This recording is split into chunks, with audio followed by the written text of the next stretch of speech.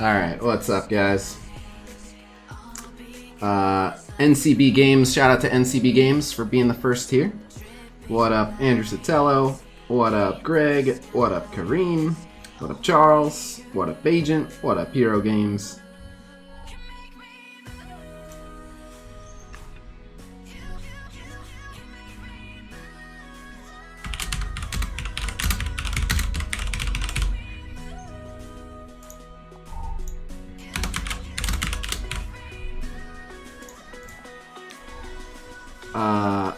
What up, Mr. Red? What up, Monkey? What up, Ken? What up, Mark? How do you? How are you even supposed to respond to these? The Great Khasino, Khasino the Great. What are you supposed to say that? Like, yes, I am rather great. Thank you for noticing.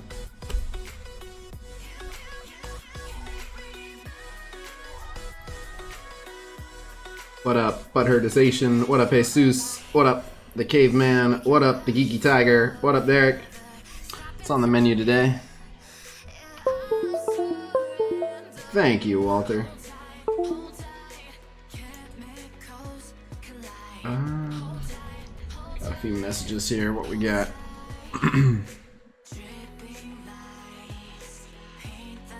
Now they're gone. Weird. Okay.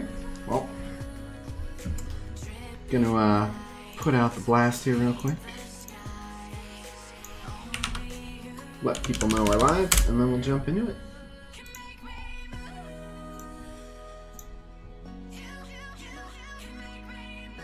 Okay, that's done. What up, Javiera? Have they released the dates for the next Symbiote Milestone events? I don't think so.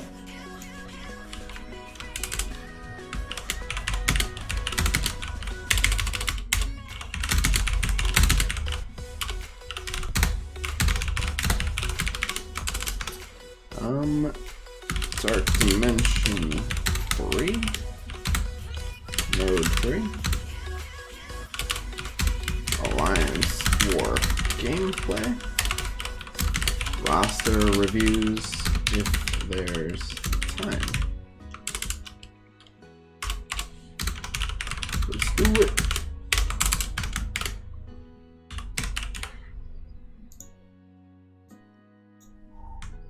Okay. Send that out. We're good there. I need to have something that automatically sends this stuff out sooner or later. Oh my god, what happened? Somebody in contacts messaged you? Yeah, you want to see how many? Do you suggest Loki over Ultron in Arena? In some arenas, if you're encountering tons of Black Bolts and Yo-Yo, Loki's better for killing Yo-Yo. Wow. Yep, Alliance War starts very shortly. I'll be doing more than Dark Dimension 3, but yeah, it seems Node 3 will be very brief. Does seem that way.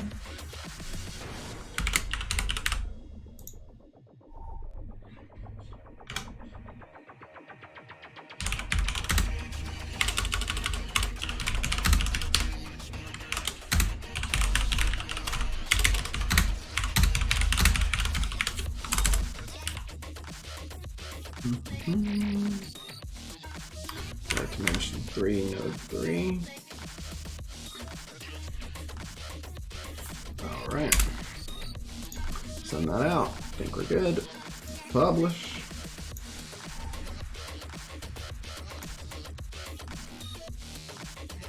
Best team for a 6 Red Star Captain Marvel on War Defense. I like her on Hero Brawlers. Is that the absolute best team for her? Like, you could put her on some interesting teams, but at the end of the day, what you want out of a 6 Red Star Captain Marvel, especially if she's like Gear Tier 13, Gear Tier 14, is you want her to basically be the team. Like, she is strong enough to make a team you can't take lightly. So you want to put her with people that aren't that great, because they still have to take something good into just her. Whoever's in voice chat, you're reverbing pretty bad.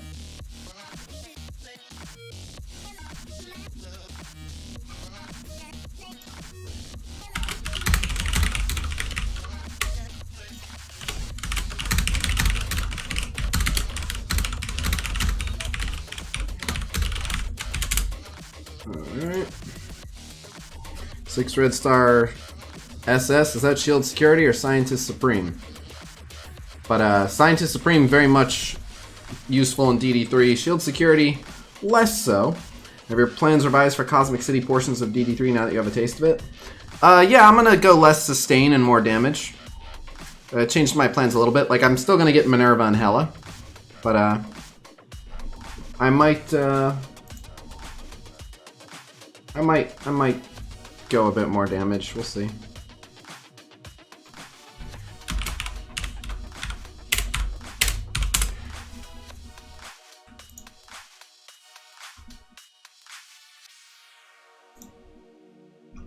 Alright, I think we're good. Good to start. Alright.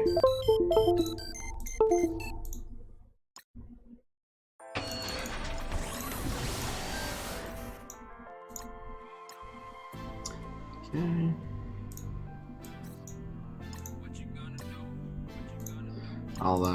I'll use some Red Skull 8.3 before we do that.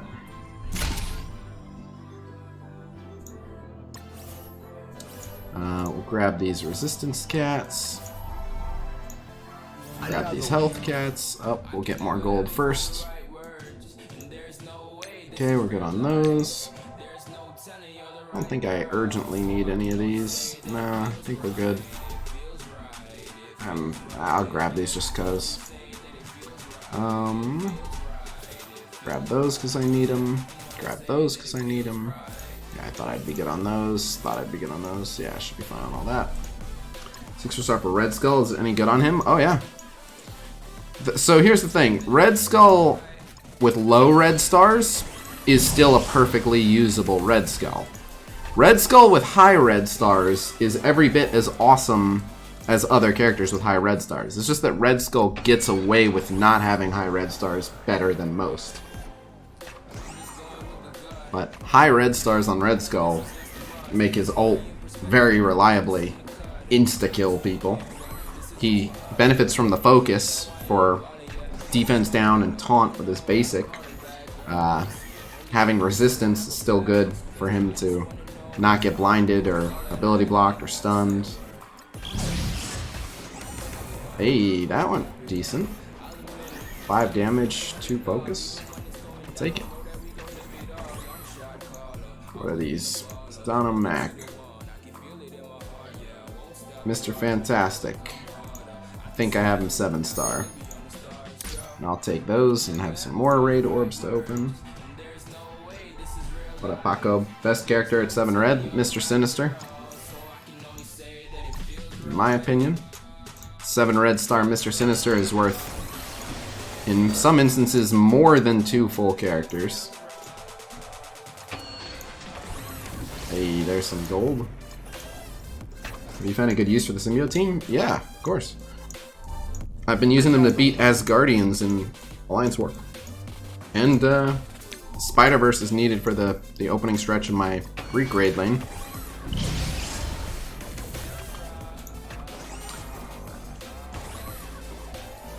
Suit yourself, Frondius. I would use a Sinister more. When I get that 7th gold star on Sinister, I'm probably gonna bring him into my Ultimus 7. I won't be ditching Black Bolt, but I'll be doing fine with the Black Bolt that I have. Ditching Ultron then?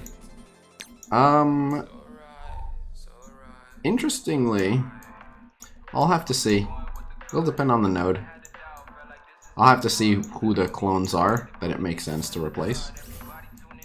But just because you just get 6 characters. Less. Do you think Ultimus is worth the investment now? If you're gonna get the 5 red star Ultimus, yeah. Your girlfriend told you that I sound like Ryan Reynolds? Well, I wish that were true, so I appreciate it. Ryan Reynolds is an awesome human being. Yeah, alright, I think we're good on the supply store. Let's do the challenges.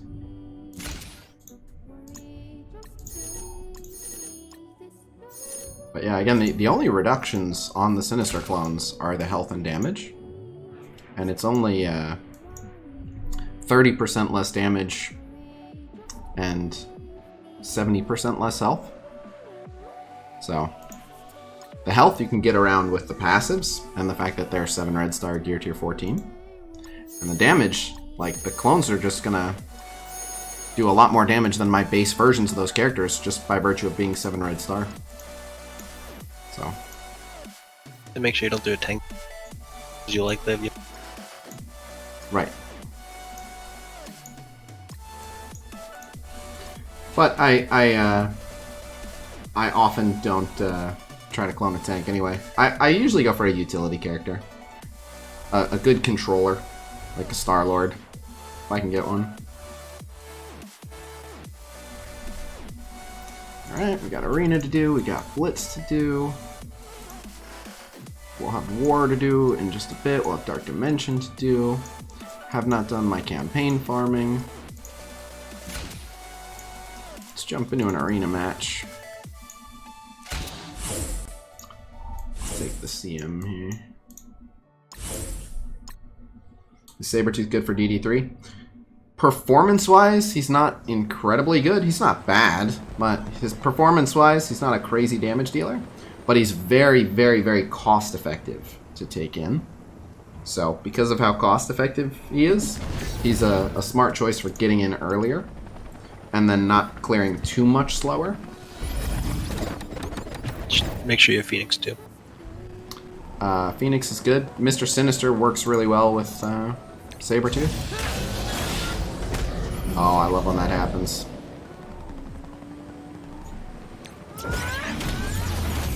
Womp. I love it.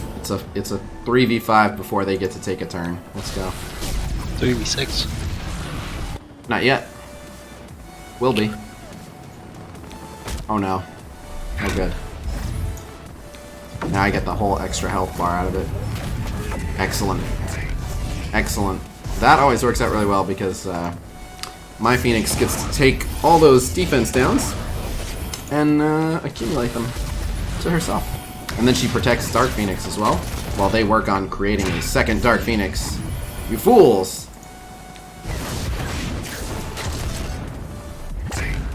Finding the Ghost Rider again today? If I run into him. Not even gonna bother with the ult, that was faster. What up, the Don Satori? What up, Josh Neiman? Yeah, that damn evil Ghost Rider. That hell spawn. He's probably like in the top 3. He must be rank 1 or 2. I'll drop the 25 cores just to fight this right away. Let's see if we can get Sue out of the way early enough. Thank you, Leo. As always. What have you been up to today, Verondius? Not much. Working from home. The typical.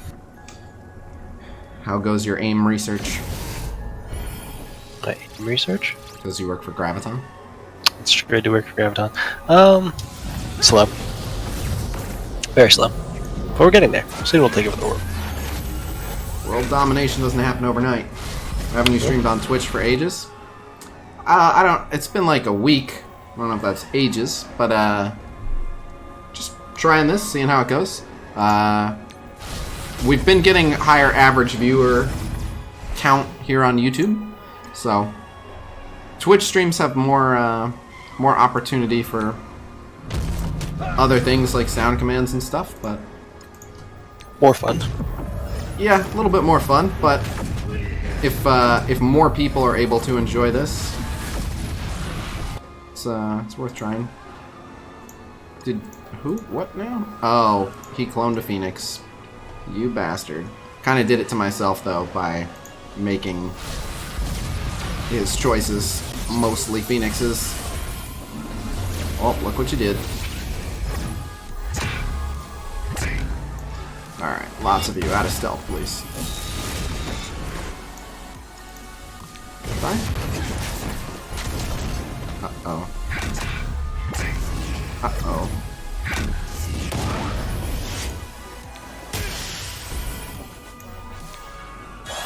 Oh, that took care of that.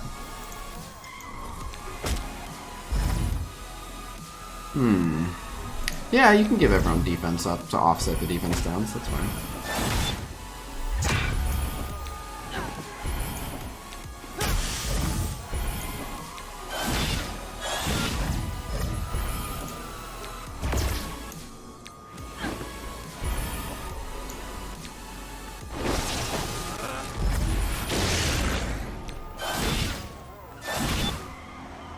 Stay and take over YouTube? We shall see.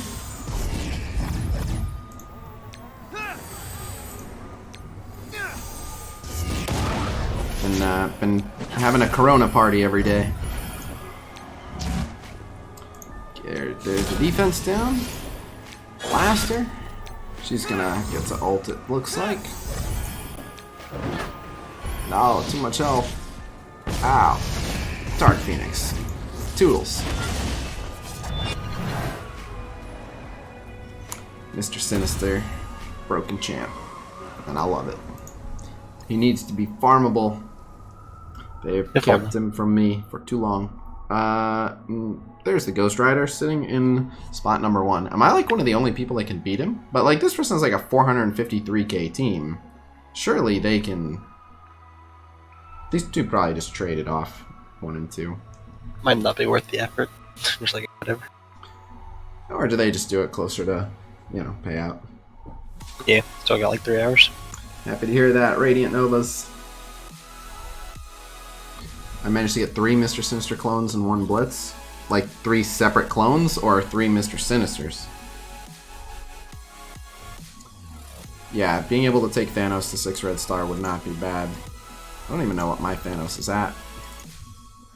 My Thanos is very neglected, but I should have time since we will need 4 more characters for him.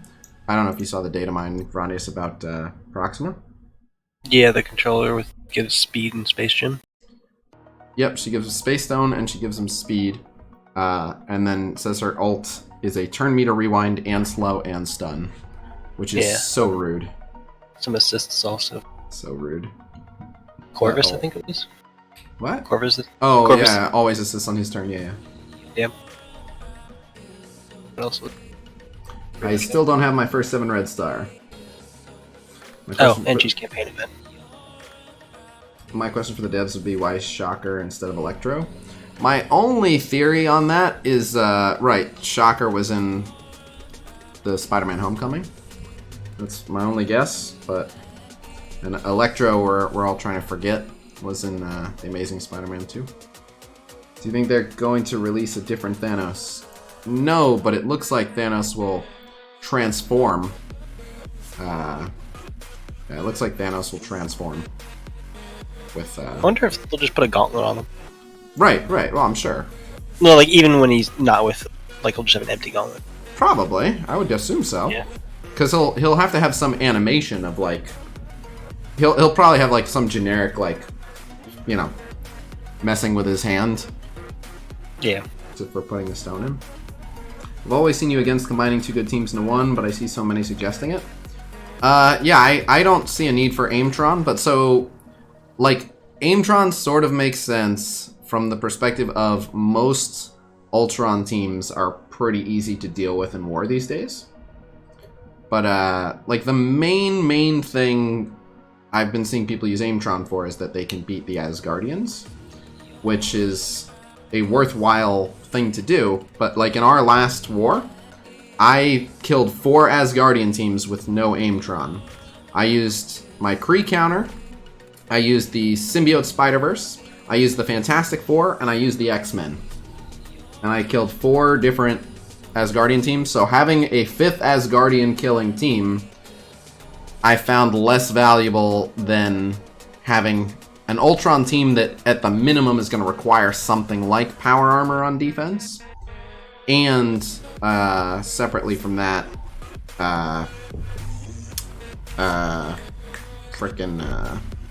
oh, and an aim team for offense, which can beat lots of stuff. So.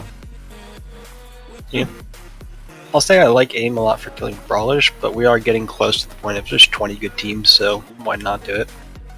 Yeah, But it'll make sense to condense teams or to make hybrids once we have 12 awesome attack teams and 8 awesome defense teams. It'll make sense to start combining them. It's not a terrible idea. I just think it's unnecessary. And I think the average player doesn't have 20 teams yet. And so you're better off having an Ultron team and an AIM team. But you feel you have 20 good teams? Where did I get a random red star orb? The challenges today. Were those the challenges today? The orb one, yeah. Oh, okay. No, that does make Orb sense. and catalyst. Okay. Show me my first 7.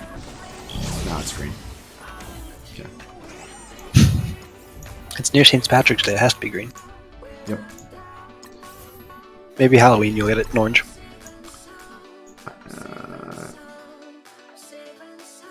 Only mini I have just to rank up Sabretooth cost the less mini. That's why I'm asking if it was good. Yeah, you can. It'll be fine. It won't hurt you to do. So if anyone wants to donate for a Red Star pack, a Red Star pack would probably get me an Elite 4. And an Elite 4 would be fun to open. But certainly not necessary. Also, the only other thing here that it really makes sense to even consider is this offer right here. And I guess today's the last day to get it since it's only going to be around for 24 hours. If I grab this offer twice, I would get Hela immediately to Gear Tier 14, and then I could use her in Dark Dimension 3, which I don't think would make a big difference, but we'd get to see Gear Tier 14 Hela in action.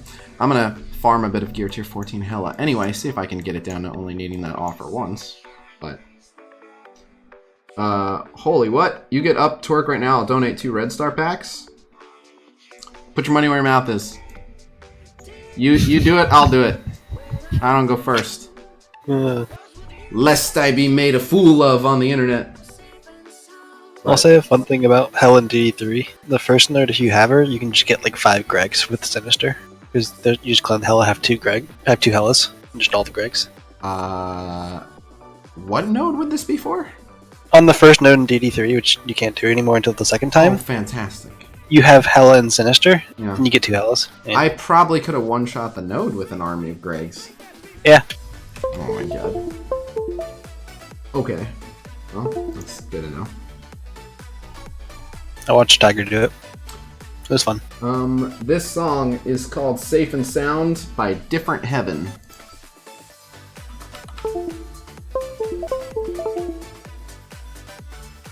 So, on that note,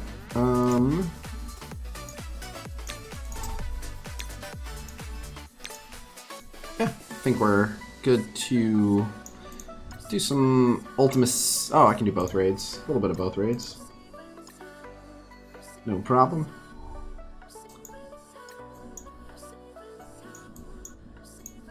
So, I get to use the new Spider-Verse here if I want. Sometimes I just throw this team in. Wrath009, they are avoiding answering that question. I don't know why, but they will. It's clear they won't tell me. Like, I'll ask them something and I'll get an answer, and then I'll immediately ask that, and then gone. I think it's pretty clear, but I assume by them not wanting to answer it that it's the answer that I don't want it to be. But any recommendations on getting more subs on YouTube? Yes. Find a company and be a mouthpiece for them. No, I'm just kidding. Be yourself. Don't worry about what your sub number is. I try not to worry about what my sub number is.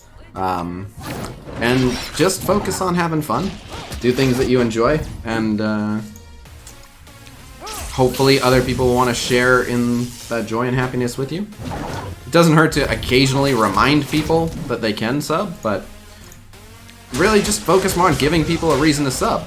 Like, you want it to get to a point where people either learn enough from your videos or enjoy watching your videos, whatever it is, that they don't want to miss your video, and they want to make sure they see the newest one as soon as it comes out. So just focus on making the best content you can, and the subs should follow.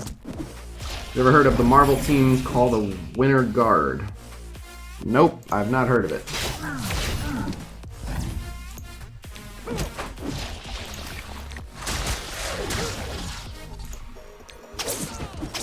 no.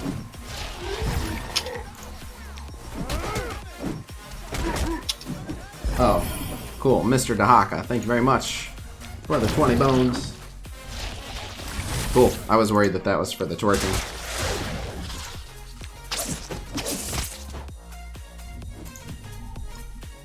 Thank you very much. By the way, if you are... oh yeah, collabs are good. Collabs are very good. I have a 7 summer student, but haven't unlocked him yet. Any idea when he could be farmable? Shouldn't be too much longer, but no idea. Oh yeah, regular content really helps. You mentioned a name change in an earlier stream. If you had to drop the casino name, what would you go with? It depends on what for. I might make it just Cass, K-H-A-S. Because a lot of people call me Cass. So Cass would be the first thing that comes to mind. Then you can be a friendly ghost. Oh, well, so that's... With any and all content creation, consistency is huge. You have to regularly put out content. There's no... It's not optional. The one exception is if every video you put out is absolute gold. I've seen a handful of channels where they put out, like, a video every 5-6 weeks. Or every 3 weeks, whatever it is, like a long time between videos. But each video is like a well-researched, well-thought-out, well-animated, like miniature, like feature film type thing. They're not always necessarily long, but it's a video that could only exist if they spent like the whole 3 weeks on each video. If every video you make is an absolute banger, you can get away with that. But with very few, I don't recommend you aim for that model, because that's a lot of time to spend on videos that are potentially not a hit. I actually have gotten away from, and I don't know if you guys can tell, if you guys have been fans of the content for a while. Run7, thank you very much for becoming a member. I used to spend more time on videos and release videos less frequently, and now I've tried to find a happy medium where I don't get to spend as much time on each video, but I get to release videos a bit more often. So you can see early on I was putting out like 1 video a week, but it was like really well animated, and I would make like custom graphics for each video. So it's just a matter of how much time you can spend on the content, but generally speaking, people prefer more frequent content. And the goal is obviously you want to get to a point where you work with certain people. Like one of the things that's helping me maintain a decent balance of quality content versus quantity content is having Vet help with the video editing. I can make some pre-made graphics and stuff and turn it over to him to do the tedious editing. Yeah, Death Battle's good. I'm gonna try to do roster reviews today. I have not been streaming on Twitch as much like the last week. I do not have a permanent game plan. I'm in a phase where I have enough flexibility to experiment a little. I'm not going to be able to get away with this for an extended period of time, so don't worry, I'm going to settle on something.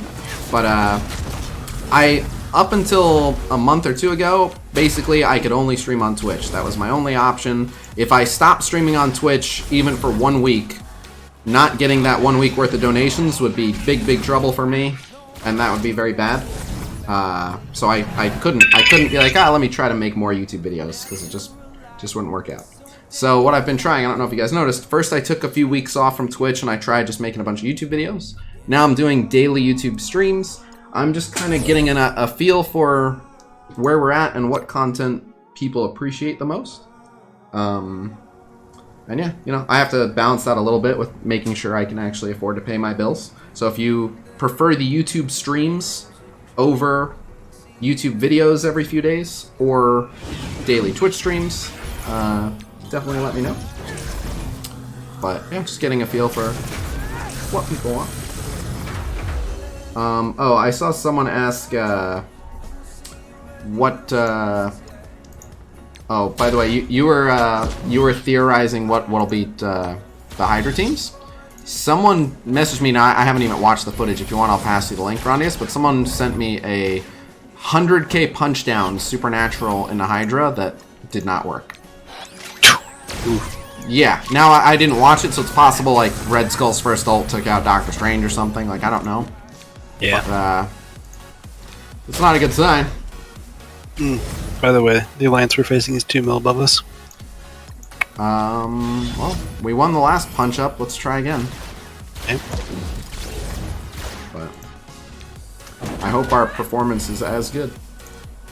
I hope it's better because that was too close. Yeah, there was some sloppiness. Honestly, though, what I actually worry about more than anything was I feel like a good amount of the success we had the previous war was less about how stellarly we performed and more about them making some really bad decisions. Also true. Yeah, if these guys aren't as sloppy, it'll be tough. But there's still the possibility that, you know, we hit the right rooms and it works out. You can pick left or right. Go. Which side has the stronger flight deck? Right side. Then let's go left.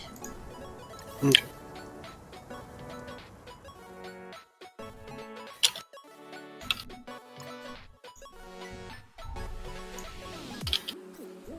Alright, it is Alliance War time. And that's Alliance War is my favorite content to stream, and when I was doing the 1 p.m. streams, I didn't get to stream a lot of like right at the start Alliance War content. So I'm glad that I get to.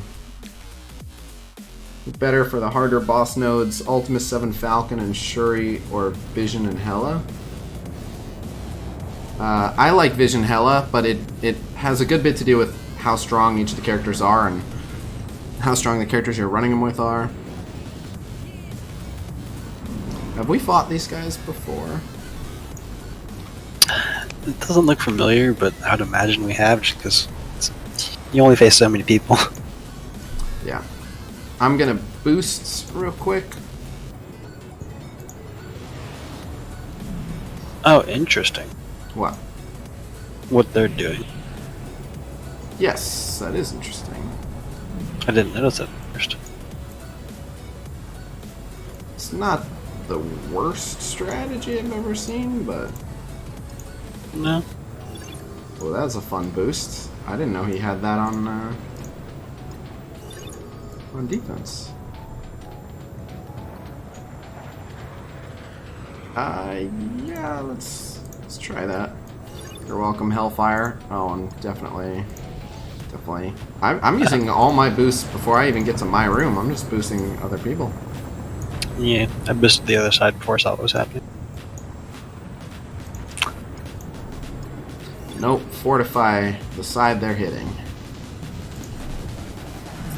I mean, both. Share with the group, what are they doing? They are They're drilling both sides. Yeah. Left and right. Well, they'll take an earlier lead, but they'll make less headway. Yeah, they'll find the room they're looking for fastest, but they'll clear less of the rooms altogether at the end of like 3 or 4 hours. Yep. Why can't we see your alliance setup? Mainly because one of the only advantages we have is them not knowing what it is. If I put it on public display here, then we lose our defensive advantage and they maintain theirs. So, mainly to not lose.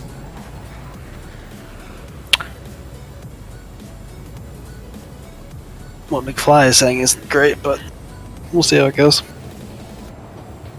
Yeah.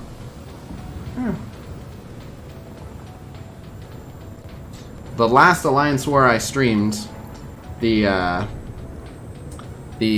alliance we were warring were in my chat, commenting. In fact, we helped improve their attacks by explaining to them how they should be attacking Hydra defenses.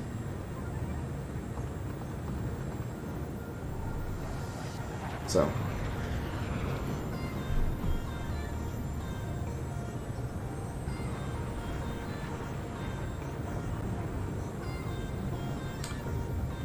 Tell us what they do to your Hydra defense teams for more lulls. Yeah, I'll keep you posted. The war is going down, so you guys will be present for it. Teenage Mutant Ninja Turtles! Teenage Mutant Ninja Turtles! Teenage Mutant Ninja Turtles! Heroes in a half shell! Turtle power! Should have given them bad info. So we're not petty like that. I don't mind telling them how to play properly, and like in a perfect world, a war comes down to who actually plays it better. You know, who just makes better judgment calls on what teams they can take out, how much they can punch up, etc. And activity. Again, in a perfect world, Yeah. activity doesn't play into it, but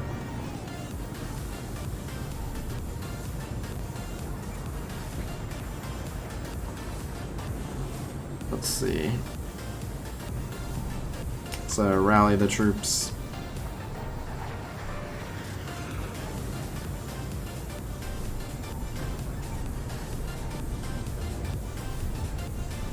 Phil said he set an alarm for 9 a.m. instead of 9 p.m. Whoops. Yeah.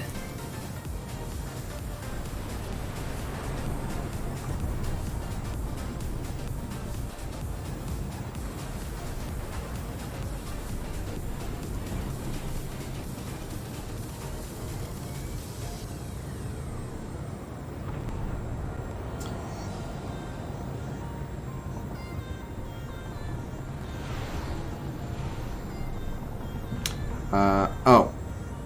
Let me issue this warning.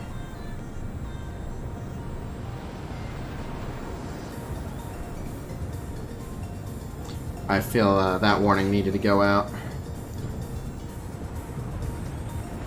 Probably should, yeah. He said they're one spot lower in TCP than our last opponent, but they have a bigger TCP advantage over us. How does that make sense? How do they have more TCP over us and are one spot lower? Does not make. Who are the other main core defense teams? Besides They those are. three. They are one spot lower, so whoever said they were 1 mil just can't really do math. Okay. Oh, so we want to. It was 1.8 mil, Okay, but so then these guys must be 1 point. 1.7 or whatever, and I rounded up. Okay. Because, yeah. Okay. I mean, Yeah, they're 30 different. there are a lot of teams that can go either way. While there are some teams that are pretty much only for offense, there's a lot of teams that can go either way. Who got a defense victory? Oh yeah, someone got a defense victory, alright. That's a good sign. Oh, and then this person has really weak teams. What's going on here? This person's like all attack. Yeah, Go weird. look at that person. Curious. They're Seth. They're probably all attack. Because like, Or they just have two very weak teams at Yeah, the front to could be try and that. get you to get down there. Yep. They may have a death trap in the middle. It is bugging me how much faster they're able to put points on the board with their method. Well, yeah. I know it's good. It's They get twice as many things to attack. yeah, but they're more than ahead 2-1. True. They're just being quicker. Yep. Slightly.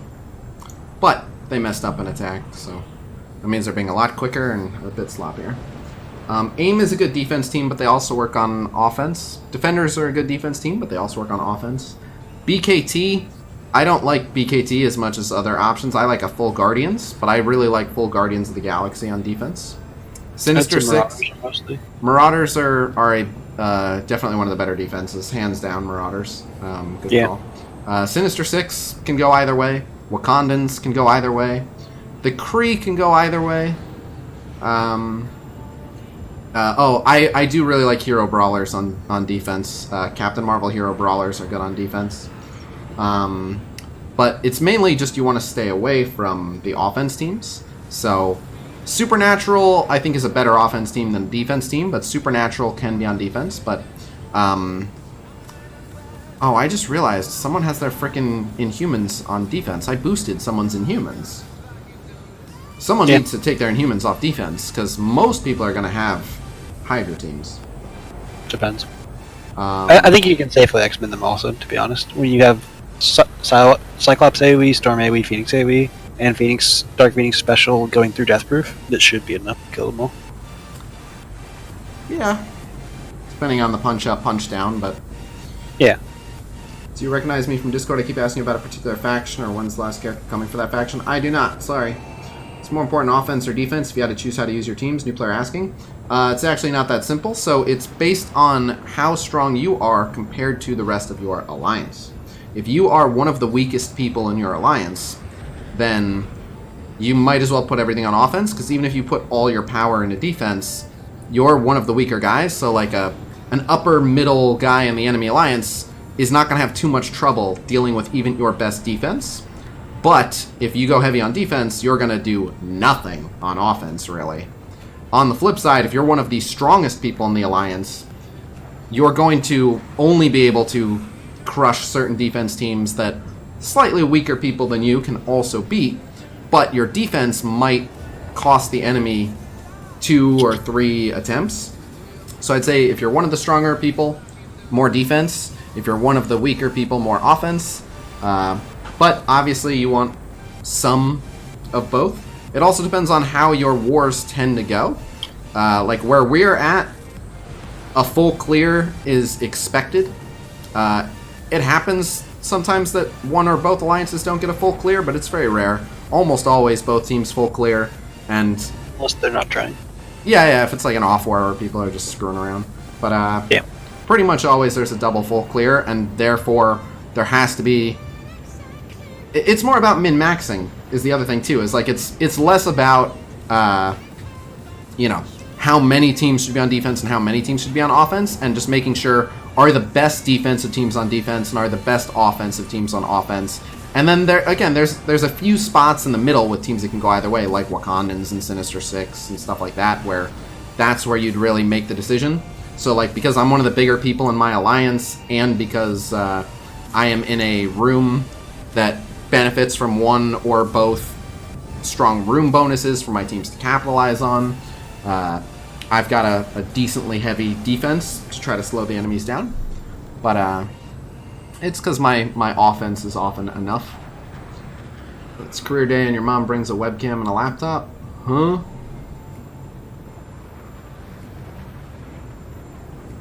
My alliance didn't have success with X-Men in the Hydra, but didn't see the attack logs myself.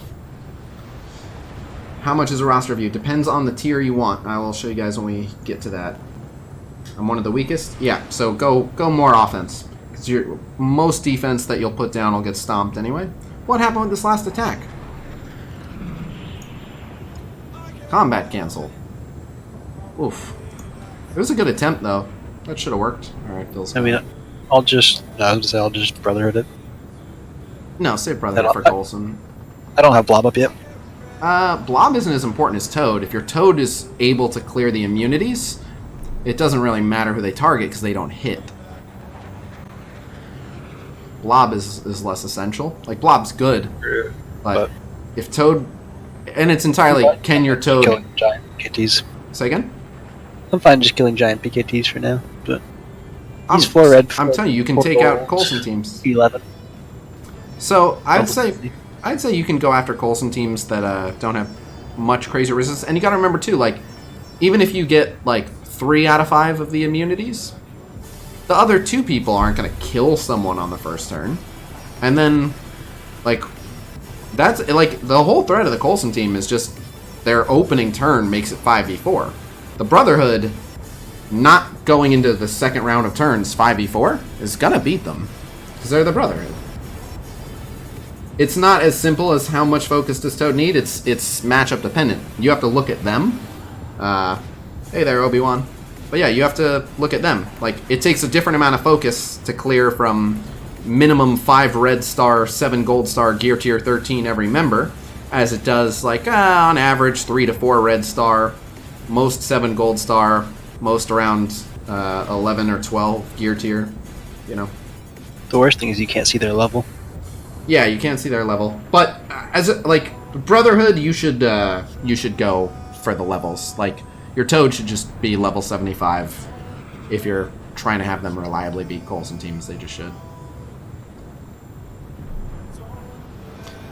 When we get this, it'll officially be 2-1. But yeah, they are. I believe they've adopt the double drill. They made up their mind? Yep. What room are they on? Continuing down which side? Left. Really? Mhm. Okay. I can guess why, but I won't say why. Okay.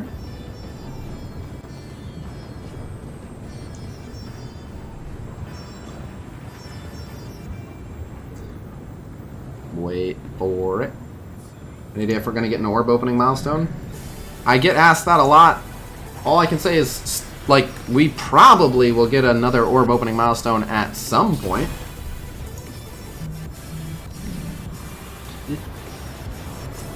Alright. You want to hit the right? I assume Phil will call in a couple seconds because he's been pretty active, but I mean, yeah, there you go. Unless that was you. nope. Okay. I see you hovering over it. Yeah, I was. But yeah, no way to know if or when we'll get an orb opening milestone.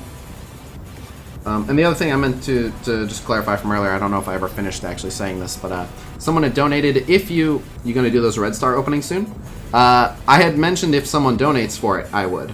If you donate and you specify what you want it to go toward, the previous donation did not have any message attached to it, so I just assumed that was just, hey, I like you, I support your content, keep on keeping on, which I appreciate those donations very much as well. But if you would like to see a red star orb opening, $20 covers 5 orbs, and you can cover part of that. $5, $10, just can put it towards the total and see what we can crowdfund towards that. And again, I should be able to open an Elite 4 if we get enough. But yeah, how many 6 red star? I think I'm at what, 20? 20 characters at 6? Am I wrong? Is it? I don't know what I think you're it's at, 20. I think it's 20, which is a lot. That said, there's 127 characters. So it is a small slice of my Discord. 129. Check Discord. Hold on. 129. Okay. Oh, no, it's not cheating at all. Yeah, it's what we figured. Send that to Brondius. But no, it's not cheating to store your... Yeah. You didn't send it to me, but I know what you're talking about. People do it to us all the time. So I guess it's fair play. If you want to put it in Captain's chat. Can he, or do I have to? I have to. McFly can't because he's not in the chat. Right. There you go. It's interesting that they kept track of it like that. I mean, you don't need the topper. Right. Topper is always the same. That's not what I meant. I meant it's weird that they kept the log for in case they face him again. Oh, it makes sense. Because we probably should. But... Well, it could send you down the wrong path. Here is your first 7 red. You're welcome. Thank you very much, Varzaval. Alright, well, while we're waiting, Varzaval wants to see... he said someone is continuing the double drill for them. Maybe that person's going to get yelled at. But, alright, we'll... we've got 26 red star characters. I'd take that over that coveted 7. Well, it takes so much time and so much money to get to the point where you have that many 6 red stars. So the idea that I could get to a 20th 6 red star and still not have hit a single 7 is pretty ridiculous.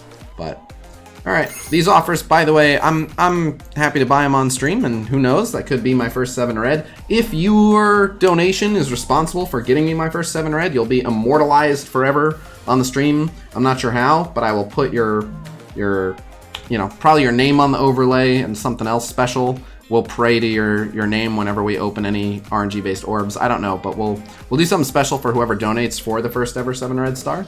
But just as a general rule, while you are seeing me buy this offer is not a great value. Tattoo on the forehead. I would consider, like, in the tiniest little text, getting their name tattooed, like, by my hairline, being like, that person, they're the real deal. But, alright, we got 5. Me and chat. Let's see who gets the best drop here. Varzaval, you can have your pick of orbs 1 through 5. You can call the one that you want to be yours.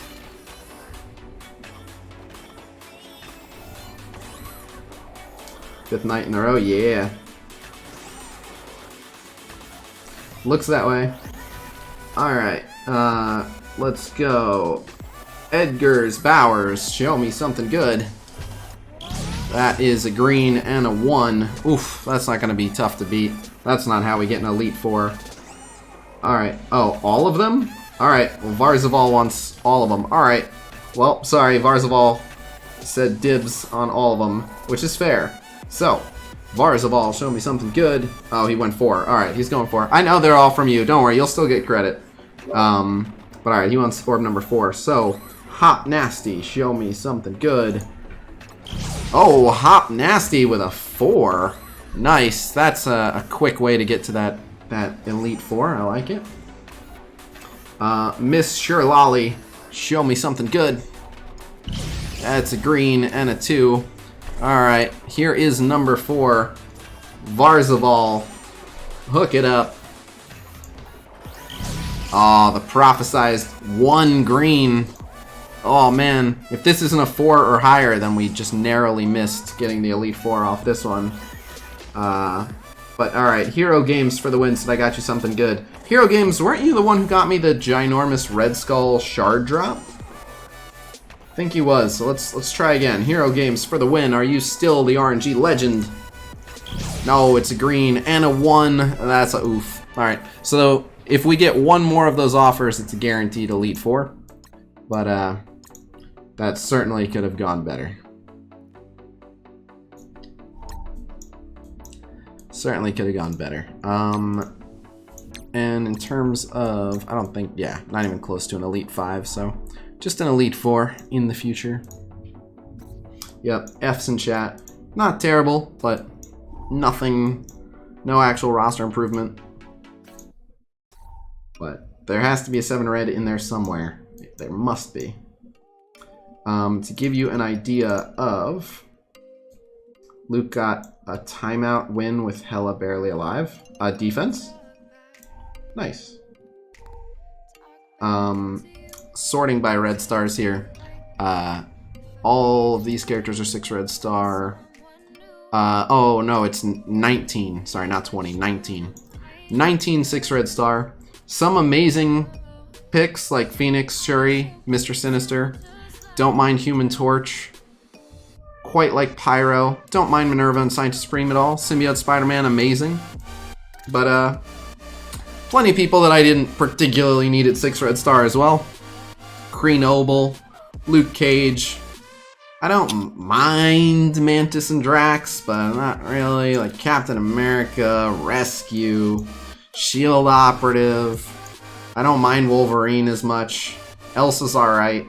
Shield Medic is alright. But, yeah. Show me your Alliance defense and I'll grant you a 7. How much? What's your price? We're actually kind of close to them on points now. Are they slowing down? Aside from the one Dissenter, they're not double drilling anymore, so that's why it's staying about the same. No, I mean, a whole room is, they'd be 40 ahead of us. Right now they're only 30 ahead of us, and I think they just had another, like, loss against the defense. Like, they've slowed down a little, but okay. That's good. Caught up a little. Let's keep it going. Oh yeah, you're right. Red Skull is the 20th. Yeah, I don't have enough gold stars. Red Skull will be my 20th 6 red star when I get another. Hey, Hamzia, thank you for the 5 bones.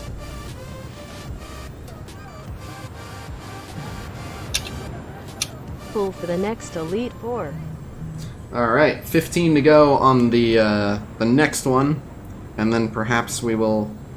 Well, I shouldn't say perhaps. We'll definitely get that Elite 4 and have an outside chance at a 7 red. The question in Captain's chat right now is whether we drill the next room or just full clear it.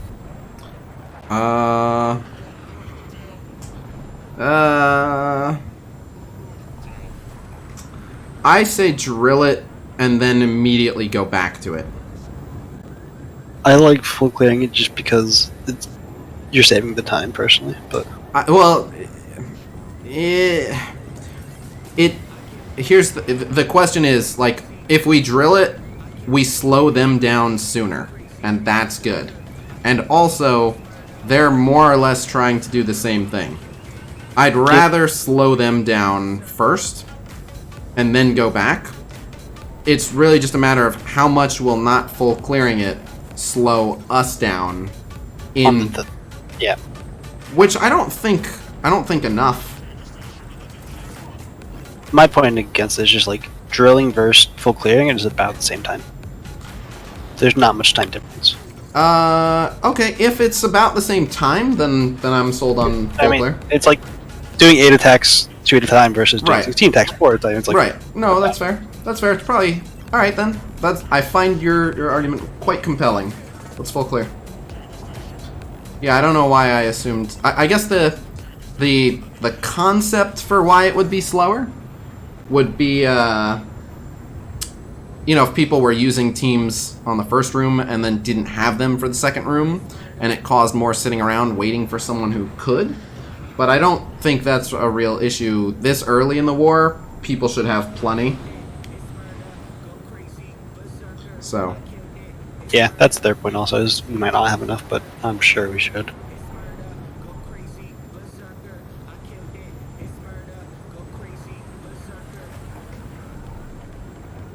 Yeah, I think we can. I think we can get through it. I'm going to be doing Dark Dimension 3 today on stream. Oh shit, Mr. Dahaka wants us to wrap that up.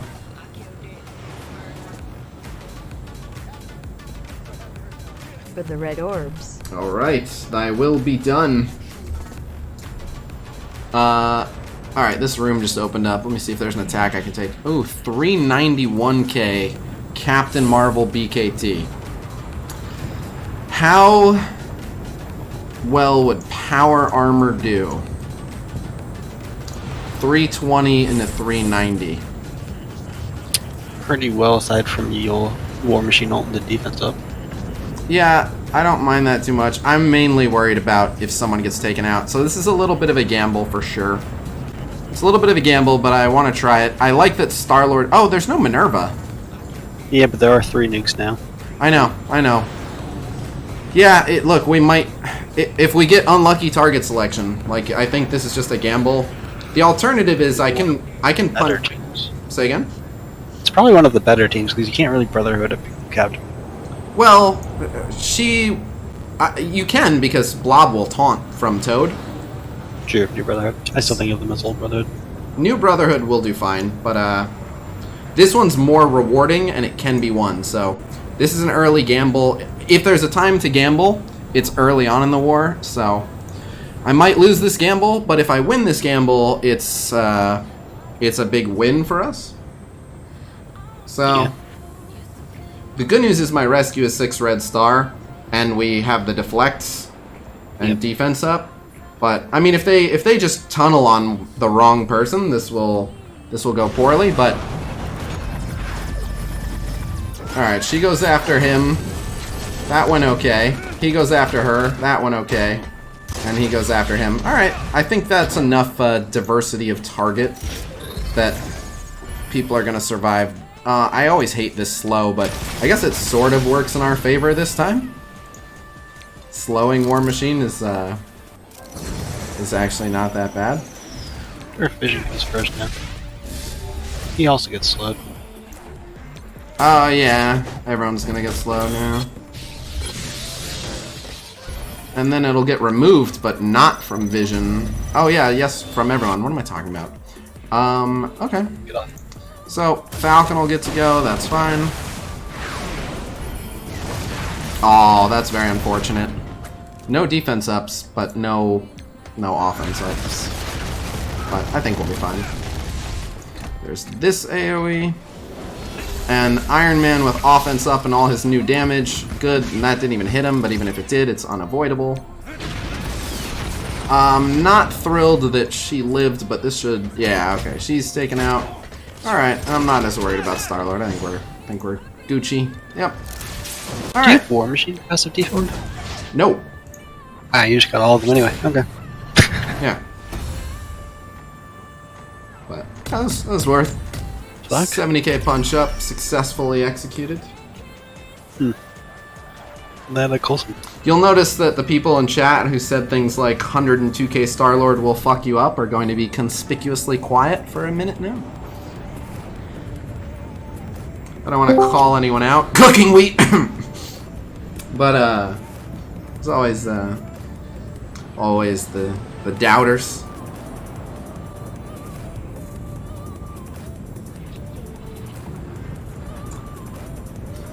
But alright. All good. Hey, you're allowed to make your predictions. Sometimes I say this will be easy and I get wrecked. Sometimes I say, oh, this is going to be a disaster, and then it goes off without a hitch. No, I have not done the Reds yet. I've just been kind of keeping an eye on this. Like, if no one's going to take this fight, I will, just to keep it moving. But like, this shouldn't be a tough fight for most teams. I feel like the Wakandans will probably do really well here. I'm going to take the Wakandans into this, I think. We'll have defense up, so you might not be able to kill someone turn one. Actually, my Wakandans overpower them, which is even worse. But yeah, it's less about, like, Miss Marvel will taunt anyway. I wouldn't be able to kill anyone. But, Does tank cap well. Say again? M'Baku does tank. Yeah. Model there. Yeah. No, I'd survive them really well. I actually don't want to punch down on them if I don't have to. I don't trust my defenders or my aim to beat them, so I'm going to let someone else take it, but I just don't want to waste my Wakandans punching down. Like, I could. My Wakandans will win that, but when you're lower TCP than the enemy alliance, you want to always just look for punch-ups. Someone else can take that. No, Michael, that's not a dumb question at all. If you've never seen it, there's no way to know. That's actually a good question. So, whichever team full clears first gets a bonus 500 points. So the total amount of points you get for a full clear is 1,760. And whichever team full clears first gets 2260. And then the other alliance, when they full clear, just gets 1760. Now, me personally... Alright, he's all over it. What? They're not using a Hydra minion? What are you doing? Oh my god. Why? Look at this. Do not do this. Do not do this. Wait, If I were to guess, it's probably just because his crossbow's big, but I don't know. Still no, but now he stupid. takes damage. Well, it's less about him taking damage. Like, it's still a bad strategy to kill Crossbones and then just try to hit Red Skull when he's 75% damage reduction. Isn't he just 75 off the bat? What? He only gets damage reduction per minion, I believe. No, he gets damage reduction per Hydra, but he only revives the minions. So you will have to kill Crossbones once. But then Crossbones will just be down. Alright. Whoa, Black Widow. Dude, they're making all kinds of bad decisions here. Look at the Black Widow. If you're fighting that, that means that someone lost to it, which makes me sad. What? Oh, not necessarily. Not necessarily. No, that they combat canceled it. Oh, Yeah. for sure someone in our alliance combat canceled it? Yeah. That's worth being sad about. I thought you meant, like, they would only put that as their defense if it had been working for them. And I was like, No, because attacking it. Yeah. I'm gonna see. My Toad could use a few levels. I'm gonna see. Oh, I still have it sorted by reds. Oh, no, okay. You might want to Wakanda that team you were talking about earlier because no one's hitting it. Yeah. Nope. Now someone is. Never mind. Okay. I got this one. I just want to see if I... No, I don't even have enough gold to give Toad a level. Yeah, and the one level won't make a huge difference. Alright. It's, it should be fine. Because I'm of the punch-up I'm attempting, my Toad is not strong enough to remove very many of the immunities. Oh, someone just took it. For some reason I thought I'd still be holding it. Son of a bitch. Aw. Aw. I mean, it should be an easy one. Yeah. I like to see combat cancels fixed. Combat cancel's very intentional. Combat cancel's a strategic choice. Who's better for war attack? Between who and who? You said excluding Fantastic Four, X-Men, Supernatural. Power armor. Brotherhood. Brotherhood for sure. Aim are pretty damn good. Defenders are good into certain matchups. Supernatural. He said supernatural. Oh, true. Symbiote Spider-Verse for sure. Symbiote Spider-Verse. There's a 350. Where should someone put Crossbones Winter Soldier? The trash bin. Ultron, maybe for Crossbones. Wow, we are tied in score. What are they doing? Yeah, they got hung up. Is that another one? It is another one. Why? What other one? There's another Black Widow Coulson team. Where? Number 7 on the left. I don't see number 7 on the left. Yours slow. I guess so. Yeah. Which one ended? The Brawler-ish team or the Marauders? Yeah, the Brawler-ish team is Oh, done. yeah, I still see it under attack. How about that? Also, Okay. the third team is dead. Okay. Very confusing. Yeah, I don't know why they're doing that. Don't do that either. That's a terrible idea. Yeah. Like, I don't get it. I don't get it at all. Which room are you about to lose in defense? I think they're just still drilling. I don't think they're doing a full clear of a room yet. No, they're about to find our third room. They're taking a while on it, though. Yeah, I'm fine with if they want to keep losing. I'm totally Yeah. fine with it. Ooh, there's a 358 Ask. Oh, never mind. 2 Just defense wins by Luke Marauders have them slowed. Really? Luke Cage Marauders? God. Your war thing is messed up. You should probably put out because you're not seeing stuff fall down.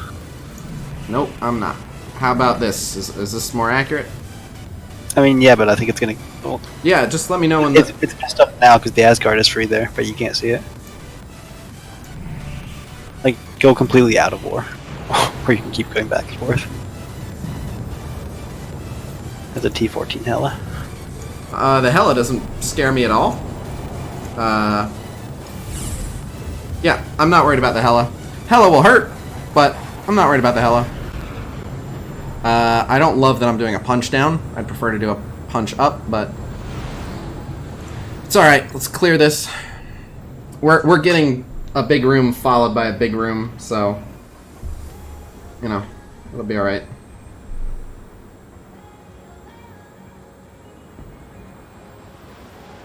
Do you guys have any tips for Ultron's node in Dark Dimension 2? Go for Ultron as quickly as you can. The sooner he's out of the way, the better. Then respect the troopers. Oh, that's real unfortunate. Ooh. Oh, man. Oh, that shouldn't happen. Well, that's a massive bummer.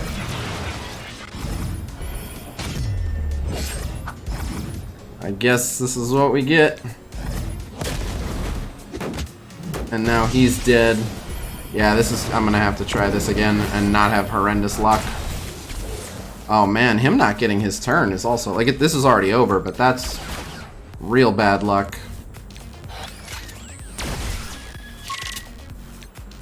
I mean, there's a double kill, I guess. I think we're still in a lot of trouble, but we got 2 of them. Maybe.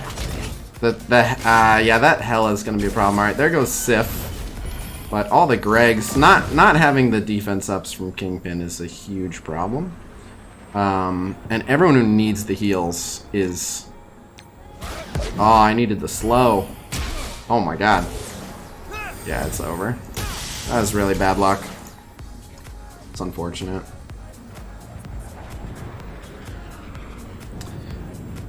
That shouldn't have happened. Alright, run it back.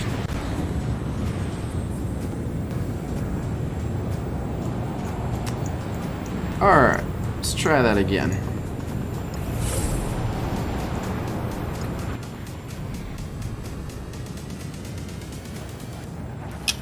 It wasn't the Hella that was as much of a problem, it was that what ties the whole combo together is first you have Korath landing his taunt, which gives Ultimus a bunch of speed. Ultimus not having a bunch of speed was bad. Then having the taunt on Thor means Ultimus gets to take out Thor. Ultimus not being able to take out Thor, big problem. Then when Ultimus gets a kill, he gives everyone speed, which helps Kingpin to go. Didn't have that happen either. Oh, that's so bad. Oh my god. Wow. Cruel, cruel war. The only reason we're ability blocked is because the mind control made Ultimus hit her. Not only did the mind control make Ultimus hit her, but then the low chance to apply the ability block actually took hold. So I actually have to play this a third time. Wow, cruel game today. How many times is this gonna happen? Good lord. What went wrong? Yeah, just horrible RNG. No, this team is like a 80% chance to win. And I've just lost it twice. That should not happen. That's very unfortunate. There's nothing you can do. The first time a taunt got resisted, it's a 64k Thor. It's not a hard taunt to apply. And then picking Minerva is bad, but ability blocking and spreading to everyone is worse. So not only is there a low chance that Ultimus is picked to assist, but then there's a further low chance that Ultimus's assist actually applies ability block.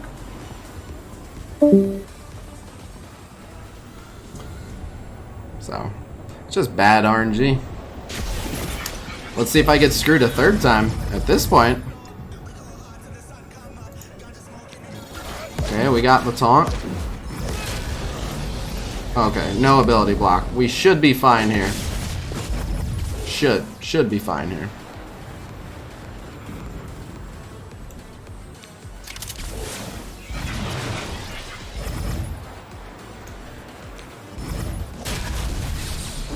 Well, I don't love that that didn't do enough. Not... Oh my god, what is that damage? Holy shit. Thor should have been dead. I wonder what happened. Why was that not enough damage to drop Thor is what I want to know. I think that'll drop him? I don't even know if that'll drop him, but we're in a lot of trouble now. How did he survive Ultimus is what I want to know. He survived Ultimus, like, with a lot. I don't think that's supposed to happen. But we're in a lot of trouble again. 3 wasted attacks on this Asgardian team. Very bad. Oh, alright, we got Thor there at least. At least we got Thor there. So that's good. Yeah. Yeah, it's not great.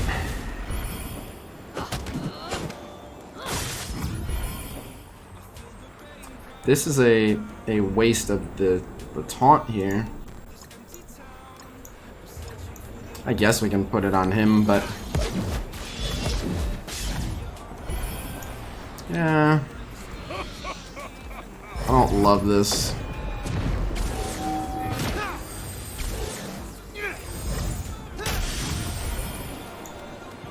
Alright.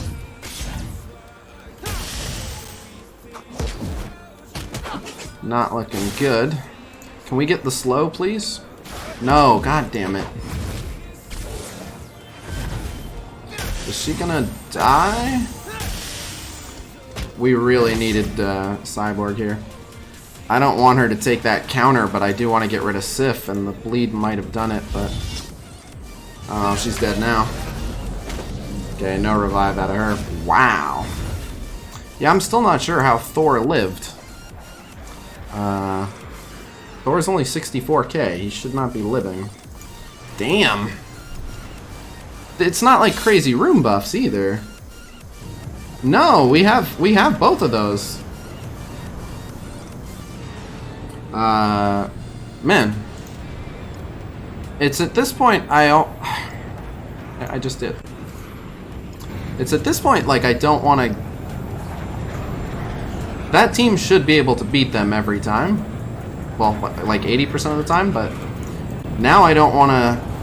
I can't risk it happening again. I can go... but even this is like a over-the-top punch down. I don't want to do an over-the-top punch down. At this point, we just need to go, so... I know. Trust me, I know. That Thor should be very killable, though. I don't understand how Thor lived, really. Lonely's asking if he wants you to sack it for him. Who? Lonely wants to know if you want to sack a team for it. No, absolutely not. No, they can be one shot. So I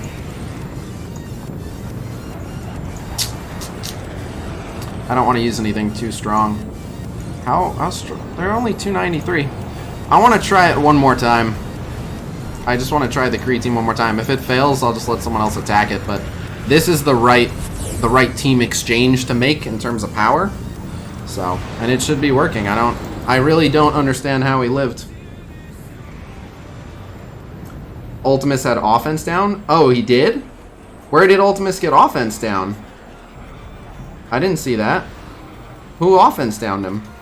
Who even can offense down him? What am I missing?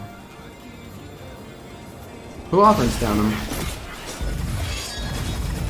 probably a bleed offense. I don't think he has offense down, but it's only Oh my god, the fucking taunt resisted again. And Minerva targeted again. Holy shit. Okay, just quit out. I mean, I'm still gonna try to fight it, but You're this all is... ability blocked. Oh yeah, Jesus Christ. Oh my god. This is unbelievably bad. I'm out. Wow. Wow, wow, wow. Yeah, that's horrendous RNG. Do I even have one more attack to buy, or is that... Okay. Well, I will, because I have to. I've wasted 3 attacks killing no teams. That's so bad. That's exactly what we want to avoid. Man, that's horrible. Not to make you feel bad, but 4. Say again? Not to make you feel bad, but 4. Is it 4? Yeah. That's awful. 4? That's awful. That's really bad. Why no deflect, boost, clear, step here? Because they can easily be one-shot. No, the win rate's still 80%. That's just... If you break down the numbers of what just happened, Minerva being chosen is 1 in 5, and it happened twice. Ultimus being chosen is 50-50, and then I want to say Ultimus's ability block is a 30% chance. So, Ultimus being chosen and applying ability block, 15% chance, and that happened twice. And then I want to know the exact stats on like Thor surviving, but a 4 red star Thor, I have used that Ultimus ultimate to kill Thor is much stronger than this one, which is why I'm confused at how Thor lived for the 1 turn. Yeah, there's a ton of bad luck involved, but I don't know how Thor lived that 1 time. I guess I can watch it back on the stream, but he had a ton of buffs, and he was getting hit by an offensed up Ultimus, and I didn't see an offense down, so... Well, so, fortunately, if you've never seen me use that team before, you're free to believe that it doesn't work. For anyone who's been watching the stream regularly, fortunately, I've used that team to have one-shot success pretty much every other time. So, good news is I've proved it on stream a bunch that it works really well, but... Yeah, that's horrible luck. I'm gonna go back as horrible luck. I'm gonna rewatch it. I want to know what happened. You don't have offense down. I think he only hits 3 times because you get rid of the deflect. That should be normal. Even getting rid of the deflect, yeah, it should be very common. Is this the attempt where he lives? It's like 6 months ago. I'm watching. No, that one. Okay, that one he resisted the taunt. Okay, this one he has the taunt. So he has a regen and a defense up and a... Oh no, that's a different attempt. Okay, hold on. This one here. Yeah, they went for Korath. Thor's taunting. He still has deflect. Now he's got regen. Looks fine. I could have gone for a Minerva ult there, but I don't think... Yeah, he had deflects too. So he gets offense up, and it goes 20, 29, 21, 29. Why does he only have 3 debuffs? He hits the deflect off, so it doesn't count as one. Deflect should flip to bleed. Doesn't It should. count all the hits before it goes? Like, there are 4 buffs. Does it just instantly do 4 hits? Or does it only looks like there's 3 hits? I think there's 4 hits. Let's see. I could have just Minerva ulted, and everyone and everything would have been fine. But I went for getting Korath back 1 turn earlier so he could get the speed. So let's see. The first hit, 20k blocked. Bonus, 29, 21, 21. Why did the first one do 29 and then 21, 21? I think what happened was it flipped the defense up last, which should not happen. Defense up should get flipped first. If you look at the order of everyone else's buffs, defense up is the first one, and when that gets flipped, everything else after it should hit harder. And now I want to see if his are ordered differently. Goes taunt defense up. Even so, though. Even so. One hit in the defense up, he should still be dead. And he's not offense down. He's bleeding, but he's not... actually, he wasn't even bleeding, because the bleed just ticked. Yeah, that's super strange. I don't know why he didn't die. That's really weird. Datums. There. He did not have offense down.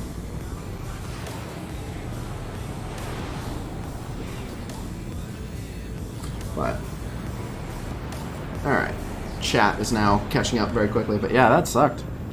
Now he's been in this for a while. Like... Whatever. Hmm? He's been in this attack for a while. No, your war's messed up again. Oh, okay, good. Yeah, no, I also use them all the time, and the reason that I was fine trying it 4 times is because they pretty much always go off without a hitch. Oh, that's an unfortunate loss. Sloppy, sloppy, sloppy. Such a sloppy war. Well, I'm gonna save, I still have all my big teams. I'm gonna save them. Yeah. Well, again, I'm glad, as long as my regulars know better. Like, I always feel bad when someone walks away from this like, well, there's one thing I learned, is that Kree team doesn't work against Asgardians, but that's the wrong thing to take away from it. You're welcome to. I'm aware that it just lost 4 times, but believe what you want. I promise you, I use it every war, and it works really, really well. That was just really, really shit RNG. It does, now to be fair, it's not the #1 counter, because it works about 80% of the time. But part of working 80% of the time is that you can have that 20% pop up several times. But that fucking sucked. That slowed my ability to lay down a bunch of offense. But alright, so yeah, I'll buy one more attack and be ready to hit something big. Let's open the red stars in the meantime. Most of you have seen it work a lot. I think not yesterday, but the day before. Yeah. I wouldn't say it's unreliable for Asgardians. I find it very reliable. I find it about 80% reliable, which is plenty good enough. Every once in a while I have to double tap, and even that's rare. But I'm still only trading one team. Like, I just combat cancel once when I say double tap, so it's pretty good. I think I missed it. But alright, so this was Mr. Dahaka for 3 out of 4. Blockov, I promise you, I know, I'm quite confident here. They're an excellent, excellent Asgardian counter. I use them in every war. Symbiote Spider-Verse can take on an even-powered Asgardian most of the time. They're also slightly unreliable, but it's pretty good. Aimtron can take out Asgard, for sure. Oh, okay, that's something else. Alright. So. I'm Orb 4. Okay, that's fine, Barzabal. But so, Mr. Dahaka gets to pick one if he's here. And I'm just looking up who the, oh, and then Hamza. Alright, so Hamza wants 5, Barzabal wants 4, and Mr. Dahaka has to pick one. Would you be happy if your first 7 Red Star character was Symbiote Spider-Man? Absolutely. Mr. Dahaka wants 3. Alright, me's in chat for the first 2. Joshua Kirkland was right on it. Joshua Kirkland, hook it up. He gets me a 2 Ant-Man. Not gonna work. JDG to replenish my Kree luck. Alright, JDG, hook it up. Another green, not like this.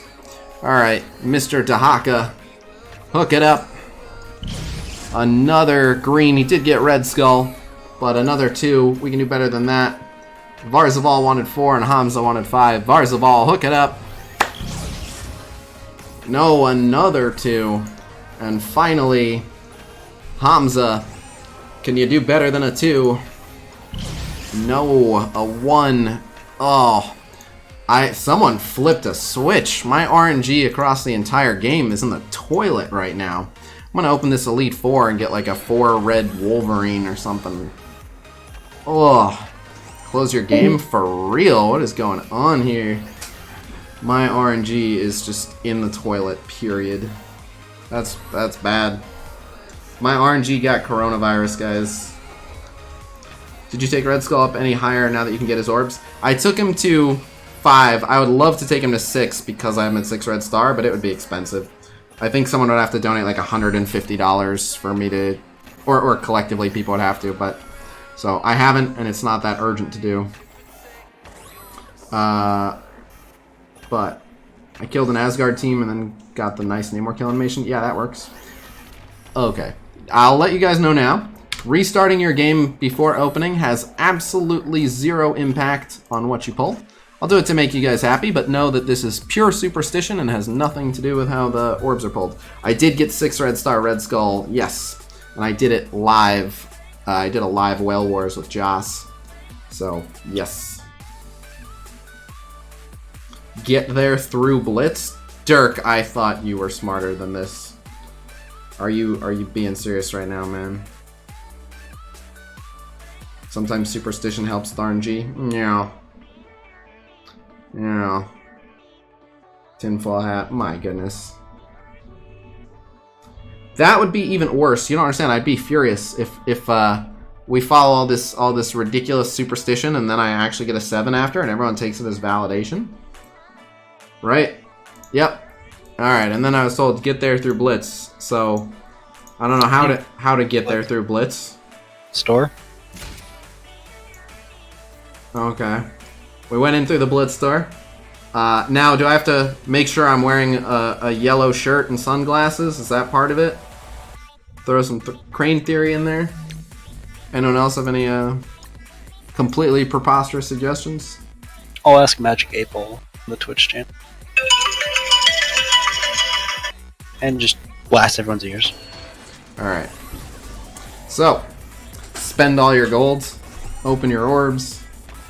Only keep one eye open. I'll do an RNG luck. So yeah, someone do a rain dance. Alright, I'll be right back. I'm going to change my underpants, pour milk on my head, wear a sombrero, pray to Jovenshire. It all makes sense, really. Alright, so I am going to just look at chat. The other person speaking this time is my alliance mate, Verandius.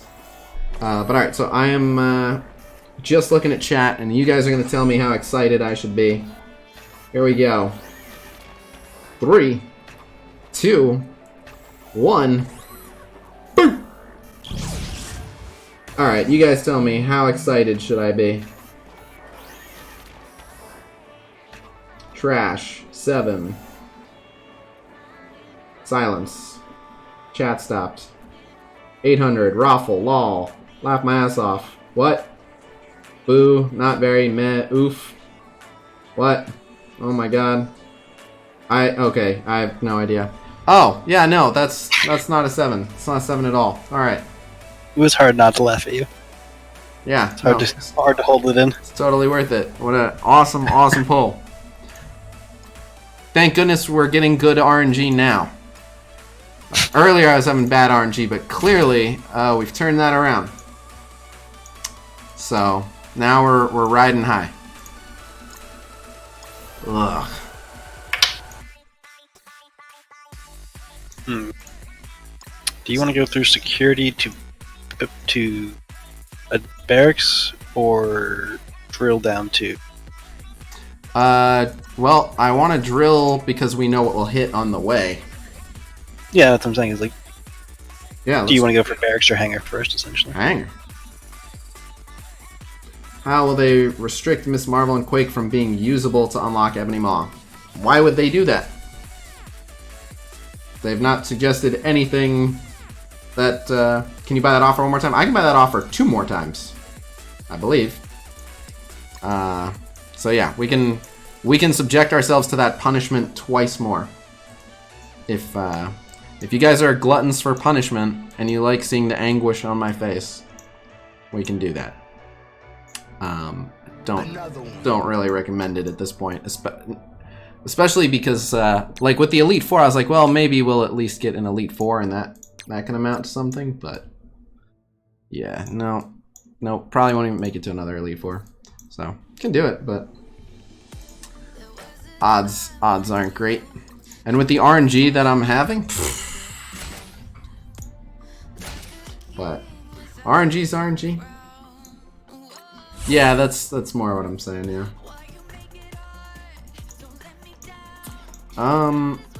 Alright, we'll do some quick Hydra and tier 8.3 of Blitz, not against the X-Men. We can try this team, although the Deadpool's scary. So, here's how this matchup is essentially going to go. Hydra can beat most teams. This is a giant punch-up, but Hydra can beat most teams if they don't kill Red Skull. We just need them to not kill Red Skull. And there's no, how much would you pay for a random 7 red? I've been asked that before. I want to say like 200 or 250 would be the highest I would go. But yeah, saying tonight is clearly not his night is very, very accurate. I've had nothing but horrible RNG so far. But, I kind of want to save that for the offense ups, but let's just do it.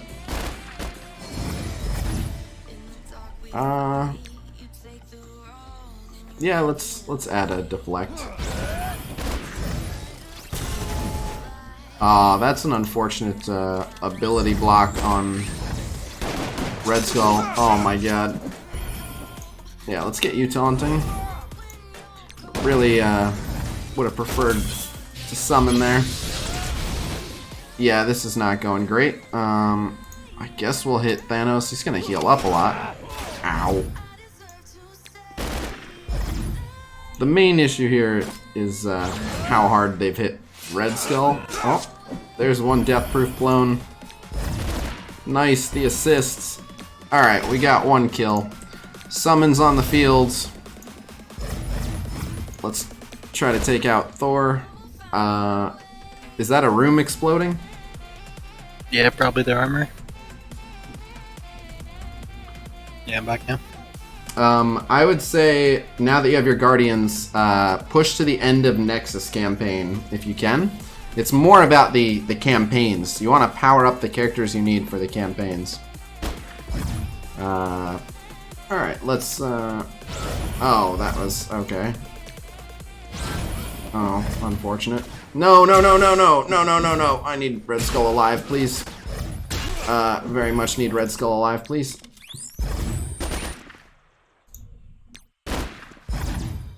This should heal Red Skull, which is good. And the Death Proof, I like it. Goodbye, Thor. Nice. Alright, finally I get to do this. Check this out, guys. We're gonna slow-mo it. This is gonna be fun.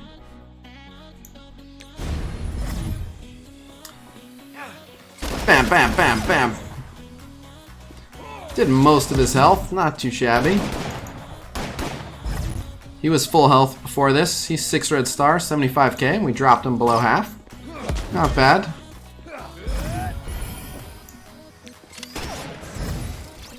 And he is a tank character. If we'd done that to a non-tank character, we would have murdered him, but I think that Ronin would have taken the hit slightly better just because it's a massive Ronin, and it would have been wasted on Deadpool. But if we'd done that to a damage dealer, it would have basically killed them. More death proof. No one's even had to get revived. Oh, I spoke too soon. There's a revive. Okay, goodbye. And death proof him.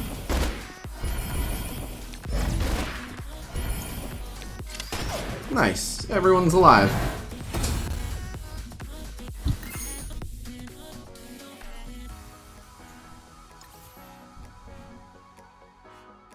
RNGesus was laughing down at me today.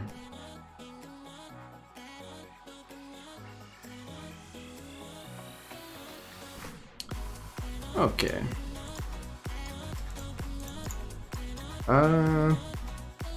Feel like that's our best bet. I don't like all the buff clears and stuff, but I'm pretty scared of the Brotherhood. So we'll try this team. Put Hydra to the test here in A3. Should have made Red Skull summons be Crossbones Winter Soldiers. That'd be awkward if you just summoned like multiple of either of those named characters.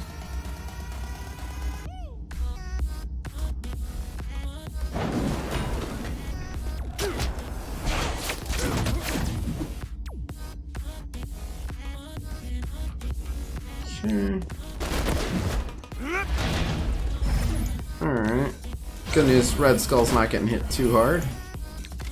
And yeah, basically as long as nice. As long as Red Skull doesn't get hit too hard. I want to summon, but they'll immediately die to Iron Man's AoE, so I'll wait.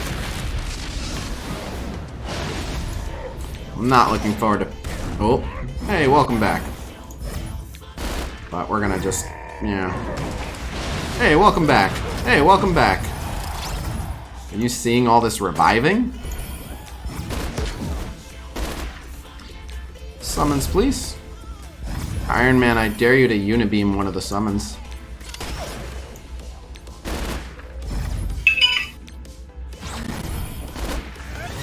Nah, he went for the actual rifle trooper. Okay. Think.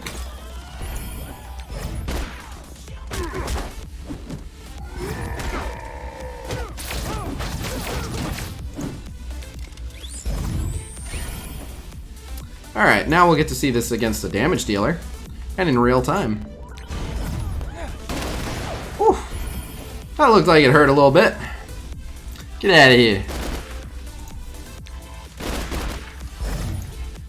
Not bad, right? Hey, welcome back.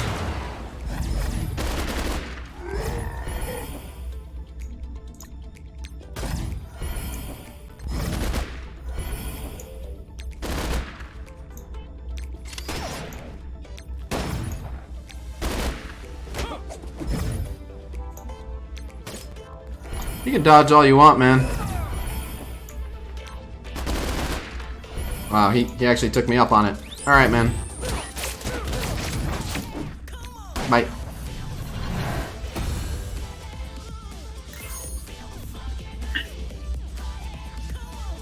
How many of these do I have? Alright.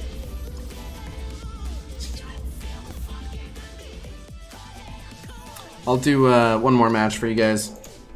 If there's a good one. Ooh, there is not a good one. No, these would all go really poorly. Sorry. I think Power Armor would wipe them out. And I think Defenders would probably wipe them out. I guess it's not a guarantee that Defenders would wipe them out, but Like the Punisher AoE, it'd be real bad. They just hit Red Skull so hard.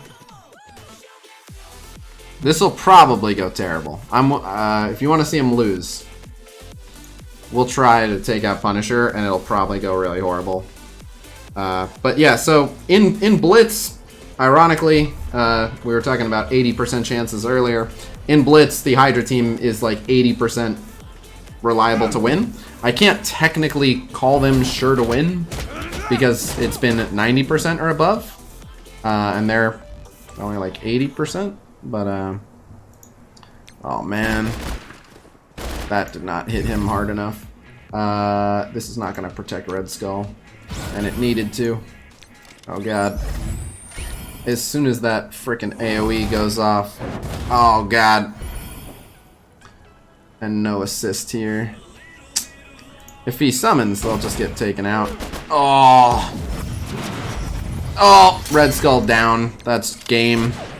As soon as Red Skull's down, it's over. Alright. Yeah, that's about it. So, that's what it looks like in Blitz when they lose, is if they go after Red Skull. If they go after anyone else, you're fine. Most of the time, they're going to go after other people, but especially when you're dealing with teams like Defenders who are going to hit Red Skull so hard, sometimes they're going to kill Red Skull, and there's nothing you can do. So, you guys got to see the full spectrum of Hydra. Well, they work a little differently in War. Work a little differently in War. In War, that giant ultimate is available on turn 2. Not to mention, Red Skull is completely impervious to damage. Inhumans is the only known good hard counter to Hydra in War so far, but we're optimistic that another exists. So, yeah, we're hopeful we can find another. I'm pretty sure X-Men should be able to easily. It's possible. I want to see the Symbiote Spider-Verse just because they can control them so well. And they can just keep spreading around like the same bleeds, and like when it kills one, you know, it's already on another and then back onto them. But I also want to see BKT. I want to see BKT against them because of or just that Kree team, like the Ultimus Kree team. Because Hydra Armored Guard will taunt and give Ultimus speed. Yeah. Why does his passive not trigger with Yo-Yo passive? Tried and Blitz didn't work. I'm not sure. It should. My Alliance tried the Symbiote team and lost. Doesn't mean that it definitely doesn't work, but it's not a good sign. The idea is that they'll just keep killing people and feeding speed and health to all the symbiotes and just keep passing around debuffs. But it's very possible it can't be done, but it's a little early. One or two people trying it and not having success doesn't mean it doesn't work. My highest number of war defensive wins, Bronies, do you remember? I don't offhand. No, I don't either. I want to say it was like 13 or 14 was my best. Sounds about right. I don't know. Well, Do you remember the highest we've ever had from anyone? I think Hellfire holds that. I believe he's the one who holds the record. I don't remember the number. I remember that it's him. I just don't remember. I'm sure he'll know. It's I'll ask. on your profile as War MVP, not most War defenses. I got 10 gold credits and have a chance to pick up 6 Red Star Groot. Should I do it? No. No. Don't do that. He doesn't benefit from them enough. Instantly responds 18. Yeah. 18, cool. Is that room in Flight Deck 3? We're still waiting on it? Not anymore, now I'm doing DD3. Done. Alright. A small punch down with Fantastic Four on that team is a bit wasteful.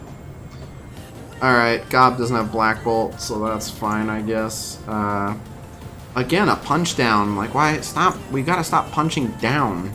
This is another punch down, and this is like an egregious punch down. This is not acceptable. Everything. This is a punch down huge punch down. If you go up to the like 111k team, everything's gonna punch down on that. Which one? At least use horrible scraps. He didn't use anything too valuable, but like he probably had lower scraps that could have done it. And also, to be honest, Sinister Six is a usually underestimated team that gets a kill, so fine with that. I think this does line up with what we saw. Let's verify. Yes. Correct. So, drill the easier one. But I don't like all these punch downs on drilling the easier side. Like, we're gonna leave a bunch of strong teams. 6 Red Star Thanos. We don't know Thanos' new kit, but it's probably not a terrible idea. But what's the most defensive wins you've ever gotten from a single team? I think I've gotten like 7 or 8 from a single team. But I've seen people get like 20 from a single team. Which is... Wow. Yeah. Well, the one in my Captain Marvel video. That and... So in DD3, I took an only Phoenix Colossus and actually got off Phoenix Ult. Nice.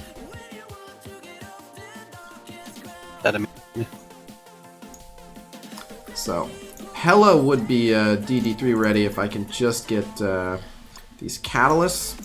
So, if I wanted to drop $60, I could get Hela to DD3 today. I'm not in a huge hurry to do that. But, if someone wants to see Hela DD3 today, it's possible. I have 3 Miss Marvels on the node right now. That sounds highly unpleasant. So many regrets. What's up? So, I was gonna go to Costco and start buying protein shakes and dumbbells. Okay, more concerned with the first one. Okay.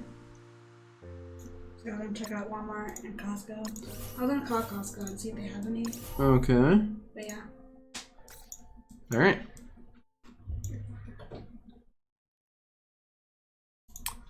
Um, 6 of these, but I need 150.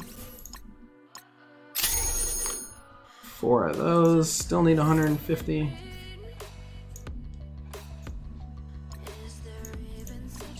Need 150 of these too.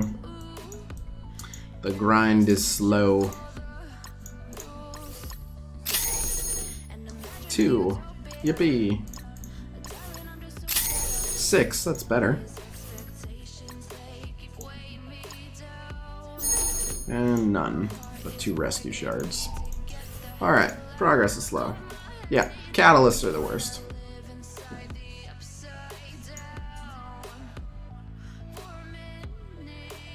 Should I take 6 Red Star Venom into Dark Dimension 3?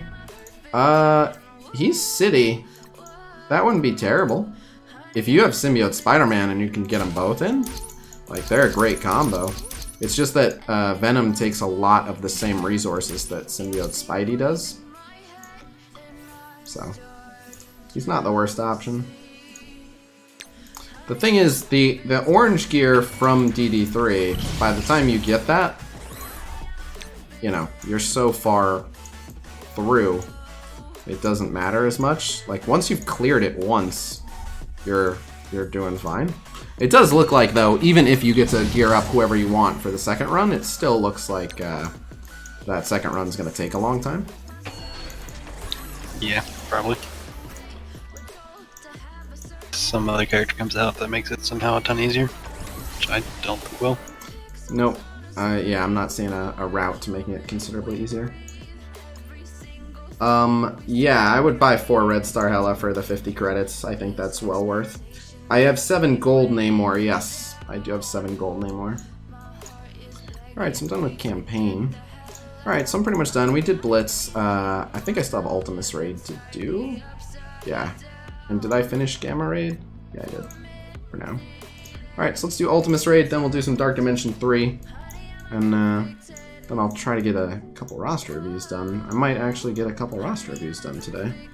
That'd be great. Alright.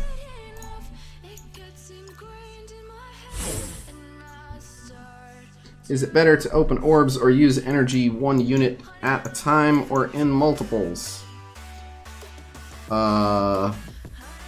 Unrelated. There's no... It's the same. There's no difference.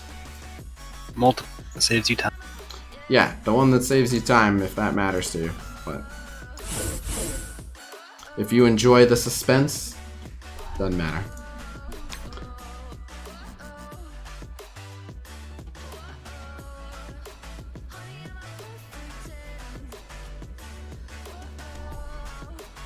More blood. You crazy. All Courtney does is go into town and somehow find a way to get sick and then come back and share it with me.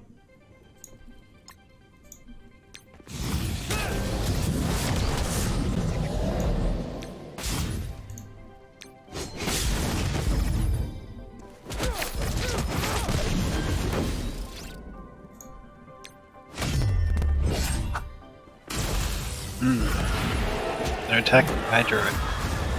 They're attacking who? Your Hydra.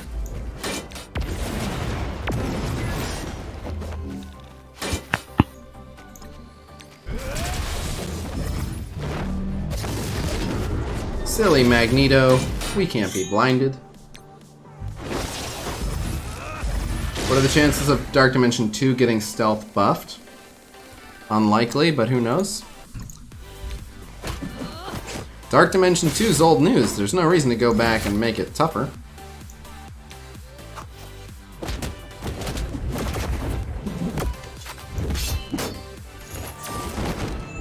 You want to know your defense progress so far? Sure.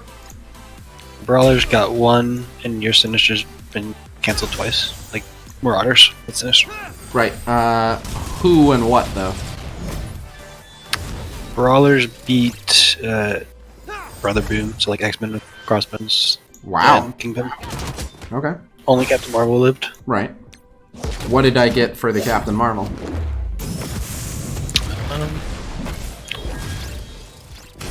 Brawlers with a bit of Spider-Verse. Like, Yeah. Spider-Man, Miles, Gamora, Deadpool, just Marvel. Okay. I'll take it. And then Defenders and a 415 power armor failed your Marauders. A 415k power armor? Yeah. And how They strong combat was the cancel. Defenders? 317. They both canceled. Right. So they're hung up on them and now they're like, alright, let's try the Hydra team. They're trying both. Okay. Seeing how it goes. Okay.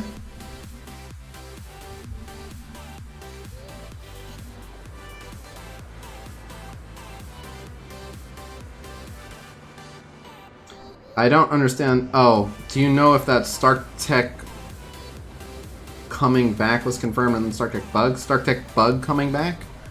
Oh, no, I'm not sure.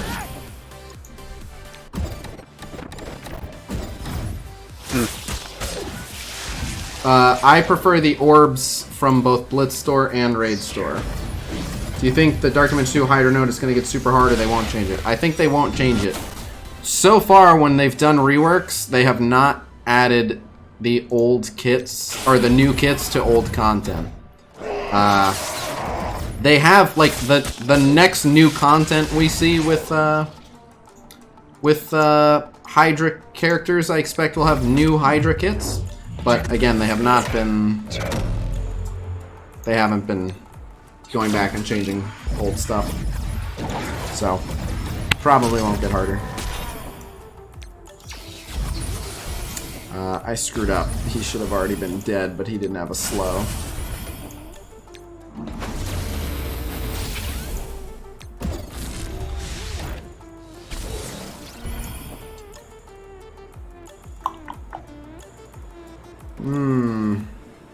Normally I would slow him here. Well, I hope we can just kill him then.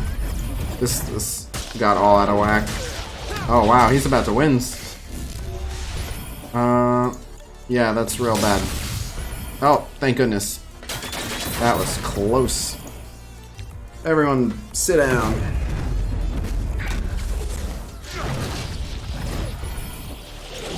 Can we remove this? Yes, goodbye.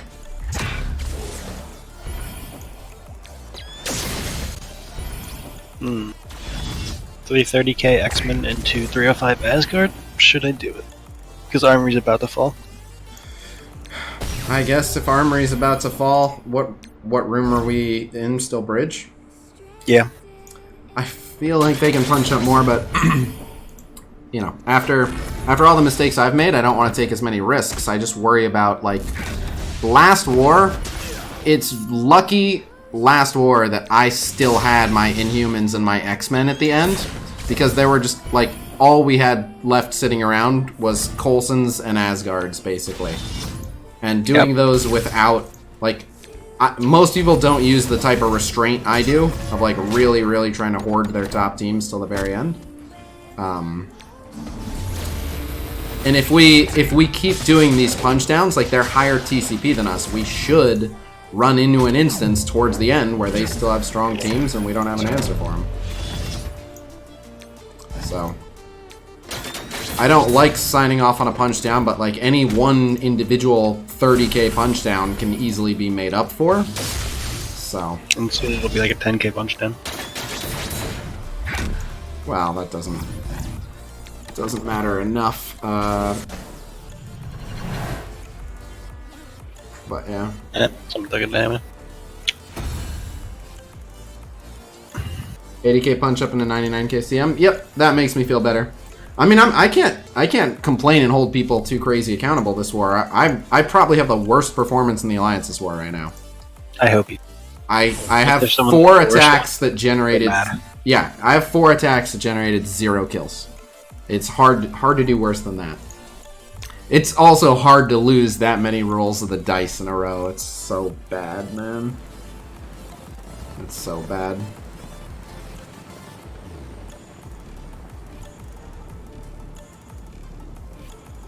Minerva picked 2 out of 4.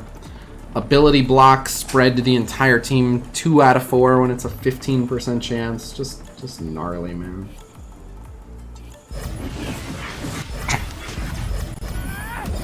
What? They killed 2 of your Hydra. Which 2? And with who? Aimtron. They used Aimtron and they got 6... No, they got 10 kills. Yep. The sniper and the trooper and Red Skull are still alive.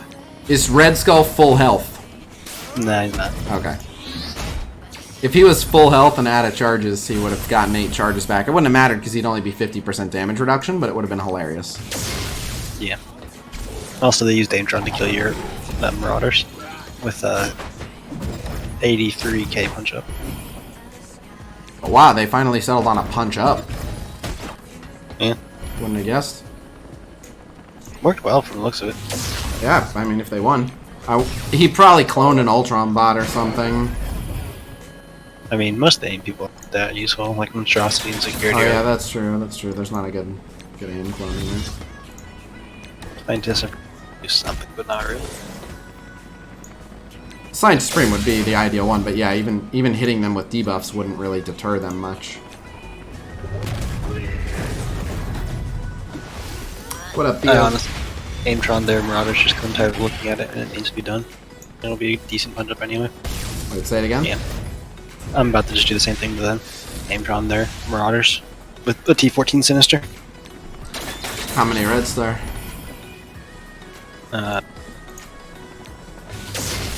4 or 5. 4 red, 5 gold. That's not too bad. It also has Ultron defense though. Yeah.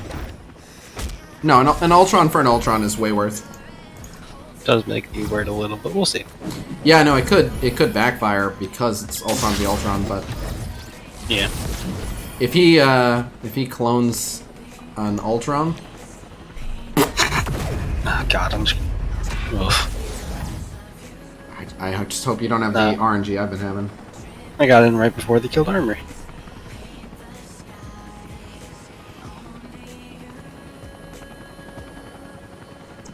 But so again, you're in bridge right now? Yeah. Oh, okay. How close are we to getting a side of it down? No, there's like one team if me and the person fighting Asgard win. I think I have an attack. I'm pretty sure I have an attack. So, I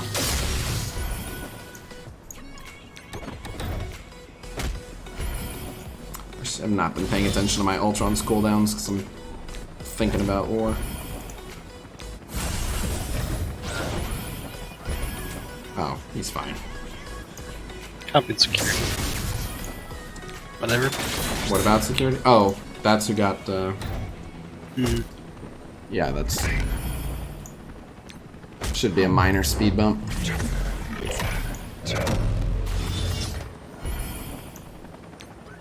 Did you hear about the weird team they used to take out my Asgardians? Say it again? Did Brandes tell you about those? Someone mentioned it in chat, but I didn't really... I remember looking at it and being like, that's weird, but... So, it was Sue.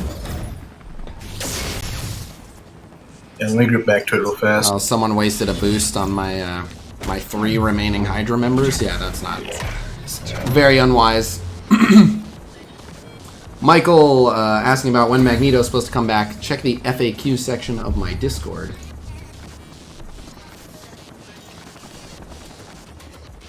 X-Men are very much an offense team. They work well on defense once. So they are good for a single defensive win, but they're, in my opinion, more valuable as a trump card for any situation on offense. They're now drilling our bridge. Are they basically just doing what we're doing?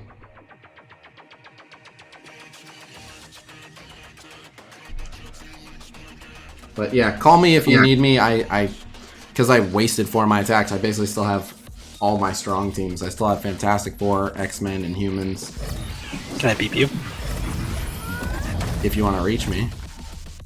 Good, good.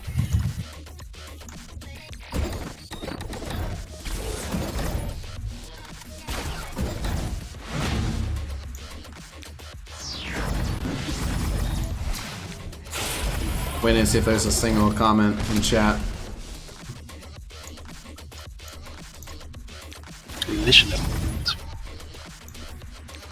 There it is. I'm using X-Men still to blow up Nasty Coulson since I finished my Brotherhood 2.0 team. Yeah. I got Brotherhood 2.0 also if we see a Coulson team, they're ready to go. Can't believe how fucking terrible my RNG was this war, man. It was so bad. This fight takes fucking forever. The one I'm on? Or the one... Oh, yours? The one I'm doing in war. Yeah, Sinister... Well, I mean, Ultron's good at stalling stuff out. Sinister's good at stalling stuff out. And then he cloned a tank, and you're using an otherwise low-damage team. So, yeah, it's all the factors in play to make it take a while.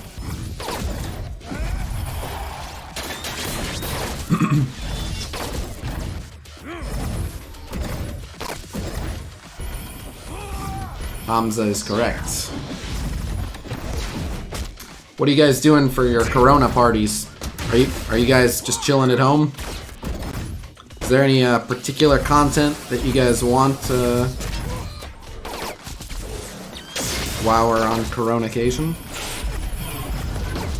Eat more hot stuff. Am I getting the Avengers game coming out for PS4? Possibly. I know one of the developers for it, so we'll see as it gets closer to that time. I want to be playing more Marvel Super War, which I can be playing right now, but I've been so backed up on things I have to do. Like, I'm behind on roster reviews right now, so I haven't even had a second to consider playing Marvel Super War.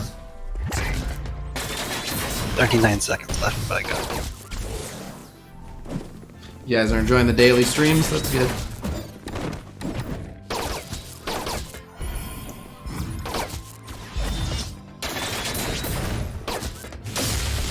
just funny you happen to say, oh, this fight takes so long when I'm on the tanks node.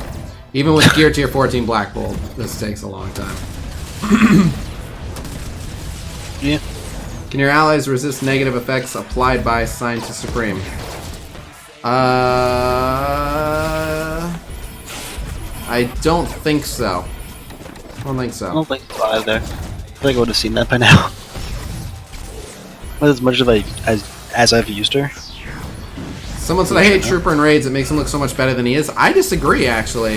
I think Trooper is as good as you're seeing in raids, and most people just don't take him up. Like I understand because Trooper is needed for nothing, that it doesn't make a lot of sense to pour tons of resources into Trooper, and most people are right to not be pouring tons of resources into Trooper. But if you do, Trooper is every bit that nasty. I have a gear tier 14 5 red star Trooper, and he lights people the fuck up.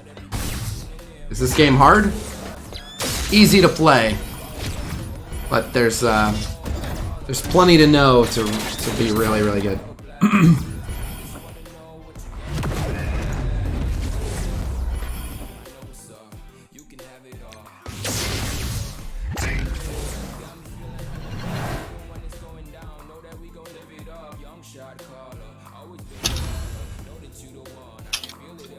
Yeah, 2 troopers would be better than 1. You know what you can do?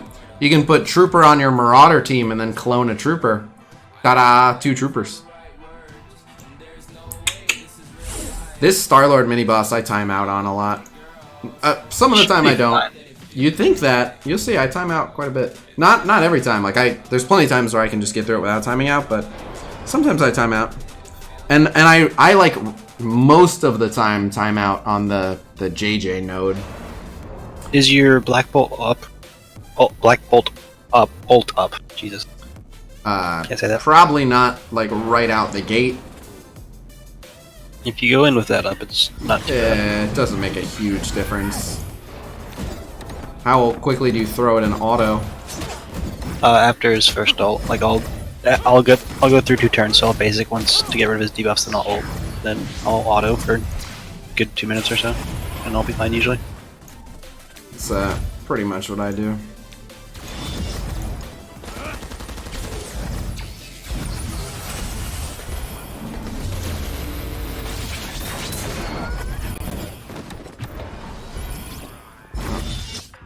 No. Okay, there's the special.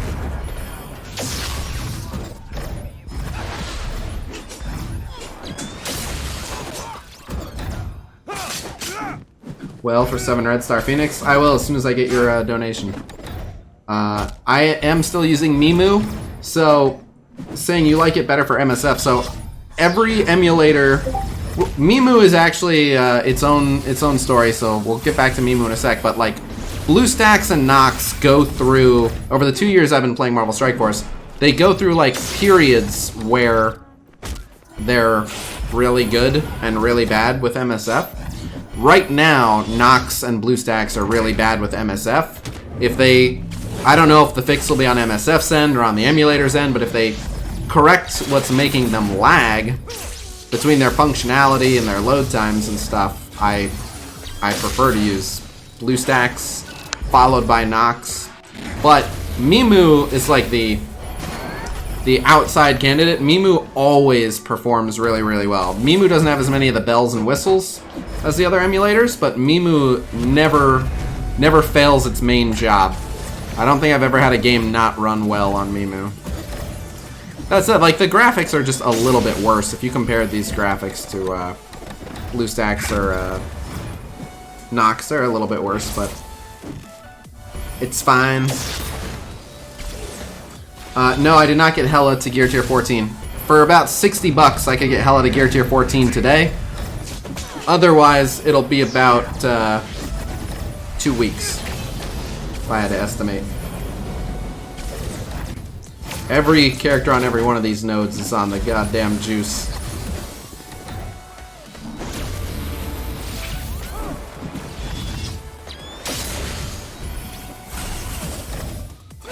Someone asked, do defenders get a stealth buff? I don't think so.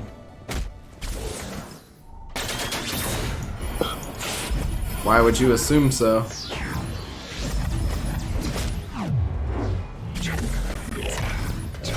Can you explain why Minerva would be better here than Shuri? A few reasons. So one, there's decent defense uptime because you have Scientist Supreme. And then between Scientist Supreme and Yo-Yo, there's a lot of offense down on the opponents. Minerva does percentage-based health steal. So these opponents have giant health bars. So when she uses her ultimate, she's dealing a tremendous amount of damage by doing 20% of their max health because their health bars are so huge. She's also healing the team an incredible amount when she does that. And she has revive potential.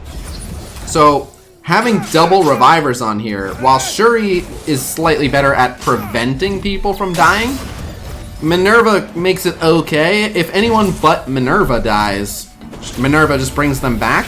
And because of Scientist Supreme, even if Minerva dies, if everyone else can hold it together on one of Scientist Supreme's terms, Minerva can come back. So this team has a pretty good system for like clawing their way back into a match whenever anyone dies. So, and I mean, you can keep an eye on like Shuri's main advantage would be making sure everyone has really good uptime on defense up, but keep an eye on how often key characters are actually without defense up, and it's not that crazy. I would also recommend killing P as soon as You can drops. farm 100 shards of Abbey Catalyst in a week, huh? So you think I'm gonna time out? It's gonna be close. I think you're fine. Meh. You should Black Bolt turns. Miles goes to stealth, you might.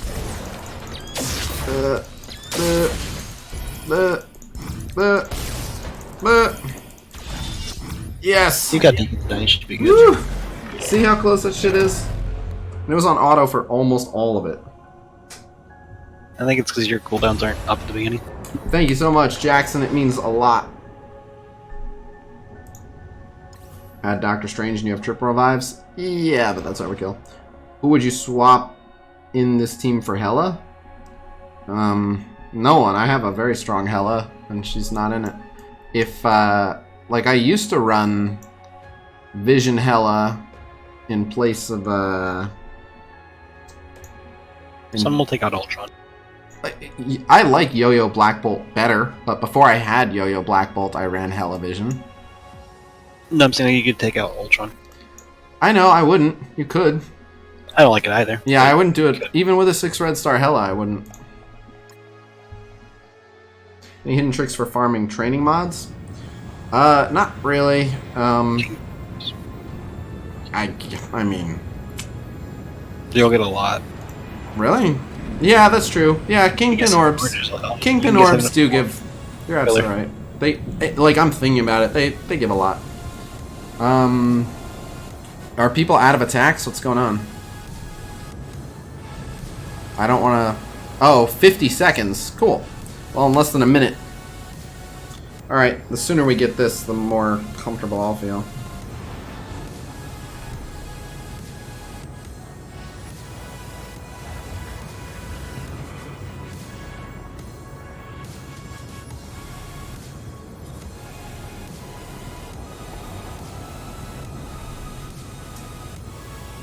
Ah, Phil, you beat me by a fraction of a second, you bastard.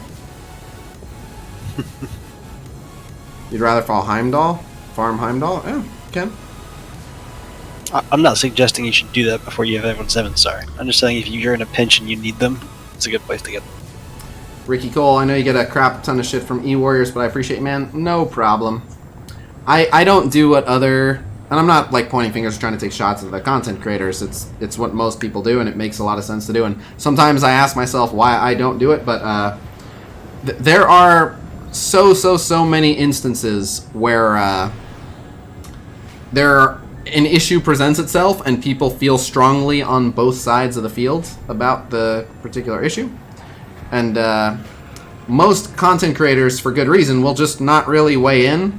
Or be like, you know, they'll make a non-committal statement like, I can see both sides of it, and then just kind of leave it at that.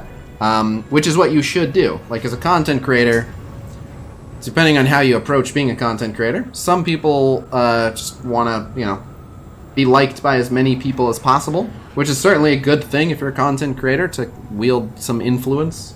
But yeah, I make the mistake, if you will, of actually weighing in on things and straight up saying people who think this way are being selfish or stupid or are not thinking through what that would actually mean for the game.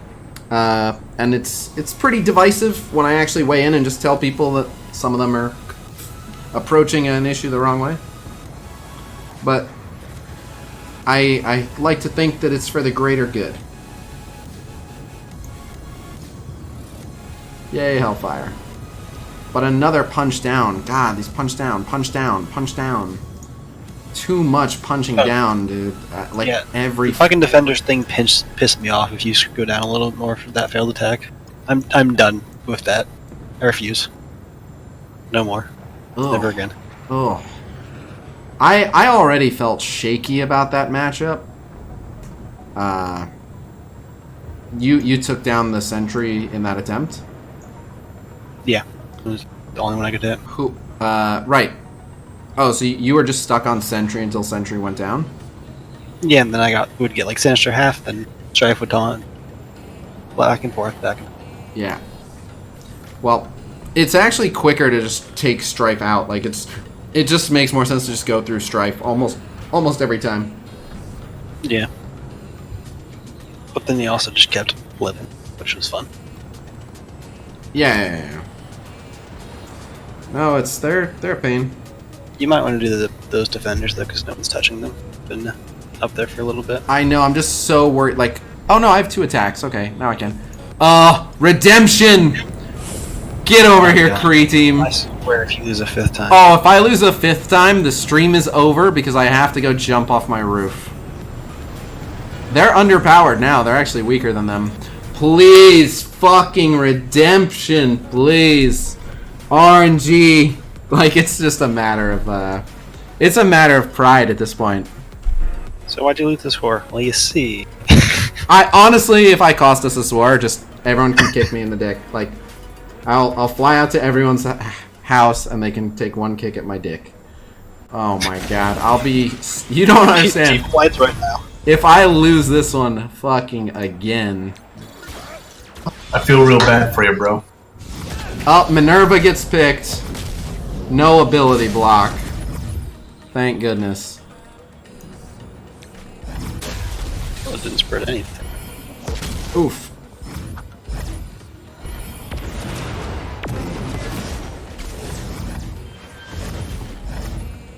Thor is dead.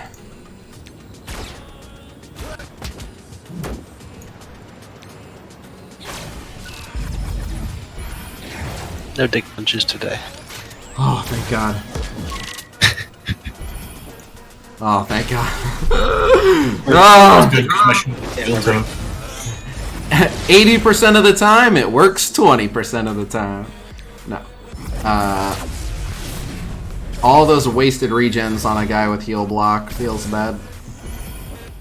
All those wasted attacks feel bad. Thanks, that's helpful. Can I enjoy the fact that finally we didn't have horrendous RNG? Reminding me, like, yeah, you still fucked it up 4 times. Yeah, I was there. Hellfire was in the chat. Say now. Did he miss it? I'm sure he didn't. Did I miss what? Oh, this team I'm using right now to beat these Asgardians, you know the team that I use every war to beat the Asgardians? Yeah. They fucked up 4 in a row earlier. Nice. Just straight up 4 attempts, 0 kills. That's how much war energy I wasted. So, anyway, on this war, good luck. You're basically on your own. Because I'm busy. Yep. I'm busy pressing leave combat the whole time. Busy salty running back. Yeah. Well, but again, it's literally, it should work 80% of the time. Do you know how fucking bad your RNG has to be to lose 4 in a row? I'll give you an idea of how bad the RNG was. 40%. Haha. That's 0.8 times 4. Yeah. The 4th. So the likelihood of Ultimus getting picked to assist the Loki mind control is 50%, assuming that he has it T4'd, which I imagine he would. And then the likelihood of Ultimus applying ability block with his basic is 30%. So right off the bat, like in any given match, there's a 15% chance that the whole team gets ability blocked. Happened fucking twice. So I don't know what my RNG would be, but I know what your RNG is. Dog shit. Correct. Also, they can pick anyone with that Loki special, and like the one target that it's really dangerous if they do is fucking Minerva. And they picked her twice. Ow. Even this is not going that well, actually. Fuck me. You're getting close to timing out. I'm gonna lose again, it looks like. That's what I'm seeing. Get book those plane tickets. Where's the fucking... Yeah, with Minerva now down. Just... I have not gotten... Oh, God. Oh, fucking... Fuck it.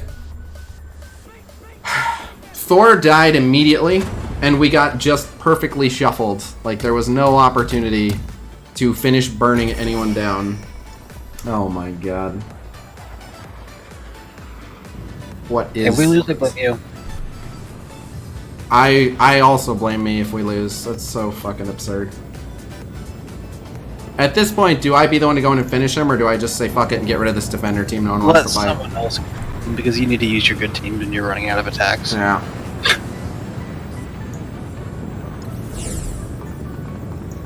It's fucking unbelievable. Supernatural does not destroy Asgard so easily. Supernatural can beat Asgard, but so easily is definitely the wrong way to phrase that. Oh my god.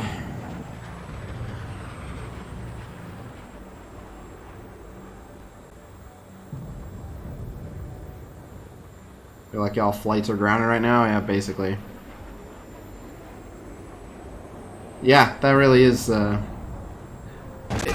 everyone in chat's like, oh, I got a good option for beating Asgard. I think you guys missed where I said literally last war I beat 4 Asgardian teams myself. With 4 different teams. It's not that I don't know how to fight the Asgardians. It's that that team into Asgardians is a very good value. And it works almost every time. I realize that we've now failed it 5 motherfucking times on this stream, which is mind-blowing. But I don't think I've had that team fail once in the last, like, 8 wars. And if they did, they would have failed, like, 1 time. But yeah, highly frustrating. As for Fantastic Four on Defenders, it's still a punch-up. This is almost a 400k Defenders. And no one else wanted to fight him with anything. I still have very strong teams left. If I run into an Asgardian team I have to kill, I have X-Men. If I run into a Hydra team I have to kill, I have Inhumans. If I run into a Coulson team I have to kill, I have Brotherhood. So I still have my strong teams left. This is not a bad expenditure of my Fantastic Four. This isn't really a waste. Yeah, it's a punch-up. This isn't the most value I could have got out of them, but I'm running out of time, and no one else is hitting this, and I want this room down. So, punch-up's a punch-up.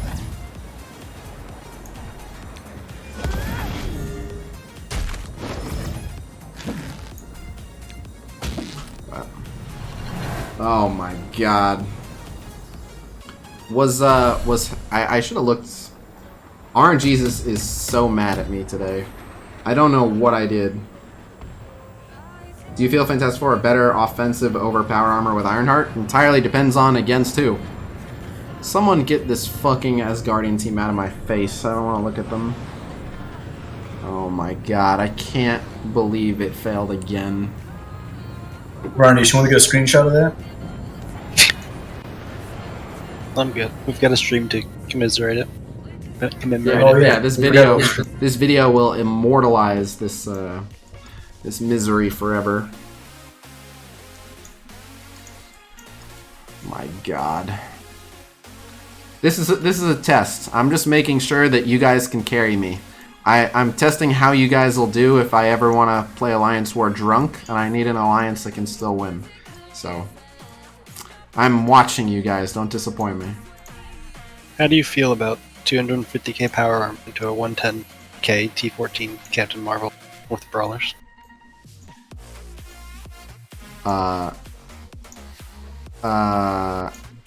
You should be fine to win. I feel like it's slightly overkill. Like it is with a T14 Captain Marvel. I know it's showing. Well, you'll kill everyone else, and then you should be able to. The thing is, rescue slows on her basic.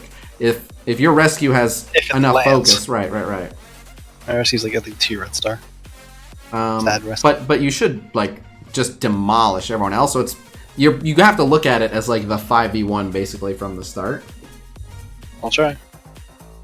6 red star red skull killed your karma? Maybe. I thought Khasino was trying to do the legendary 10 attacks with the same team. Yeah, basically. I don't care. Look, people are welcome to screenshot it. Like, the VOD is here. If people want to be like, here, Khasino sucks, here's the proof, here's the footage. They're just exposing their own ignorance. Like, I use that team on stream and off all the time. I have so many victory records of that team beating Asgard. I'm glad. If this would have been a nightmare if like the week after I was telling people that the team works this happened, that would have been my actual nightmare. Like I might have just left the internet forever. But fortunately at this point it's like well established. Oh, fuck off. Now what? Chavez ulted my rescue and she killed her anyway. A Chavez one-shot your rescue. She took off all the buffs and she already had defense down from her Spider-Man. Oh. Yeah. So no offense up. Ah. See how this goes. May the force be with you. I just don't know that team without the offense ups will cut through the healing of Captain. Probably not. No. We'll see. They shouldn't have too much trouble wiping everyone else, but pick one to buy 3 red stars: Sabretooth, Mystique, Iron Man, War Machine, Graviton. War Machine. If not War Machine, Graviton. Infinity Stone, Thanos, and Black Order looks terrifying. We don't know anything about their kits except like the slightest teaser of Proxima. But I haven't quit out attack. I just said I'm watching you guys to make sure you can carry me, and Frandius is like, well, I think I'll join you in the bad RNG camp. You're the one who's like, oh yeah, you should win that easy. You're like, I don't know if I would do that big of a punch down or whatever. Or like, it's not enough value. I do agree, right. I do agree that America Chavez is the most underrated hero. I just assumed if it's 100k punch down, how can an America Chavez be enough of a threat to your rescue? Is your rescue like the runt of your team?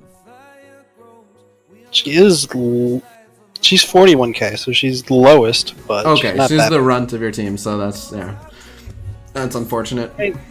Yeah, and getting defense down by Spider-Man. I'm basically gonna relive my war experience from today with a foray into Dark Dimension 3 here. That's my experience. Do you think I'm the one that got beat up by brawlers? I know, but I'm about to as well. Do you think 237k aim beats that Asgardians that you left? What's the power on them? They're probably fine. They're probably fine. Thor's gone. Take out Hela, you should be fine. But yeah. I think you'll be alright. Yeah. Alright, well. So, you think I should send in 5 or just send in Phoenix a few times? I mean, send in like Phoenix and Black. Like send in. You probably want to revive Phoenix 2 times, so just try and get it so you don't have to revive anyone else. Be my goal. So I'll send in 3, then I'll revive Phoenix and send her in with another 2, and then we'll see. Black Bolt, I think I used his ult last time, so I left 231k. Yeah, you should be all right. It's possible to lose, but without Thor, you should be all right. You just gotta get that Hela down.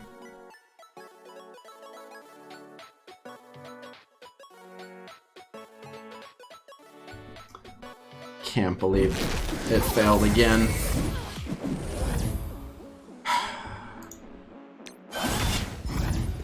Well, that didn't take them long. Why? Leave her alone, you bullies. Oh my god, are you seeing this? That's buffering right now. I'm gonna quit out. Here's the thing, there's a BP actually on the field now, so no matter how many people I put in, like, if BP gets to take a turn... He won't be charged at least, so he won't chain. Doesn't matter. He'll just keep getting kills. Like, I don't think there's a world where I even get to use Dark Phoenix special. Just because BP's on the field and he gets to go. You should be able to. No, BP, as soon as BP goes, he'll kill everyone. Do you have no one who can take one hit? I don't think so. Because it's not just BP, it's BP and Miss Marvel. Yeah. We could see, but I don't think so. Dead on my. Say what now? Why is your stream dead? There we go. That's not the one hit I was talking about. Oh, okay. That was lucky. Oh, nope. See, that's 2 turns for him. Yeah. And she'll die to the assist. Yeah, no. As soon as BP goes. So I need to send in 3 people who aren't Phoenix. Well, but wait. Will he keep his speed overfill? No. What, you say no. Like from a fight to fight? No, I don't. Right, but so... Does it like it counts as a fresh encounter each time, or it keeps them where they were? Like if they just took a turn, but they're a fast character. It's like a fresh fight, so like he'll still go like second or third or whatever. Oh god. I think I've been cursed for talking to you in this war. Dude, we've had horrendous RNG this war. It's so bad. I hope we win in spite of it, but jeez. You're saying fresh, so I don't... Like, I can try with everyone, but the problem is, if Shuri doesn't have defense ups, BP is for sure gonna kill people with the assist. You'll see, but like, I don't think, even with all the 6 red star, I don't think there's anyone really that BP can hit and be okay.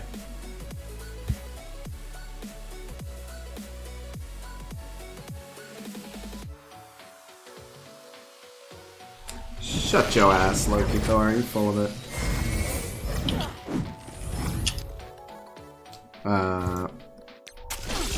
I'm... Ugh. That's the case. You have a very hard time. I have Colossus who can take a hit. Look, So. 2 turns. Boom. 3rd kill. 4th kill. Yep. Oh, wait. No, he got that one. Yeah, so this is... Yep. Till they fix this bug, but what you're saying is, like, even if I send someone else in who blows his turn, it doesn't Yeah, matter. like Spider-Man will go first. Because he's the... whoever else. Right, well, that's not really what I mean. I mean, like, even if I let BP go, BP will still go before... BP will go before... Basically, as soon as BP goes, it's over, and I'm never going to get something significant done before BP goes. If they kill your Phoenix first, does he still get to go before Phoenix? Yeah. He gets to go immediately. If he kills someone, he gets to go immediately. No. Like, the first person that goes is Spider-Man, right? Uh-huh. Or Miles. If that person kills your Phoenix, do you get to go before the Black Panther goes first? It doesn't... no. No, like, before he has to take his first turn.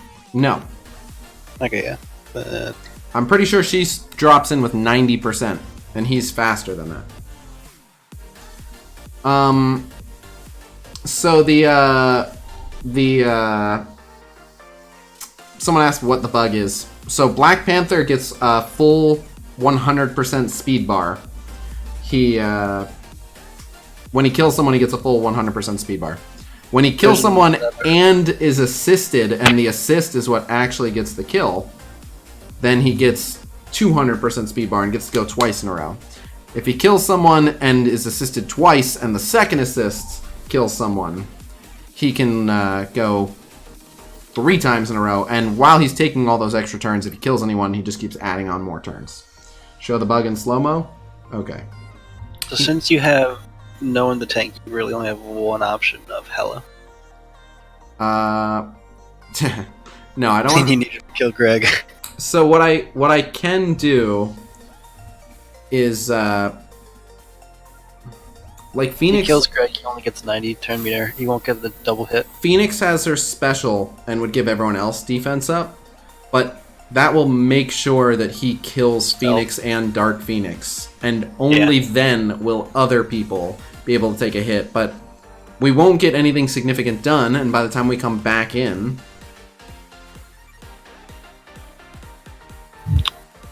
Should have bought the orange, the red stars. should have bought the what? Oh, the orange gear. Yeah. I don't think this is just a hella check. But yeah, I don't. What I do have one way to survive a single turn of this, and that is keep letting Shuri die until Shuri can special, and when Shuri can special, then you know. If you want to see it in slow-mo, Shuri special is the only thing that would save us from this horror. And even that's like 1 in every 4 attempts. 1 every 3. Because she gives herself one. Doing it.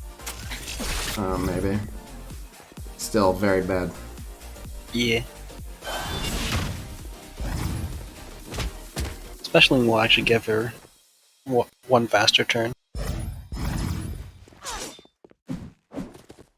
But so you're about to see now it's BP's turn, and he's going to. If BP has a full health Black Bolt, he's sort of. It doesn't matter. So many people get to go before him. There, he gets 2 turns worth of speed bar for that. Meow, meow. He's not supposed to. He's supposed to get 1. And now he's about to get another 2. So now he has 3 turns built up.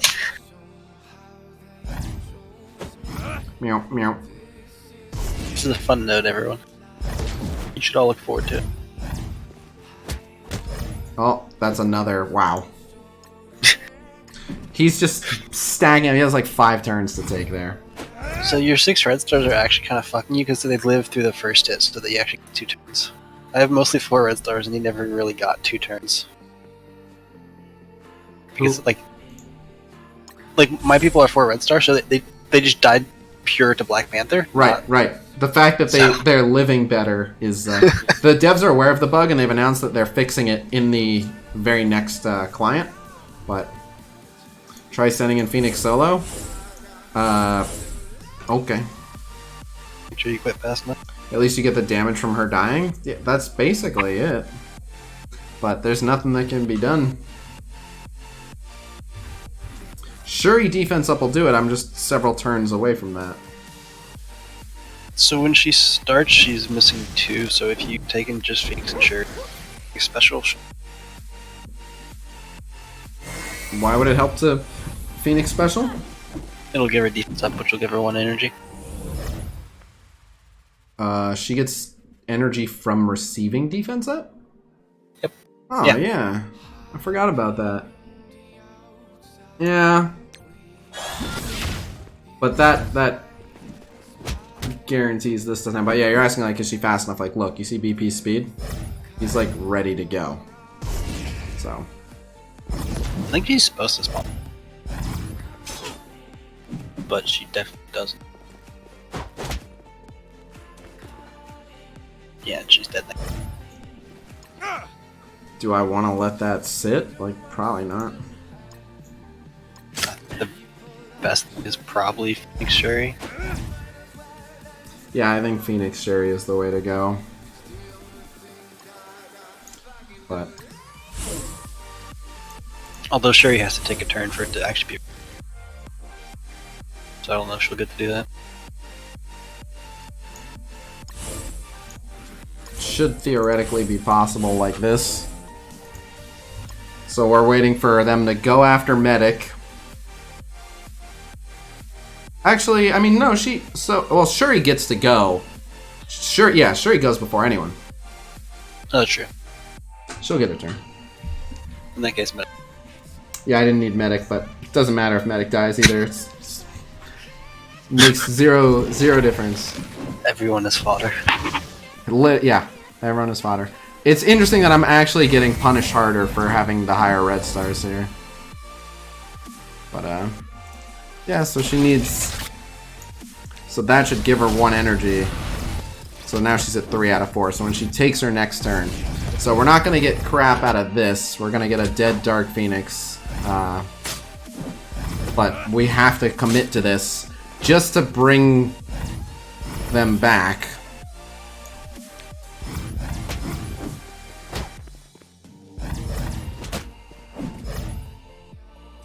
Oof. Calculated. Just marbles out there. I can't wait to see the damage from that attempt.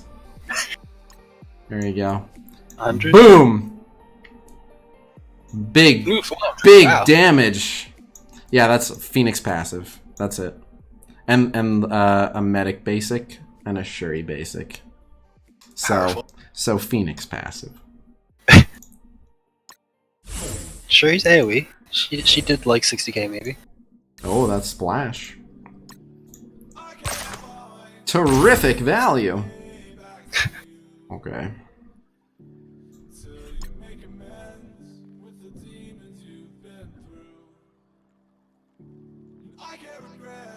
Only do that 100 more times. Now all I have to do is hope that Phoenix dies first. It didn't matter to save Medic because I had another person, but it's so crazy that only when Shuri has defense up do I even get to try this. Like now I'm lucky to get a Dark Phoenix special, which is only possible thanks to Shuri.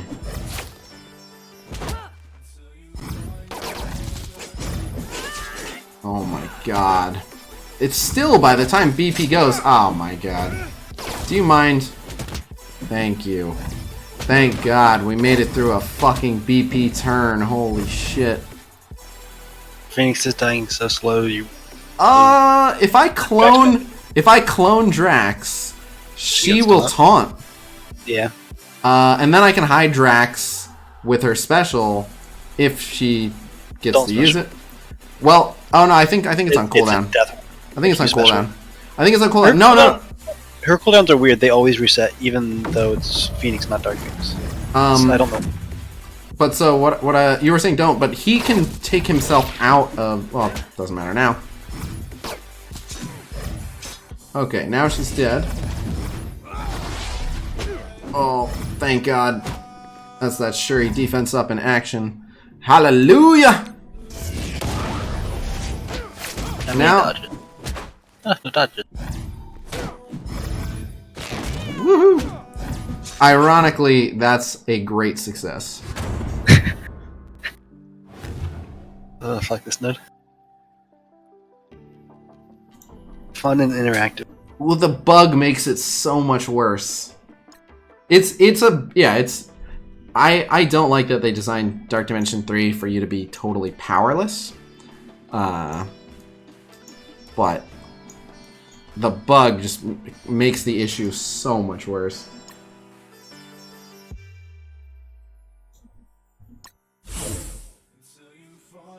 I'm down to 16 mil. Should I, I already had to do some refreshes. Should I even bother with more refreshes? Your Phoenix won't get special this time. I know. So it's all... You can take in Phoenix and Shuri and special again on Dark Phoenix if you want her to be ready the next time. Yeah, but those are the two expensive ones. That'll cost me 200. Yep. So then it's like 300 day. No, because I... Oh... So yeah. Alright, fine. We'll speed this along slightly. I started doing it. Why won't it let me fight? Oh, because they're dead. Okay. I started doing a third attack on this because I was just getting tired of this node. Their strategy is working.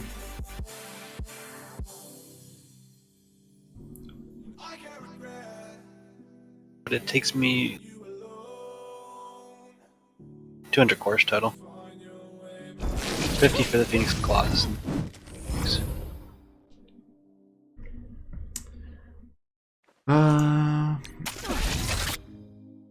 Yeah, her specials. Yeah, her cooldowns do seem to be resetting. It's weird.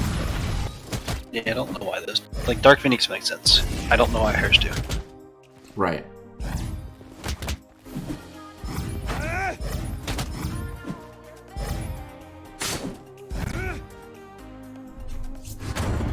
So, 390k? If that. It's a good guess. Survey says 456k. Damn. Yeah, I don't know where that came from. It's a difference of like less than 10k. Oh, Wasn't there an extra Drax last time? I think so. That's why I was surprised it was that close to. I think it killed like 2 people. Maybe the Spider-Man dodged last time, like the first time, but not this time. It's horrible. That's what it is. It's horrible. It's horrible, and there's a long way to go. People are saying the node after it isn't as bad.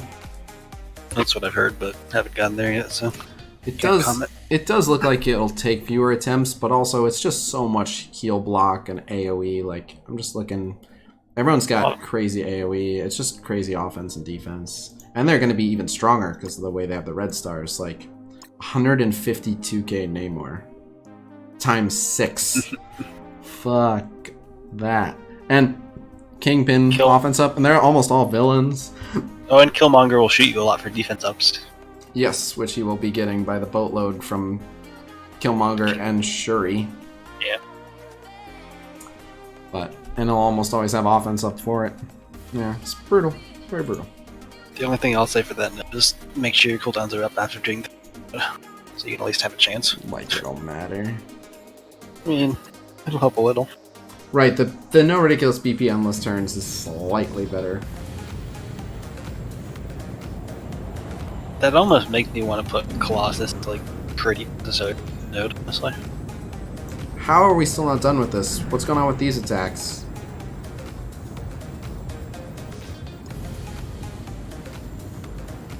That's a interesting combat cancel there.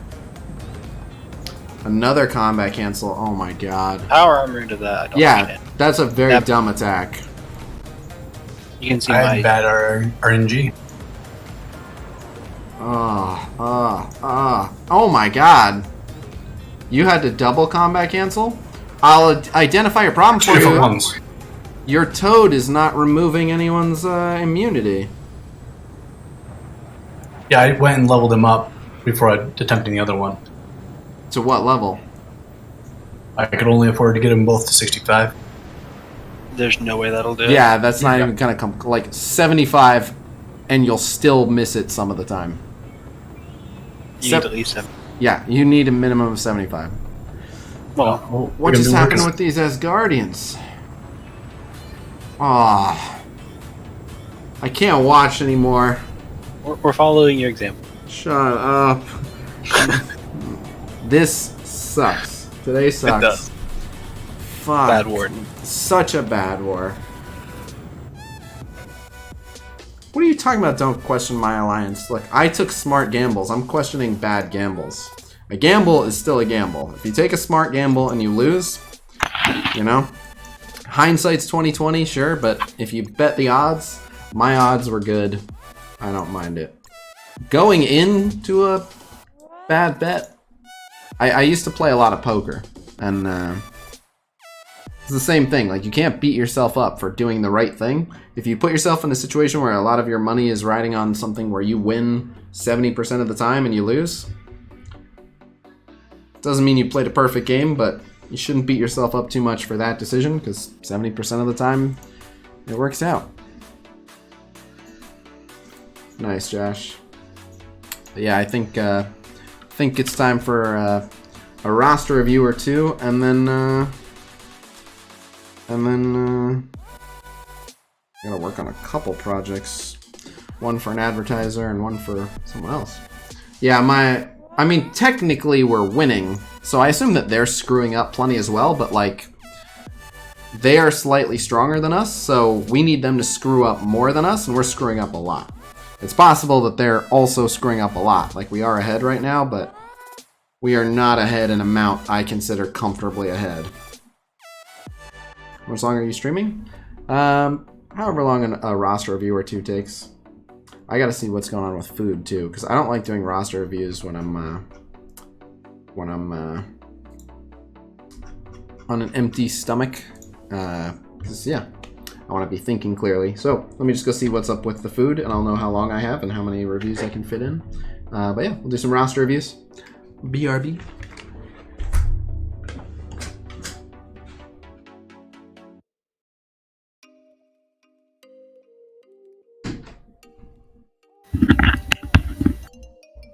Where'd he go? Did he rage quit?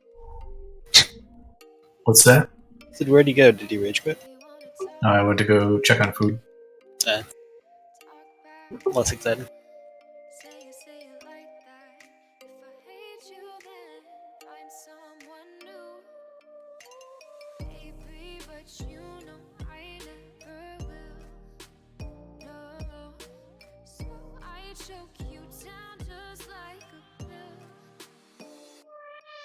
My maze deal. Saved.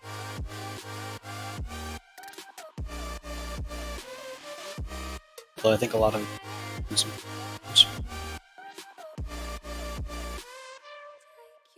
Oh, did you get into the villains campaign today? Yeah. Congrats. Yeah, we got Boomer unlocked, and then partway through the villains campaign, we were able to unlock. Unlock who? Who'd you get through villains campaign? What's that? Who'd you get while in villains campaign? Bullseye. Oh, okay. Which made the nodes after I got him a bit easier. From a premium orb or what? What's that?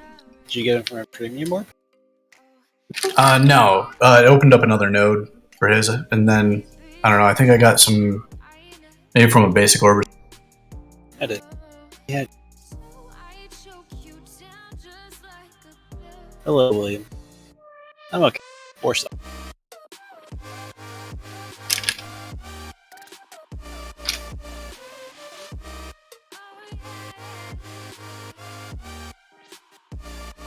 Try stream. Not as good with that music.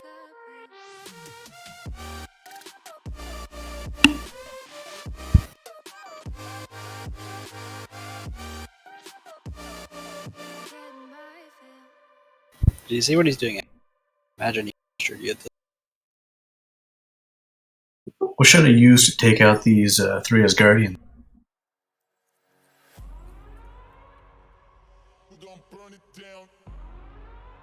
Aim would two. Oh, my aim team's gone. My options.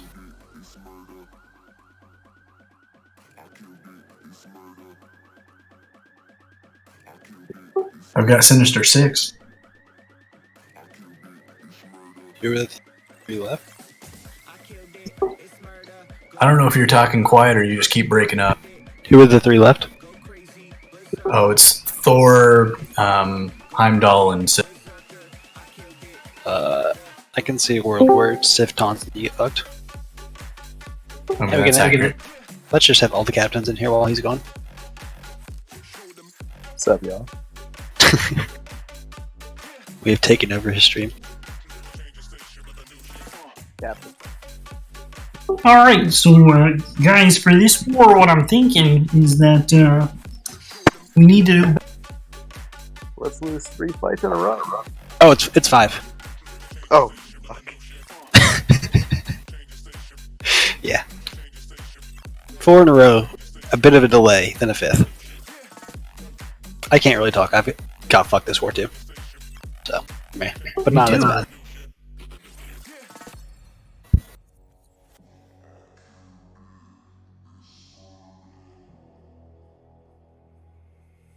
it's murder.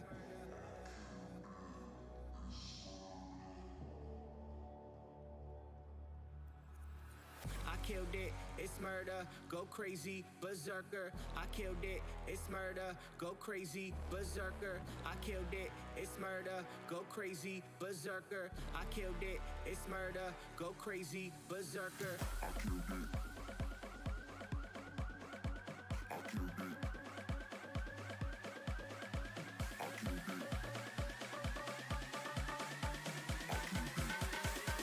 I killed it, it's murder.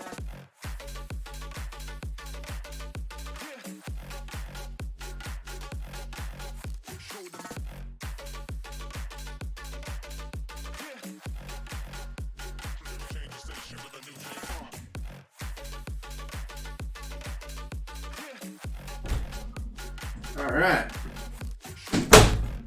So, what was that alert? All right. What did we miss? Enemy war room unlocked.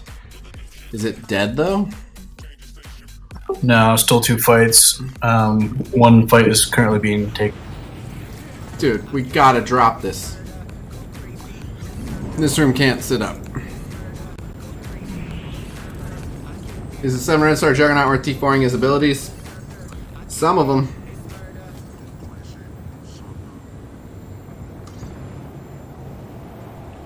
Dude, surely someone has something for them. Someone must have a competent brotherhood. Problem is energy. We just got energy. Yeah, I know, but I lost all mine. I've used all mine, I should say. 24 people just got energy. We didn't have 24 attacks just happen. No, yeah, definitely. Maybe we might have we failed a lot. We didn't fail that much. There's no way we're out of attacks. There's probably people who aren't online, aren't around, whatever, but Yeah. holy Or the shit. EU people. For real. Sleep. This war's been so bad. If I had energy, by the way, I would have no trouble. So in 3 hours and 1 minute, I'll be happy to brotherhood that team. Although with my RNG, they'll fucking lose. Because it's been fucking miserable. Alright, so I'm gonna just put out a quick blast that I'm doing roster reviews. How much is it for a roster review? Let me grab you the link. Hey, Seminole Warrior, the hero. So, if you're curious about roster reviews, they come in all different shapes and sizes. That is the link. I'm a bit backed up on them right now. I'm trying to do a few a day if possible. Let me just put out an announcement letting people know I'm doing them. Oh my god, the Brawler team didn't go down. This war fucking sucks.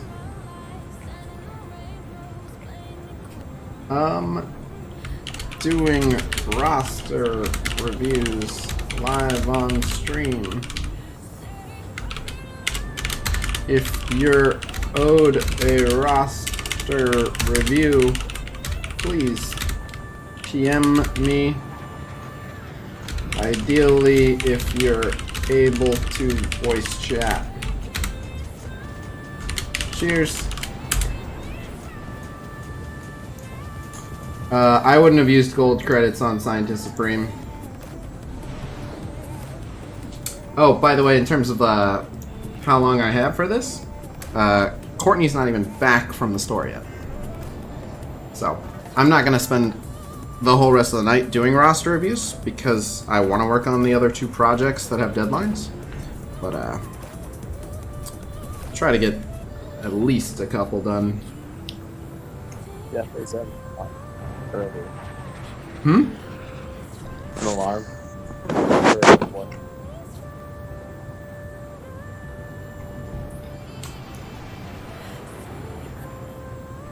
If I had to guess. At this rate, I'm not sure if either of us will clear it at 7 a.m. But it's better safe than sorry. Yeah. I don't think either team is on pace to clear by 7 a.m. All these fucking botched attacks. At least that X-Men was a punch-up. I'll take it.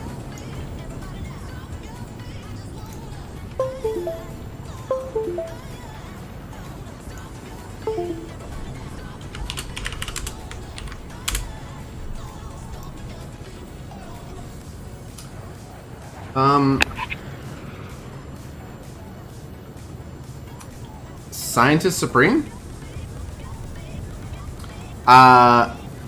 Yeah. So, the main thing is, that she's one of the best characters in the game right now. If you're... I don't know where you're at in the game. Like, it's not... Okay. I don't know if it was a mistake. Because I haven't seen your roster. Most people need damage dealers at high red star more than they need healers and controllers at high red star. Like healer support, but she's like a controller style support.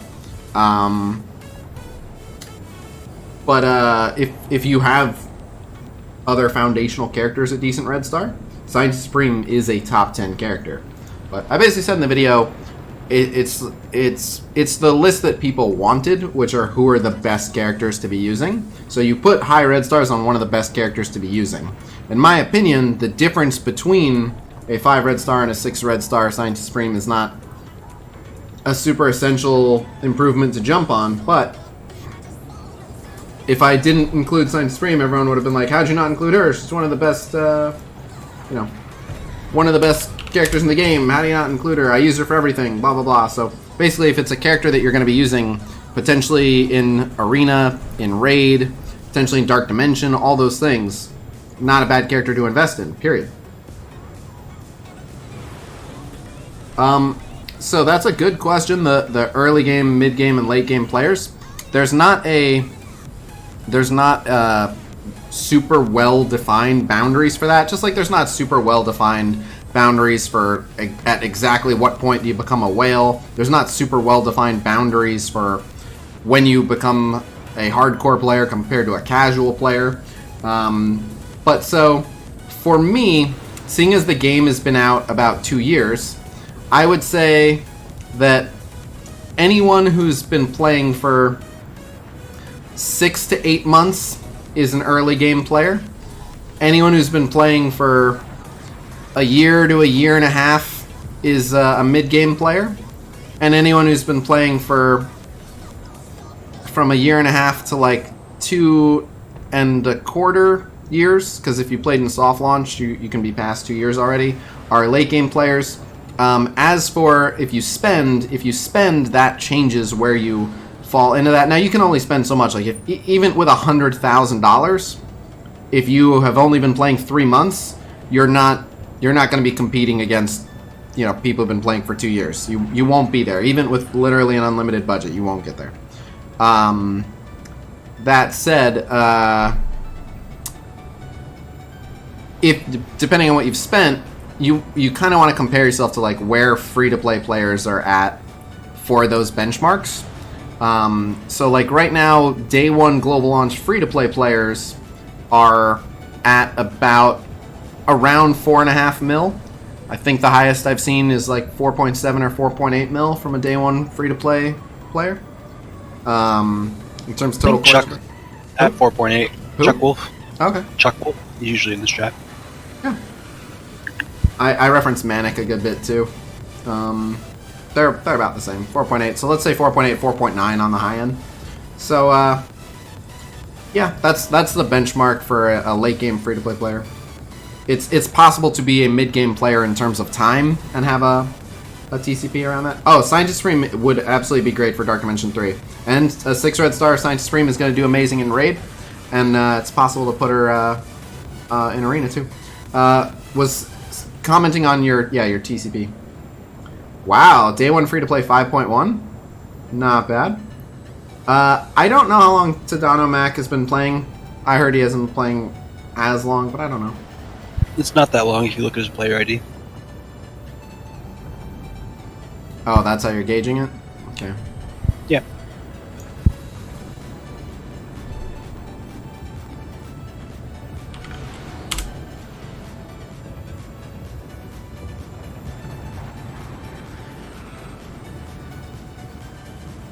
What's this? Alright, we have a candidate. Let me start a voice call. So I'm gonna, well, you know what? Yeah, I need it. I need him to be here. Who else is in this voice chat? Just so we can keep the conversation going. Oh, we have a lot of people. All the cats. Yeah, I appreciate you dropping in here. Well, yeah, I guess I can. I guess even with you in voice here, are you able to screen share, Rallic? You don't have to be able to screen share. It's not necessary, but if you can, it's even quicker.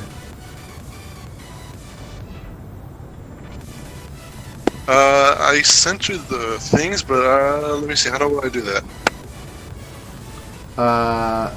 Well, it would be via. Well, so I just saw you're not a full workup, so I wouldn't worry about it. If you're not a full workup, it's fine. And you said you just sent me the things. I don't have. Oh no, I didn't send you the things. I'm sorry. I lied. All good. 6 red star Deadpool, probably not as important for Dark Dimension 3. Take it from me, I thought bringing really high red star characters might get me a little bit of extra value in Dark Dimension 3. Can confirm they do not. Alright, so you did the... hold on a sec. Alright, you did the level 3. So you can pick a single tier 1 or tier 2 topic. Which did you want? Oh man, can you remind me what they are? I don't remember.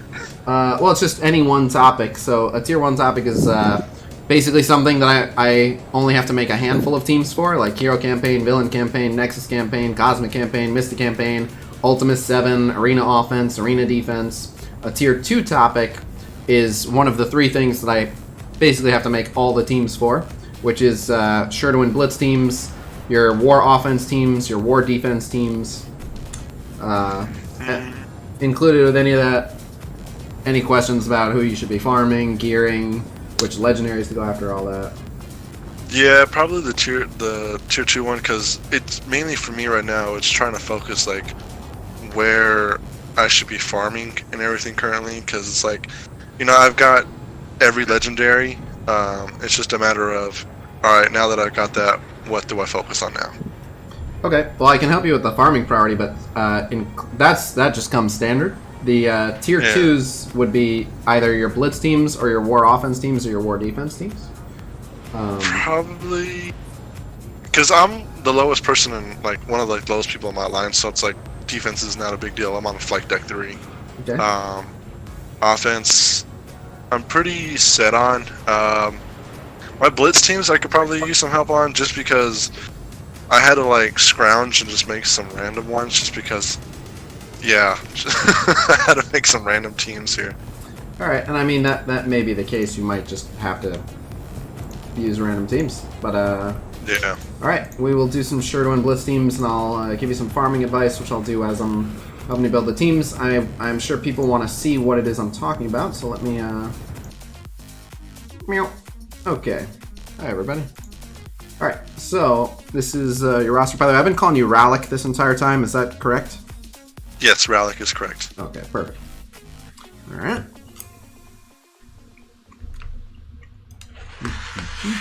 It's basically Darth Malik, but with the R. I like it. Alright. Yeah.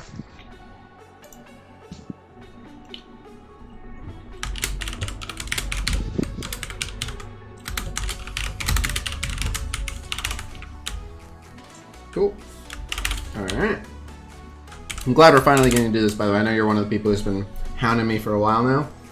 And That's all good, man. You know, I lose stuff going on. Dude, I lose sleep over it. Like, for real. Like, when, like, as I'm, like, drifting off to sleep at, like, 3 a.m., someone messaged me, like, hey, so about that roster view I paid for, and I'm just like, fuck. Like, that's the last thought before I go to bed. It's like, fuck. Like, I gotta. I know, I gotta. It's all good, brother. I mean, I appreciate you doing this. I mean, I knew we would get around to it eventually. I'm very thankful. You guys are the best viewers in the world, and it's, among other things, because you guys are very understanding, and I appreciate it. So, let's make it count. So let me grab this real quick. I have my own like templates I made to help me whittle this stuff down. Okay. It's gotten crazy. This was so much more manageable. I created this when there were like 80 characters, and now okay. Now there are a lot. Yeah, there's like over 100. Yep. So I'm gonna basically list all the synergized ones first, and we'll see how many of those can be built, and then we'll worry about everything that's left over. Gotcha. But it's easier at this point to knock out the synergy ones. Yeah. Okay. Okay.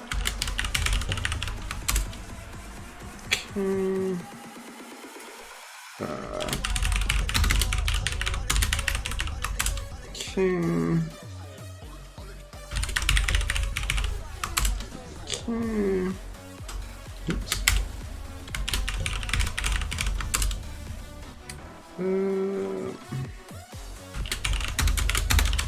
Oops. Okay.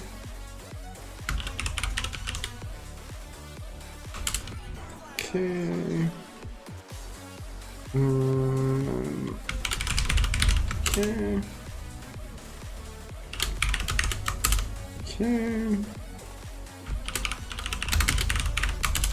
Okay.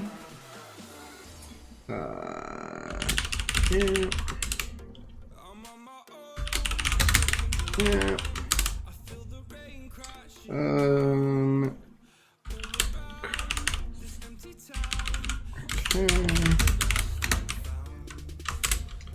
Okay.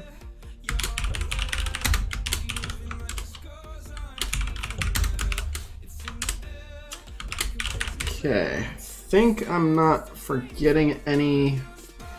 Let me just take a quick look. Got the Asgardians, got the Inhumans. Just thinking this patch we got new Brotherhood, which Brotherhood was already a team. We were supposed to get Ironheart, which would have put Vision able to start his own tech team, but that's not an option. I can already see some bumps in the road with the roster. That scroll down. Those are the only 5 characters you don't have. Yes, that is correct. Just Mr. Sinister, Ultimus, Ultron, Red Skull, and Ironheart. How long have you been playing, and what's your TCP? I've been playing. Let's see here. Look at my achievements here. 250 days, and I am at 1.8 mil, almost 1.9. Nice. Yeah. I'm not afraid to spend, you know.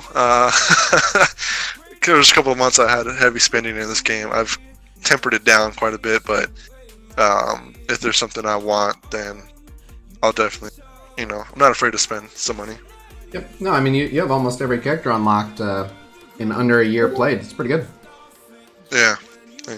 And you're so close to Mr. Sinister. As soon as I know, if there was just some other way to farm him other than just like the random orbs, like keep opening those basic orbs. I got a 5 drop from him in a basic orb. That's all you need, man. And it's crazy too, because I'm actually like basic orbs are like the only orbs I actually have like decent luck in, kind of, because I've actually got quite a few like purple drops from them, which is like the worst kind of luck I want to have in any kind of orb, because there's so much other orbs I'd rather have better luck in. Trust me, I hear that. Yeah, but I mean, I'm kind of one of those other ones players that like you and OMG and Valley tell you to like open up orbs, and I don't.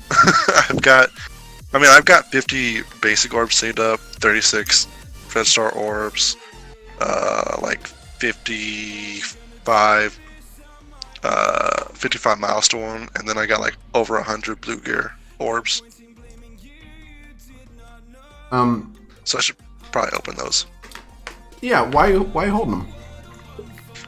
Because we had that one event where we had an orb opening event, so I'm like just waiting for the day that they bring that back. So, There's no right or wrong answer to it. So here's the thing. There probably will be another orb opening event. And if you hold them forever, eventually you'll have a nice stockpile and an orb opening event will come around. And you'll be like, ha ha, I knew it was right to sit on them, and you'll be able to open them. The question is, and there's absolutely no way to know, will the rewards be worth it? And what orbs will count? Sometimes they pick random orbs to count. So you might be sitting on some orbs that don't count. And then it might be stuff that you don't really want or need. It'll definitely be something good. Like, there's no way it'll be a ton of rewards and you'll need none of it. But the big one for me is red stars. And again, there's nothing wrong with, like, I know X character is coming up. I'm saving so I can open a bunch of red star orbs when that character is featured. I'm trying to go all in on that team, whatever it is. So if you're like, I know that this isn't the case for you, but if you'd been like, I've been going really heavy on power armor, I have everyone else on power armor in great shape, I'm waiting for Ironheart. As soon as Ironheart drops, I'm dumping all the red stars on her, and if I get a good Ironheart, it'll round out my power armor. Like, nothing wrong with that. It's a perfectly good strat. I don't fault anyone for doing it. But there's always, and there's no way to know, but there's always the chance that one of those red star orbs you're sitting on is a 7 red star Phoenix that completely changes your arena gameplay, like, immediately. Yeah. Like, you just open that and boom, you're going to jump up 100 spots in arena or whatever it is. And having that today is just worth untold amounts. At a minimum, it's worth, a good amount of extra power cores. So there's just no way to know. So I don't tend to hoard. The only things I hoard are things that are of little to no value to me. So, like, right now I'm hoarding premium orbs and Ultimus orbs because there's almost nothing I could get from them. And even though there are like 5 characters in there that I actually need shards for, it would take me to, like, from 17 out of 300 to, like, 50 out of 300 if I got real lucky, So, yeah, I hear you. So I would open the red stars. The basic orbs, I don't think you're missing out on too much. The blue gear, you can kind of open those as needed. Yeah, exactly. Yeah, that's kind of what I've been doing. Like, when I was for like a split second there working on like AIM or like Wakanda, I was like, all right, let me just open some blue gear orbs. So I don't have to like waste any other resource. Yep, nothing wrong with that. And again, you never know. Like, there could be another orb opening event, and blue gear orbs don't count. So yeah, exactly. But all right, so let's start from the top. I'm just gonna basically ask you to filter by these teams, and I just need you to read me the power numbers as simply as. So, for example, I see Supernatural right here. So you would just say Ghost Rider 43, Mordo 40, Scarlet 39, Doctor Strange 38, Elsa 38, and that's how I know Supernatural good to go. Cool. Like this. Ding. Oh, wait, I don't know why I did that. Just Supernatural. No, okay. Don't know why it's doing that. But anyway, we'll go with bold. So your Supernatural, I know, is good to go.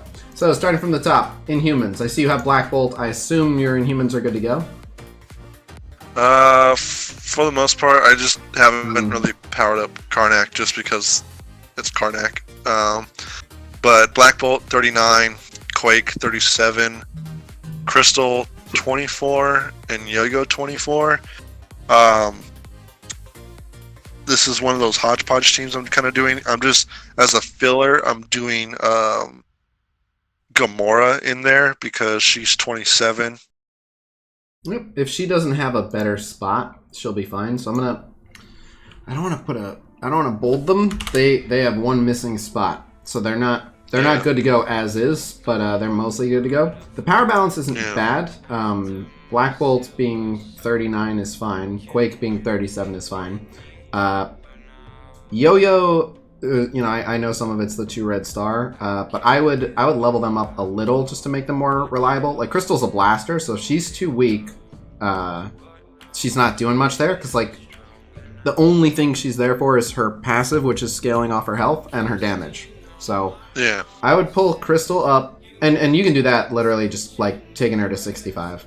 Yo-Yo, similar situation. Yo-Yo, it's really just about is she landing the offense downs. If she's not landing the offense downs, take her up until she's reliably landing the offense downs, but in 8.3 of Blitz, you're going to be facing really big enemies, and her being the smallest member of the team, especially with like a Black Bolt who's 39k, means there's going to be a lot of offense downs that don't get applied, and an offense down can just straight up be the difference between life or death for someone, so.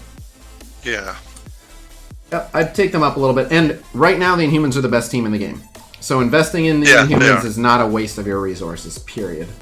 Even when they get dethroned, they'll be a top tier team. Yeah, and I'm waiting too for them to be farmable some way, somehow, so that way I can get Maw with them. Nothing wrong with that, but even in the absence of their stars, like you have them in good enough spots compared to where the other characters are at. Like, gotcha. Like look where your Quake is, and she's 5 gold, 3 red. Quake is not up there because she's got crazy stars. And again, like they're only at 24. You don't have to bring them up to 40, but bringing them up to 30 will just make that team so much safer in Blitz. And again, they're top team in the game, so it's worth it. All right, what are your Asgardians at? Asgardians. Thor 32, Hela 31, Loki 27, Heimdall 26, and Sif 25. Alright, your Asgardians are good to go. Excellent. I think your X-Men are up here at the top, so I guess you dropped Storm for Psylocke? I dropped Storm for Cyclops. This is going to be like my DD2 team. I know it's not the most optimal team, but it's just, I've been pouring everything into them. I'm probably considering putting like almost every T4 into every single one of their abilities, except for like a few, just because I love the X-Men so much. If you love the X-Men, then nothing wrong with investing in them. They are a super strong team, and they're expecting at least one more member in the not too distant future in Beast. Yes. Who knows what's up with Beast, but another member will make them good. But so when you say I dropped Storm for Cyclops, I guess I meant assuming that you're definitely including that Cyclops, which I would. He's very, very strong. It comes down to Psylocke or Storm. So just out of curiosity, how is your Storm? Is she kind of... Storm is... Let's see here. Storm is 22. Okay, yeah, she's far off. Yeah, it was like I was building her up with them, but then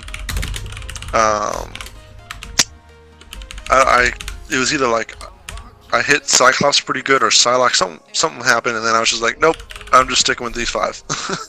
And I just completely just dropped her from it. Alright. I like her for a lot of it, but I understand that you can't run every version of the team. They're different for different things. Yeah, and this is what I run in my arena. Now I will say that team works fine for arena. If you're doing Dark Dimension 2, you want Storm. Storm was made for Dark Dimension.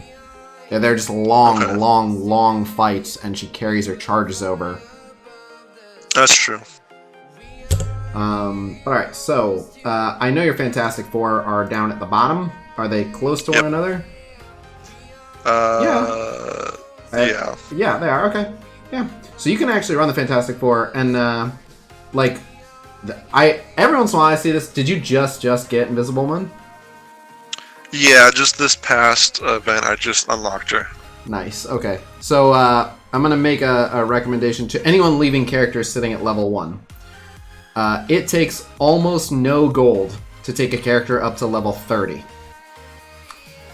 And you will get so many more Blitz points out of them for several reasons. Like, at level 1, they're just not reliable in Blitz. They just don't have enough of their abilities, whatever.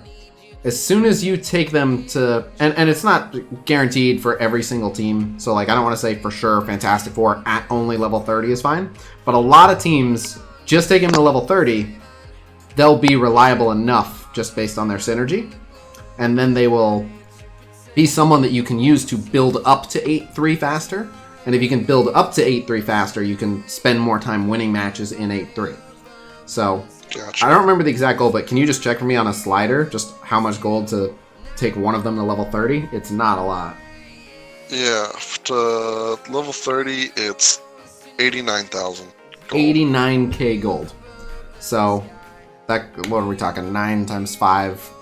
450k will get the whole team to level 30.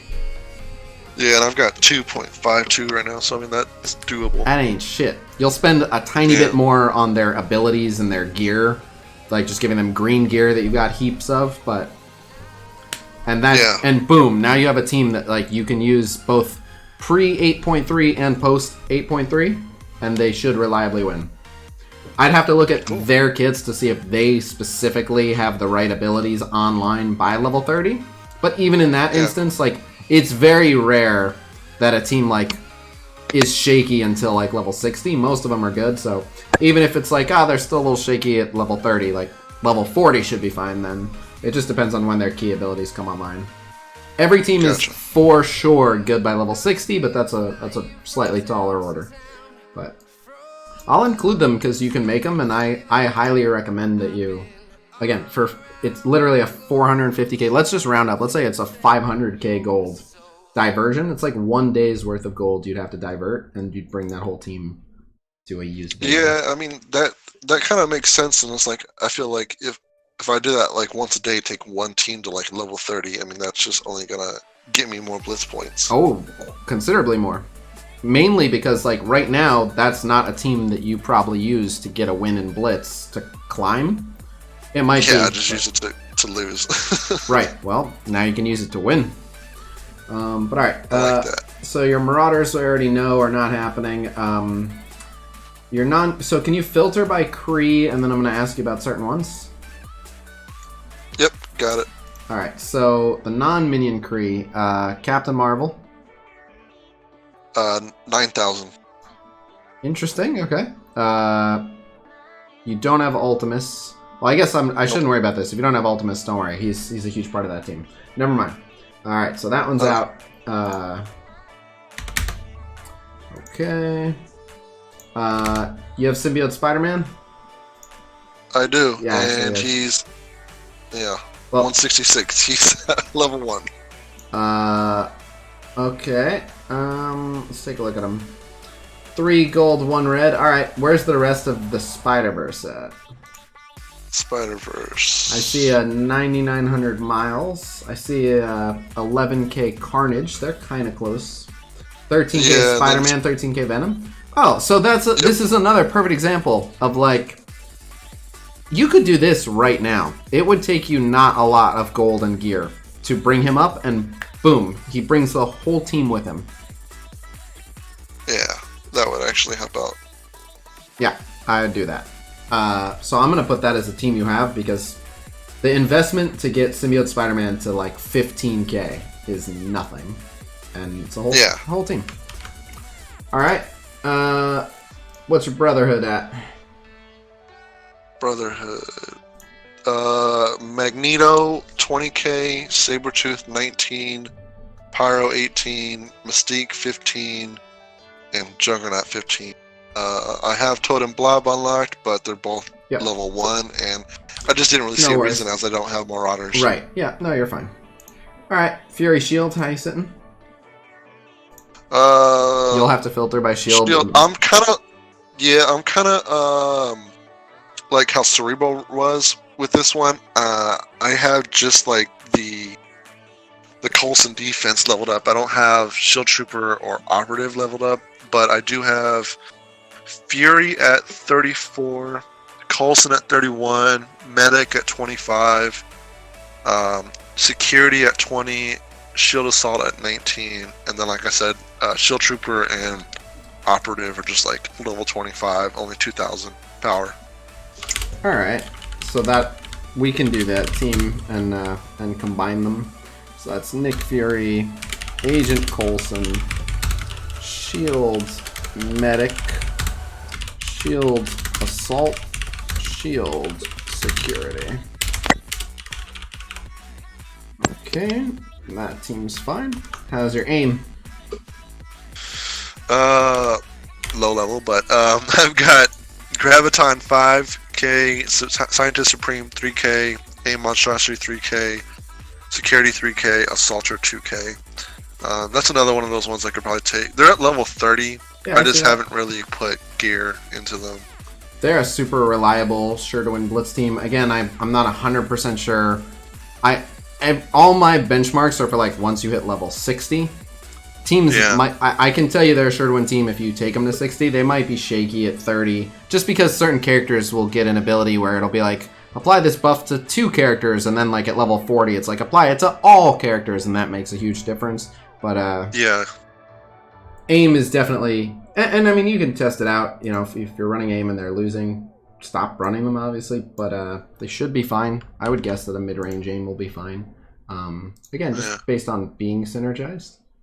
Yeah, and you could make them even stronger. But yeah, and that was one of my things. I think like, you know, I think I was going to ask you like if that's one of the teams that I should probably like be focused farming on, because I got like I'm working on Wakandans to get to 5-star, which is just Okoye, which is who I need left, so that way I can be ready for that Flash event that's coming up. But other than that, I've kind of noticed that my roster-wise, like when it comes to teams, have all really been like heroes, and I don't really have too strong of a villain team yet. I mean, Supernatural is is a mix of good and bad, and so is Asgardians. But yeah, I just don't have a true villain team. And I was thinking that probably the aim would be the best way to go, especially with the new villain campaign coming out and Scientist Supreme being so useful in U7, Dark Dimension, and all that. Yep, I mean AIM are a solid team to take up. Like, there's no harm in taking up AIM. They're one of the better teams.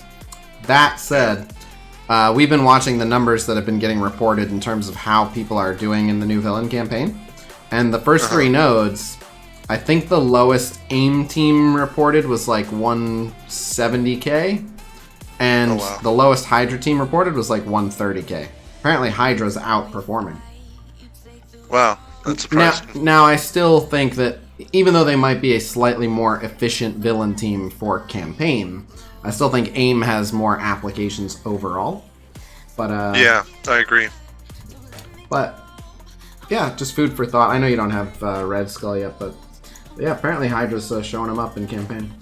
How are your Wakandans? I see these 3 are good. A big BP is good, and there's a Okoye. Alright, nope, your Wakandans are good.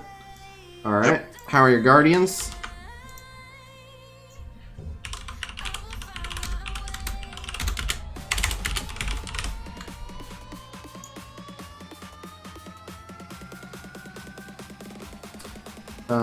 Guardians look good. 39k Groot, 35, 38, 34, 20. Oh no, you got Big Mantis. Cool. Yeah, she's a big one. Cool. Alright, I know your power armor is towards the bottom. Yep. Are they all towards the bottom? Yes. Iron Man 2k, War Machine 2k, Falcon 2k, Rescue 2k. Where's Vision? And then I haven't even touched Vision. Vision is level 5. Oh my goodness. Yeah, so that's another one I could easily just level up to like 35 or so. Yeah, he's ready with more shards and stuff too. No, yeah.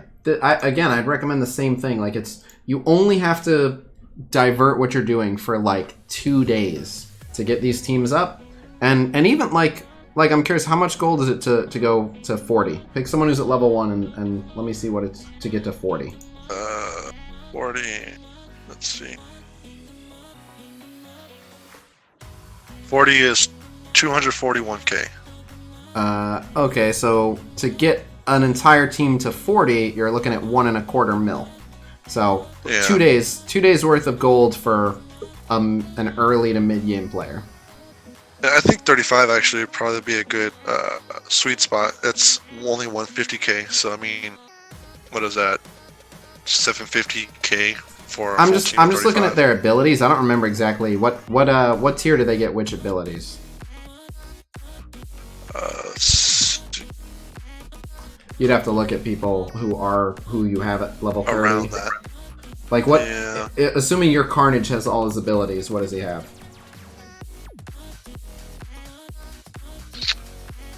He's at 544, and he could be at 5443. That's at level 45 for Carnage. Yeah, that's not bad.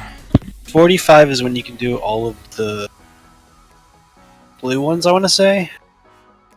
If I remember correctly, there's 2 tiers of purple. So. Yeah, I'm just saying. Yeah, I believe but 45. yeah, I hear what you're Right. saying. I hear what you're Five- saying. It's like you all the blue. All the blue Yeah. and then just the purple. Well, that's why I was thinking 40. I think 40 is all the blue without the purple on the basic. I think 40 is all the blues. So Let's see here.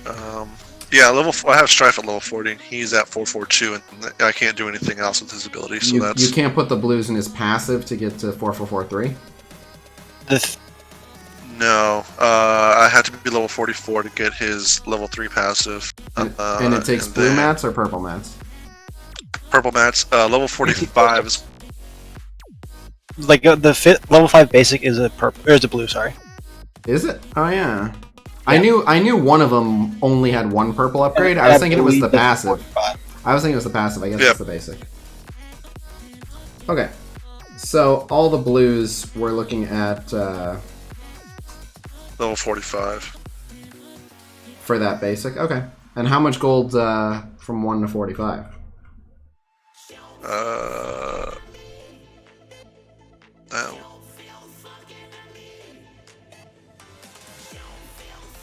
1 to 45, 380k.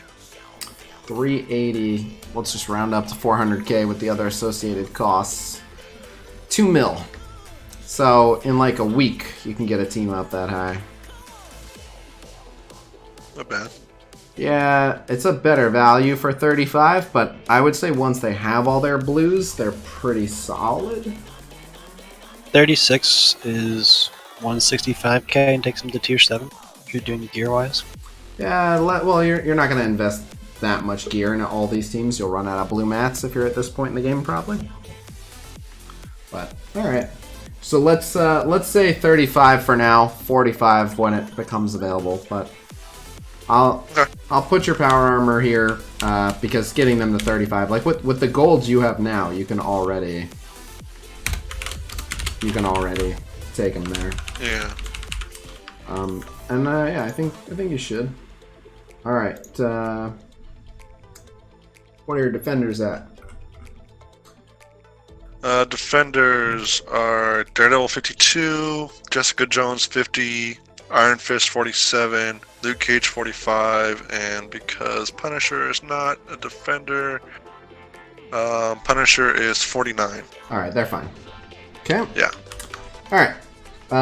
If you can filter by hero brawlers, I want to build you a hero brawlers based on who isn't needed elsewhere. I see your Miss Marvel is at 12-2. Now the hero brawlers are one of the ones where she needs level 60 to be super solid. Well, no, actually, I take that back. Your Captain Marvel's down by her.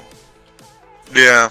I back in the day, like before I started like expanding my roster, like I had like a pretty good legit brawler team that I could have built up that I never did, which was because I had high red stars on them. BP, Gamora, and Chavez, with them all having 5 red stars, and then Miss Marvel having 4, but they're all on different teams. But right now I have Miss Marvel at 12, American Chavez at 11. Right, I see that. Yeah, Captain Marvel's at 9. Right. Yeah. I guess this is probably one of those things too where I could probably just bring up Deadpool to go into that team, because this one, looking at my Blitz teams right now. Yep. That would be a 4th. And do you have a 5th hero brawler anywhere nearby? Cable, I know Cable's way down at the bottom for you. Cable does work fine as a 5th for that team. But, yeah, I could do that. Any other options? No, because everything's too high. Well, what on the too high end? What's above Miss Marvel that's available? Spider-Man's at 13, but that He's would take not away from available, Spider-Verse. And then Gamora is 27k.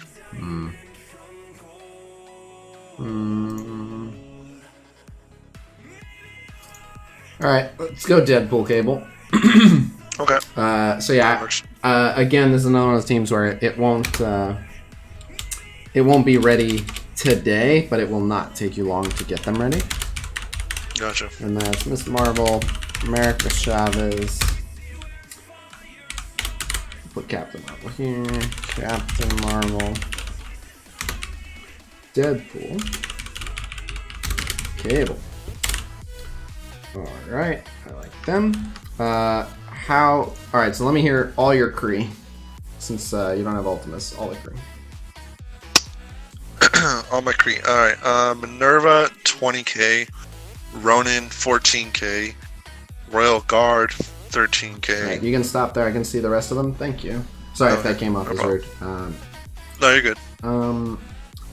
So I don't think you need to put Minerva on that team, but I don't know if we'll have another team for Minerva, and she works great on that team. So we'll cross that bridge when we get there. But I'm going to assume no Minerva, which would be Ronin, and it looks like Oracle is the tiny one. Noble, Reaper, Cyborg, and Royal Guard are all good. So yeah,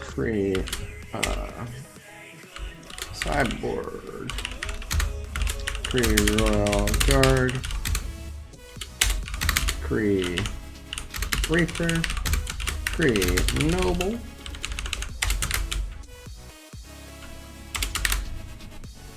okay. What's your Sinister 6 at? Sinister 6 is 16 for Rhino, 15 for Shocker, 15 Green Goblin, 14 Vulture, 11 Mysterio. Alright, that should work. Mysterio's a little bit small, but that team should work. Alright, and no Red Skull, so I wouldn't really worry about Hydra. Alright, so you have a few teams to condense. You have the Inhumans, who could use a 5th. You have the people from the non-minion Kree. I know Korath was way down there. I know Cyborg is I'm just putting with your minions. So basically that's just Minerva as a free floater. 2 of the Marauders. So Strife is the only Marauder that you have as a free floater, and you don't really need him for anything. Yeah. So we've mainly identified all your teams just by doing that. Now it's just a matter of are there people worth a lot of points that you can get away with that aren't needed somewhere else. So you were using the 27k Gamora on your Inhumans. Yeah. I don't see anyone stronger than her that's homeless. So I think that's fine. As long as they've been reliably winning for you, which I would guess that they have. They've been fine? Yeah, they've been fine. I haven't really been using them in 8.3, but they've been fine otherwise outside of that. How come you haven't been using them in 8.3? I would think that the other Inhumans would cover it. I just really haven't found like the right matches I've been looking for, and I don't know, I just only been using X-Men in there, and then I just kind of dropped down a couple of tiers, and I just kind of stay within like that 4 to 7 range of Blitz tier. That seems totally unnecessary. A good amount of these teams should be able to win at 8-3. Okay. Because you by saying like I haven't found matchups I want to take. How many matchups have you tried with the Inhumans versus Gamora? Because I would think the Inhumans versus Gamora would do all right, but if it's not winning, I think the real issue lies with Yo-Yo and Crystal needing to be brought up a little bit. But and that's probably what it is too. Because I do notice. Go ahead. What you can do is you can just add Minerva as the 5th, and then they'll just be airtight. So. And see, that's what I was doing originally, but I had swapped her out with Gamora just because I was like, more points. Right. But if I'm not using 8.3, I mean. If you're not winning, it doesn't matter. Yeah. But actually, like, there's not. Most of the teams that you don't have, like, there aren't really free-floating stellar solo members that I would want to combine. Yeah, I had some weird moments and brought up, you know. A perfect different example. things. Right? No, I mean, I'm basically just saying like you're pretty set outside of that. I like to try to make some hybrid teams, but like one that jumps to mind is like, oh, Thanos works fine as a tank on Asgardians if you have the other 4, but your Sif is 25. Doesn't make sense to do that there. Like all the yeah, this guy's not on a team and could do well here. They're pretty much plugged up. Yeah. It's not a bad thing. It's not a criticism. I just whenever I'm like, no, it's mostly just the pre-made teams.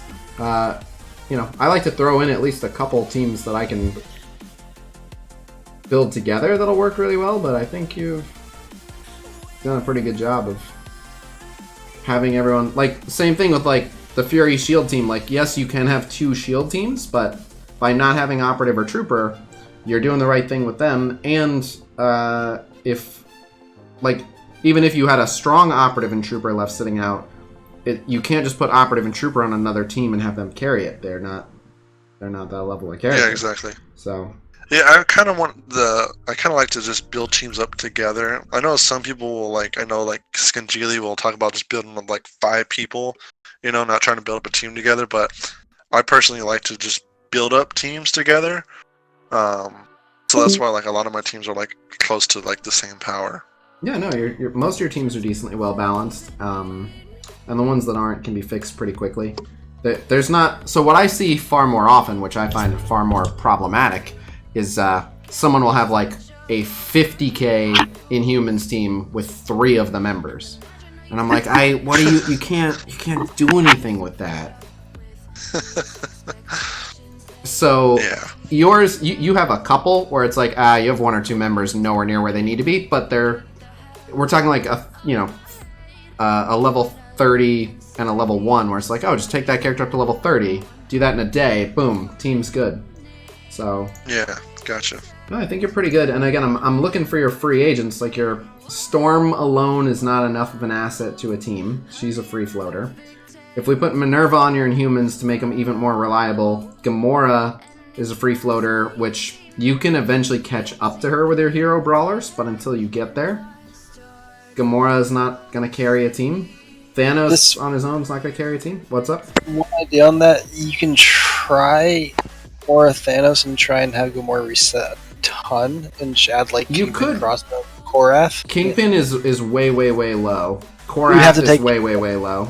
Yeah, you'd have to take those 2 up though. And what's even crazier is like I'd feel more comfortable rather than like maybe a snowballing Gamora, because snowballing Gamora in the current 8-3, It would not be an 8-3. In 4-7, it would probably work. well, yeah, but that's whatever. We're trying for 8-3 when possible. That way, if you fall short, it at least works in like 8-1, 8-2. But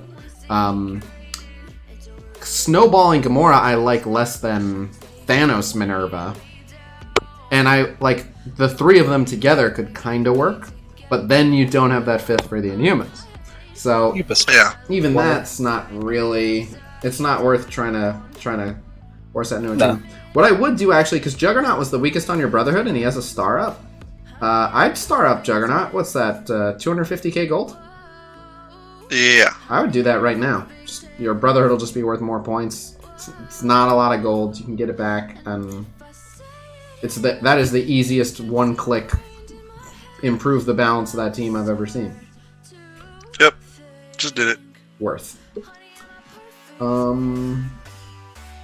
But yeah, like there are characters that could be used as like pillars for building Blitz teams around, but like Kingpin's all the way down here, so it doesn't. Yeah.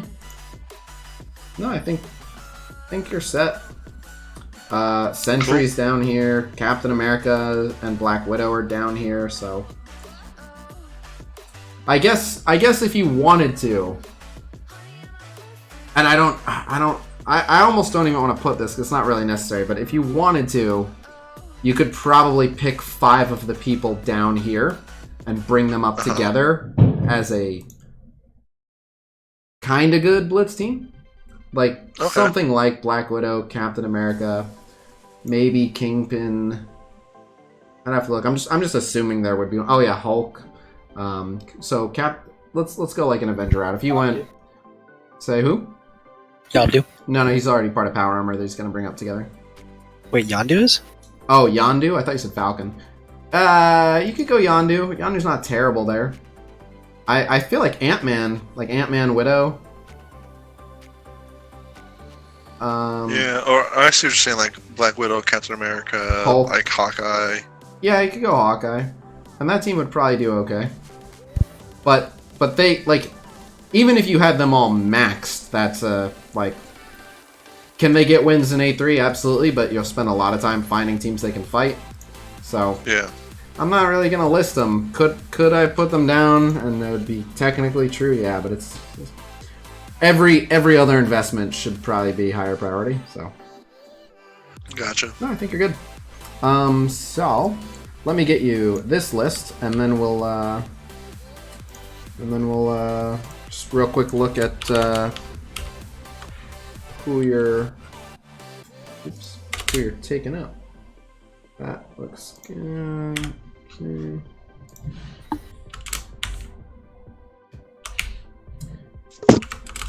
Okay. Alright, so there are your Blitz teams. And then you said that you had some uncertainty about who you were powering up. I mean, I can do a full scan and kind of identify who I would be taking up, but it's certainly easier if you're like, well, my main contenders, I'm between this team and this team. Yeah, it's kind of hard right now for me to focus, like, on what team I really need to, like, focus on, because like, when it comes to, like, the Greek raids, Gamma is my worst one, for sure. Like, I can do Guardians, but then I can't do anything else after that, because I can't do Kree, and I can't do Hand, I can't do Ravagers. I can somewhat do, like, the shield lane, but then as soon as I get to the mini-boss node, I just fall apart. And then I can do Defenders, and then I can, but it's like that first beginning part with shield and, like, what is it, Aim and Brotherhood, I can't really do, but I can do the Defenders, and then I can do Guardians and X-Men, so it's like I can never just do one full lane for Gam. Where my alliance is, like, constantly doing U7, I can take out, like, 2 nodes.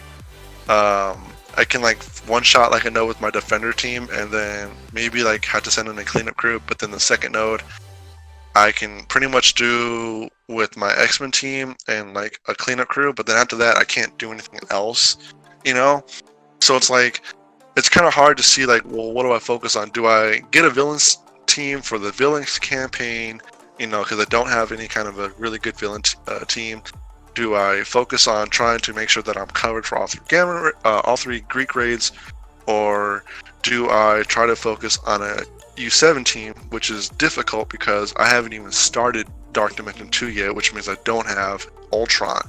Which, I mean, there's still other things I can do. There's Falcon, there's, Scientist Supreme, Shuri, there's all these other people part of the Tech Wing team that I could put in there. But the thing is that when I focus heavily on some of these people to make a raid team, it takes away from their perspective teams, and that can throw off Blitz. So it's like, it's kind of a conundrum on man. It's like, so what do I really focus on, Well, let me stop you here by saying part of what you're experiencing, you put yourself in this situation, and it's a good thing. Like, ultimately it's healthy for you, but it's going to cause you a lot of anxiety. And what you've done is you've joined an alliance that you shouldn't be in, which is a great thing. Like, I'm not saying leave the alliance. Like, you're lucky, but it sounds like you're, like, especially too, like, not being 1 year played and being in an alliance doing Ultima 7 and being, like, one of their tiniest members. It sounds like you made a smart move for yourself, and they're kind of carrying you along, which is great. Like, you're getting the benefits of rewards of a higher tier alliance, but that's why you're, in War on a flight deck, in Ultima 7, lucky to get through 2 nodes. You're attempting content that you're not supposed to be at yet. Which, again, if they're happy to let you stay, that's better for you. You're just getting the rarer top tier rewards right away. But you're actually missing out on, like, a healthy income of more mid-range gear. So the reason that you exactly. the reason you feel this is your teams aren't like just outside of as strong as they need to be for this stuff. It's like your teams are not qualified at all for certain aspects of it. And so that makes if you were anyone else, I would say Inhumans. Like, you have the Inhumans, you have them all, you have Black Bolt. Not only that, you have a decently strong Black Bolt already. They're going to be used to unlock Ebony Maw, and they're going to, like, they're the number one team in the game right now. And you have Crystal at 5 gold, you have Yo-Yo at 4 gold, which is better than most. Like, I think it's a big mistake not working on your Inhumans. However, and I hate saying this, again, if you were anyone else, I'd say Inhumans, no question.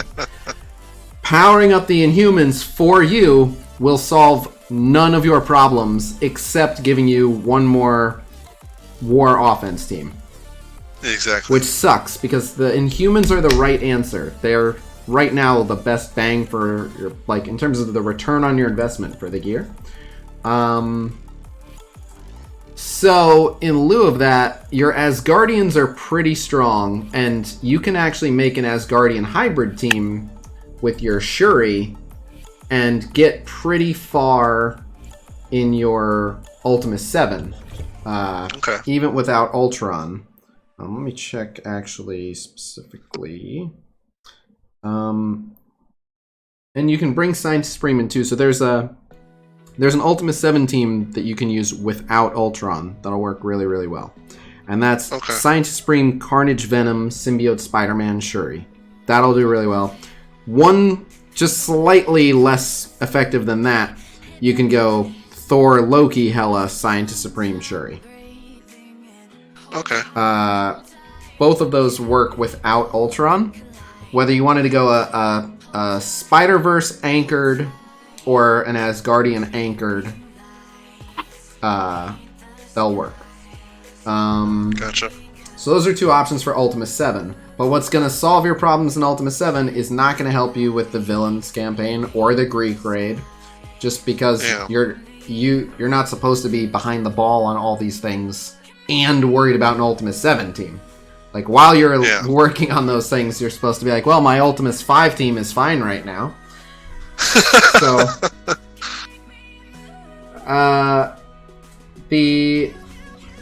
specifically the new villain campaign, I don't think is crazy urgent. Being able to farm Hela is nice, but you have a 6 gold star Hela. You actually have more Hela shards than I do, so you're fine on. Yep, I'm just below the halfway to 7, so you're fine on Hela. You don't urgently need to farm her. And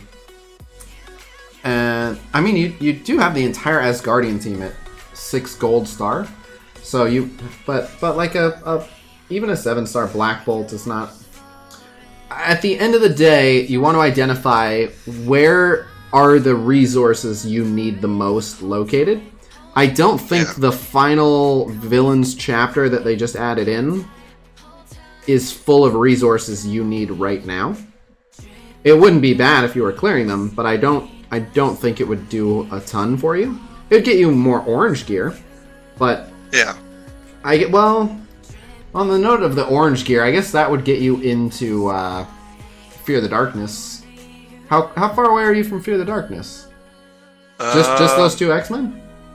Yeah, just those 2, and then I can start DD2. But the only thing is that what I'm missing for Psylocke is her Superior Uniques, which obviously I had to double up on because of Phoenix, and her take the same thing. And then right now for Wolverine, all I'm missing is just a couple superior metabolic enhancers, and then he'll be at Gear Tier 13. Yeah, so Wolverine's almost there, and then how many of her minis, or how many of her uniques do you need? I need 10. I've only got 2 right now. That's fine. That's not going to take you that long, and you don't have How many gamma do you have? Wait, what? That's a how many good gamma question. radiation do you have? It's a good question. Because you might just want to Nerva instead of Psylocke. Not only that, but yeah, basically, those 4 will be fine with the quickest 5th you can get in, and then you can always go back and do her, but you don't need to wait on her. And the sooner you get Ultron, the easier your life will be in Ultimate 7, in the Villains campaign. Yeah. So, I was just about to go there. Ronnie's beat me to it by asking specifically about Gamma. I was seeing, because like he might even just want to go with someone like Hela or Black Bolt. Obviously, Minerva is the best option, but just trying to think about saving time. But, yeah. Are you able to check your superior Gamma? Superior Gamma. Well, I'll tell you. If you go into like a war orb, you can all the There's a way to check via the war. But I was gonna say that Minerva's gear tier 11 anyway. I would lock all those items in if you have the items to just take her to gear tier 12. I would just push Minerva to gear tier 12. You're not assuming we're putting her on your Inhumans team in Blitz. The extra points don't hurt. She's a stellar character, including in the Villains campaign and including in Ultimate 7. And if you're going to take her to DD3 or DD2 ready, makes sense as well. For Gamma, I've only got 4 of those. Can you check some of the other superior uniques and see which ones you have just about ready? Yeah. Let's see here. Oz, I have 6. That's not quite ready. It's closer, but... Alien Spores is 7. Alien Spore is not terrible. Palladium, I have 9. So that's Doctor Strange and Daredevil. I can tell you who they are. Just or Thanos. Thanos, Rocket, Strange, Magneto. I actually like Magneto. Of all of them, I like Magneto the most. No, huh? 7 Superior Arcane Magic, 7 Prometheum. Meh. Yeah, both meh. I was saying I like Thanos for Palladium also. I like Magneto better. Thanos is fine, but I like Magneto better. He can get Moss. Yeah, that would be it. Everything else is like 2, 3, 5, something like that. So what if he's close to getting Maw, I would go Thanos personally. He'll get Maw. He's just gonna get Maw. Yeah, so that's what I'm saying. Like, yeah, that's fair. Yeah, that's fair. Yeah, his Thanos is about where his Minerva is. Palladium was the one you were doing the best at 9. Yes, that is correct. And the next highest was what? 7s or so, I think, like Prometheum and Arcane Magic or something. 7 Alien Spores. That's Symbiote Spider-Man. And Venom and Carnage. And Groot. Groot's great. I don't know if you want to make a Gear 213 Groot just for Fear the Darkness, but you certainly could and it would work out. 7 Prometheum. It's 7 Groot's Arcane strong. Magic. So I would say those are 2 to look at. Groot, who will do great for you, and Thanos. Keep an eye on the Spores and the Palladium. If you can get Groot or Thanos ready, you're gonna get Maw. It makes sense to take up Thanos for Black Order, since you're gonna get Maw. Yeah.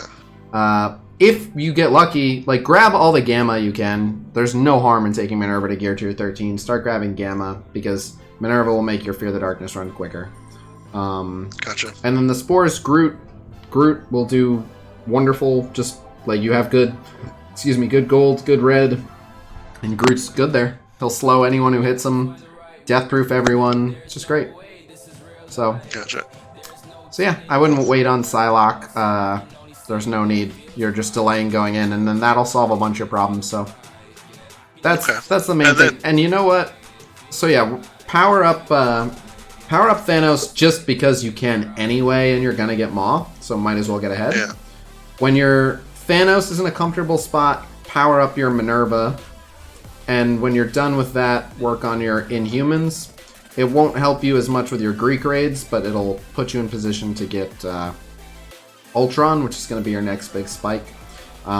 As for the Greek raids, I would have to hear more closely which ones and which lane and whatever, but is it possible for them, have you discussed being switched into a lane that you can kind of handle? I mean, they got me right now on the shield lane, which is kind of honestly the best one for me. I just have to spend cores just to refresh to get me through the the mini boss node, because it's like the first 2 nodes are like super easy, but it's that mini boss node is the one I really have trouble with. Once I get past that, it's like it's pretty much smooth sailing. I can just defend the defender nodes and then go on and do Guardians and X-Men. It's just that one like boss node that I have trouble on. And who are the other factions that you can use on that shield node? Because like I know I do one that's shield. Go ahead. Yeah, Shield, Brotherhood, and AIM. Do you use your Brotherhood there? As a cleanup, but they're so low that they don't really do much because it's like only like 100k team power that my Brotherhood is. I'm just looking at Magneto. Like Magneto alone will do a lot for you on that node. Even if you just bring like 4 Fury Shield and Magneto, a well-timed Magneto ult, and you have 4 red on him, so his focus should be alright. He just needs some levels, but so basically, if you can take Magneto up in level, and it won't disadvantage your Brotherhood too much to do that, and it won't take much investment to kind of keep them not too far behind him. But a strong Magneto is fine. But a good Magneto ult will make that whole node quite a bit easier. Gotcha. But that's the other thing is it's not bad. If you wanted to build up your Brotherhood, I think you can afford to put some resources in your Brotherhood. They're still a very, very good offensive team. It sounds like it'll just tighten the screws on that Greek grade for you. Yeah. Yeah, you know. And then I don't know if you see too. Sorry to ask, but like some of my characters, like Supernatural, Guardians, in them, like they're level 65. Should I even bother taking? I mean, obviously, I want to take everyone to like gear tier 14, level 75, but should I even worry about taking like those teams to level 75 or just focus on other things? Because I mean, they're online right now and they can win in 8.3, you know, but it's like, should I even bother taking them to level 70 right now or just wait and hold off on that? The Guardians don't really need it because they're not. So the difference between 70 and 75 is focus and resistance. Yeah. That's mostly it. The damage and health is whatever. The Guardians do not need a lot of focus and resistance. They're fine. So, Guardians, no.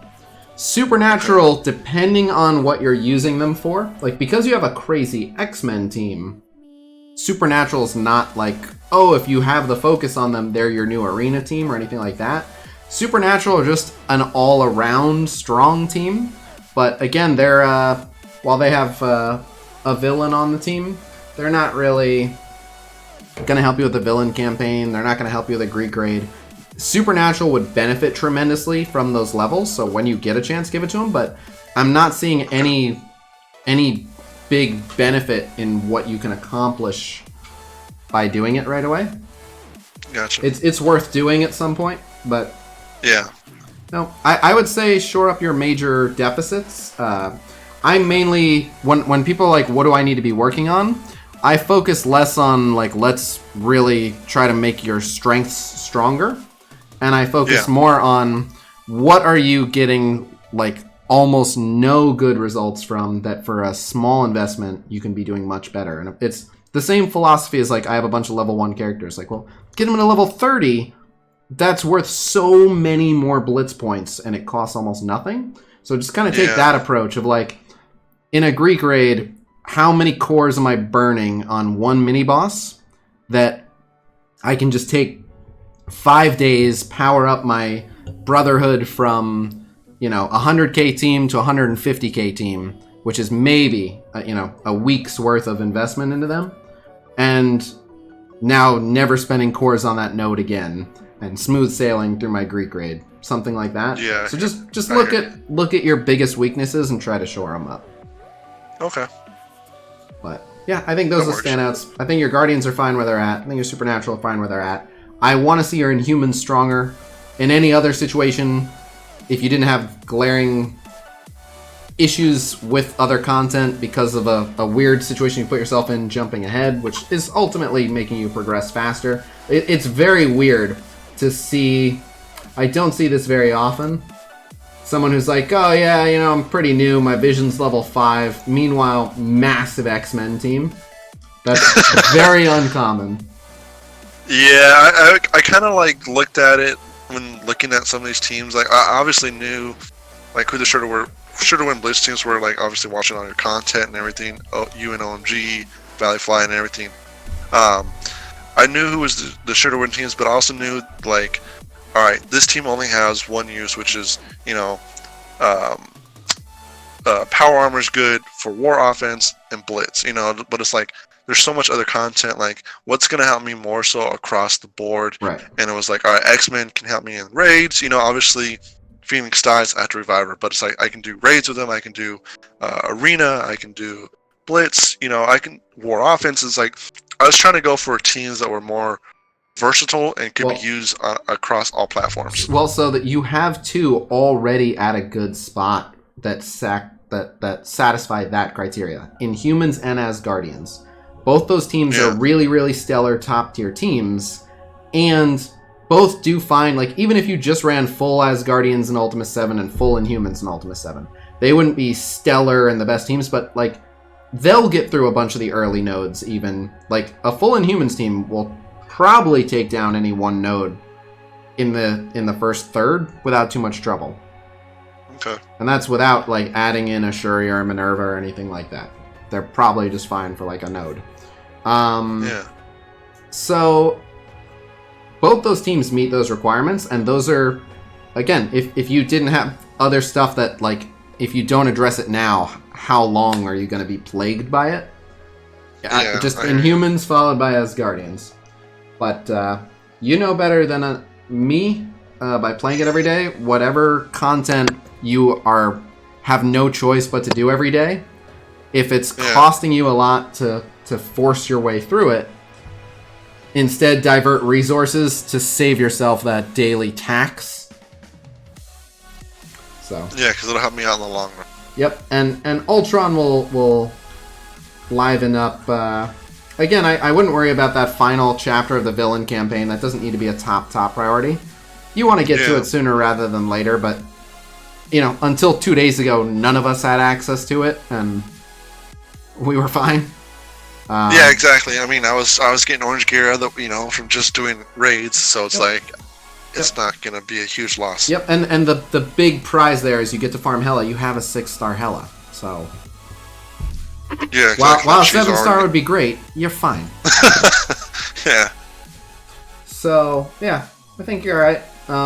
So yeah, I would probably try to target the Greek raids, especially like when you said I'm spending cores. But this is important too. Could your alliance be 100%ing these Greek raids if like you and one other guy got their act together, or? Oh no. This is on because we do the Greek raids tier 4, and it's like Alpha and Beta no problem, because Beta I can use Supernatural. Alpha I've got X-Men for global, and then I just do the whole city node line, which for defenders, that's no problem. It's just the Gamma.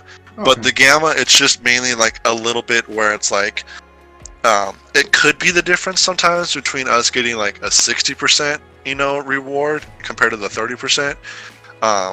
That's the only thing, and it's only been like once or twice maybe that this has happened where it's like, all right, like because I couldn't beat this, I can only do 2 nodes in the Gamma raid. Like it might have prevented us from getting 60%. Yeah, that's worth shoring up, but there's not a huge difference either. Like it's the amount of investment it would take. Like again, I'm looking at it and like adding 50K to your Brotherhood, in the scheme of things, like spending 1 week on that, you're not gonna fall way behind on everything else. It's fine to do, and you probably should. But also, a 60% instead of a 30% on like every 8th Gamma raid, not really an emergency either. Yeah. So. Yeah, because they just barely now assigned lanes. Before we were just kind of like free for all, and like that was when it was easier for me, because I would just wait for someone to clear open the defender lane, and I would just jump that. And then no one had a problem with it, because obviously there's, one person opens it up and there's 2 other lanes, so it's like there's a free lane for someone to take. So. Do you have 4 people in the 3 middle lanes? No, we have one person for each lane, and then we just have one that does the cleanup. I would just ask the cleanup person to do that, like start that node view and then move wherever else. Yeah. That's what I was thinking about doing too. Yep. I just didn't want to like waste that cleanup spot just because it's like, alright, it's just one node, and then it's like, we don't need the help after that, you know? So it's like, just having the cleanup person waste one attack to clean that up. I was just like, I just don't. I mean, he can. I feel like that'd just be. If you just have him clear the node, you can probably do it pretty easily. We have 4 people in the middle, 100%, so it's not bad to have 4 people there. Okay. Yep. That works out. Otherwise, though, yeah, I'd power up Minerva in hopes that you can get her into DD2. I'd power up Thanos because you're going to get Ebony and you want to be ready when you get him. Yeah. And then I would make your top priority either the Asgardians or the Inhumans. There's not really a wrong answer. Asgardians are going to be a little bit better for raid, but Inhumans are going to be a little bit better for any particularly tough content. They just punch up on stuff really well. Okay. And yeah, that's mainly what I'd worry about. And power up your Brotherhood if you want to just not worry about that node in that gamma raid, but doesn't sound like you absolutely have to do that either. But I would mainly focus on Dark Dimension 2. Getting Ultron will change your game a good bit, and yeah, you're essentially one character away because Wolverine will be gear tier 13 in no time. And and I wouldn't worry about who it is as much. Like we pointed you in the right direction for like the ideal characters. If you can get Thanos, go Thanos. If you can get Minerva, get Minerva. If you can get Groot, go Groot. But even if I don't know where you'd get it, but if they introduce some new orb in the game tomorrow and you get a jackpot and it's like, oh, you can take in Shield Security, he's ready. Put him in and just go. Yeah, because I mean, it's like you said before. It's like, I mean, if I wait to do it, then it's like that's time that I could have already been doing it, and I'm still would end at the same time. Yes, and it's not going to slow you down anywhere near. Like you are already bringing in 4 very strong X-Men. No 5th. You could literally pick Ravager Stitcher as your 5th, and it's not going to be like, well, you just added a month to your clear, pal. Like, no. It won't. It will not slow you anywhere near enough to make sense to wait on anyone. So, yeah, just go. The one thing I would do is I probably would not do Psylocke. Just, you're far away from DD3, but T14 Phoenix is nice even if you're not in DD3. And I would take the Uniques away from. Yeah, that's true. Gotcha. That's true. I don't think it would be a bad thing. Like, if he's running the X-Men together for a lot of stuff, it wouldn't hurt. I agree Phoenix is a better use of those uniques, but... Taking her to 13 doesn't give that many stats anyway, so... No, it's not a big stat jump. But I just mean, because he'd also need all the minis and stuff, so if we assume that it'll still be a while... Oh yeah, it'll be a while, it's just... I think it's very possible that he'll have 24 more of those uniques by the time he gets the minis, but even so, yeah, she doesn't urgently need to be taken up. I'm not sure. I think I took mine to 13, but I think I did it beforehand. I don't think I wouldn't do it today, even with my roster. So, yep. Cool. Yeah. I appreciate it, man. No problem. Any other questions? Yeah, and I mean, if there's another Cyclops offer that comes out, I'm gonna buy that. If I do get 6 gold stars, I've asked you this before too, but you probably think it's a good idea that I use my gold promotion credits to get a 6 red star Cyclops as well. It's not the worst idea. I don't know. If you did it, it wouldn't be a waste. I don't know if you need to pull the trigger on it, but he'll benefit from it. But he's mainly the damage, and again, it's one of those things where you look at what would they be accomplishing that they can't already? So a perfect example is Captain Marvel an amazing character to take to 6 red star? Yes, period. There's no debating it. She's an amazing character at 6 red star. I could have taken mine to 6, and I didn't. And it's not because it wouldn't be great to have. It's because it wouldn't open any new doors for me. I use my Captain Marvel in Arena. She is sometimes left solo on defense in war defense already. It just doesn't. It wouldn't open any new doors for me. So, again, if you did it, look, Cyclops awesome. You said X-Men's your favorite team. It would make Cyclops a badass. It is not a waste of the currency. He'd hit hard as hell. It'd be a lot of fun to play with. Are there things currently that are killing your X-Men? that one more red star on Cyclops would fix for you? Probably not. Yeah. And so I'm just always in the camp of, and it's odd saying this because I already used mine, but I'm in the camp of, if you don't need them, hold them, because a perfect example is you're gonna get Ebony Maw. You have Thanos. I know he's only 3 red star, but you also have 36 red star orbs. So for all we know, your 5 red star Thanos is sitting right there in your orbs, and then new Thanos plus Ebony Maw will be the most what the fuck overpowered broken thing in the game, and you'll be in position to bump him up and take over the world. So Yep, exactly. So just because that possibility exists, making your Cyclops able to kill everything that he already can harder, not the highest priority for me. But again, it wouldn't be like, oh, this idiot upgraded his Cyclops. Like, hey, say that to 6 red Cyclops' face, and you're gonna eat a mouthful of lasers. So Exactly. not wasteful. Don't know that I would be in a hurry to do it. Okay, that sounds good. I appreciate that, man. No problem. But yeah. I mean, I've got no other questions, but I mean, I just want to say thank you for taking your time out and helping me do this. I really appreciate it. No problem. Thank you for your extreme patience. You've been waiting on this, literally a Blitz team build roster review for far too long, so. It's all good, brother. I'm sure I'll be paying for another one a couple months down the road, so that way I can get a refresher and make sure I'm on the right track. Sounds good. I appreciate it. I will I'll let you go and we'll get on to the next one. Sounds good, man. Thank you. Thank you, guys.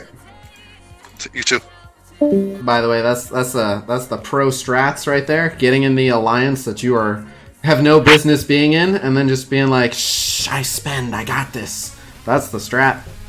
Seriously, he has a giant X-Men team, 200 days played. If you can convince an alliance to carry you, do it. I mean, give him like 6 months, he's probably bigger than half of them. Yeah. Because if you're spending, you definitely can catch up, obviously. Especially if you're getting dragged along by a giant alliance. I'm telling you, that's the play. If you're the tiniest person in your alliance or close to it, you made a good call. Personally, you might. It's possible you're holding your alliance back from, you know, if they just booted you and replaced you with someone stronger, maybe they could be getting better rewards. But if it's not bothering them, cash in on that. And there's always those alliances around. Come on, Cass, let me in. I'm not spending though. Oh yeah, just convince Rondius. Convince Captain Efficiency. We already have one person left. We're good. Yeah, we already carry this fucking dipshit who fails 5 Kree attacks in the same war. Not what I meant, but I know what you meant, but I couldn't help myself. It's been such a shitty RNG day. I did it backwards. I'm the one that carries the alliance. So, I always say this. So, on the flip side, I did it backwards. I'm the one that carries the alliance, and that's just Chuck Wolf trolling. But I'm sure there are some of you in here who are like, I'm the big dog in my alliance. So, it's a very, very nice thing to do, to be the biggest person or one of the biggest people in the alliance, because if you're one of the biggest people in your alliance, there's nothing stopping you from leaving and being one of the smaller guys in another alliance. And if you're already so strong that you're carrying 23 people, and then you can find 23 people stronger than you, obviously that new crew is gonna be getting some better results in stuff like War Season and Raid Season, unless they completely have their heads up their asses, which is probably not the case. But as someone who manages an alliance, if you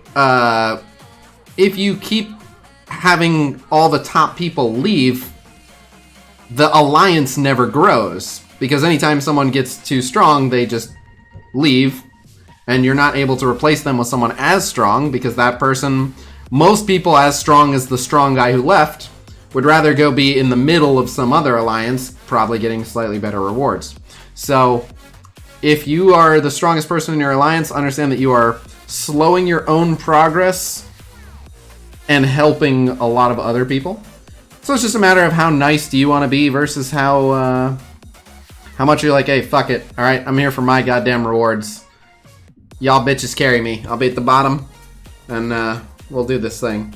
Or you could take the opposite approach and be like, you know what? I'm progressing quick enough. And rather than be hyper competitive, my alliance mates are my friends, and I don't want to leave them stranded. I want to continue to help those guys, and we'll all grow together. So shout out to the people who are at the top of their alliance, who aren't being greedy and dropping out to pursue better rewards. But if you do, nothing really wrong with that either. If you're like, hey, I'm trying to grow, and I want to grow efficiently, nothing wrong with that either. Shout out to Modest Khasino secretly complimenting himself. Look, everyone knows I'm awesome, okay? I don't think that was up for debate. I'm clearly great, and everyone should worship me. No, I'm just kidding. But my reasoning actually for being the strongest in our alliance is actually far more selfish. Firstly, obviously, you know, being able to put my name on the alliance and have it serve as advertising and being at least the figurehead leader, there's plenty of ego involved in that. But even more than that, it's like for me to go to an alliance where I would be the small fish is like Legion of Cabal Pants of Hulk. Like that's my destination if I want to be at the bottom. And that doesn't sound fun at all. Like, did we get first place? No. Alright, who fucked up? That's everything. That's raid season, that's war season, that's every war. Did we win? No. Alright, who fucked up? That's it. Like, we're not winning, someone's fucking up. You know. Open your wallet. Yep. Yeah. Yeah. Oh, and you win 0 pissing contests also. Like, hey, I got some good drops. I'm gonna get the new character at 6-star. Someone's like, 6-star? I had him at 7-star, and then I bought the offer 2 more times just because I could. You know, whatever it is. Actually, that's not even a joke, actually. Now that I'm thinking about it, I know giant whales with multiple accounts who have a 7-star of a brand new character, and then they're like, yeah, but the one on my alt's account got better red stars, so that blows.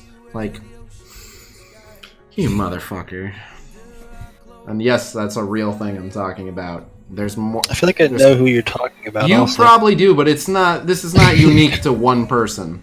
Oh no! You probably do know in this particular instance the person I'm talking about. But this is not unique to one person. But yes, that person is the most recent one I'm talking about. What on earth is the point of alts in this game?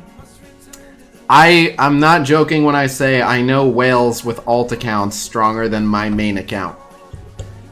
It's all about the flexing, alright? I can only imagine. I've never even been close to having that kind of a disposable income. But I can only imagine that if you're...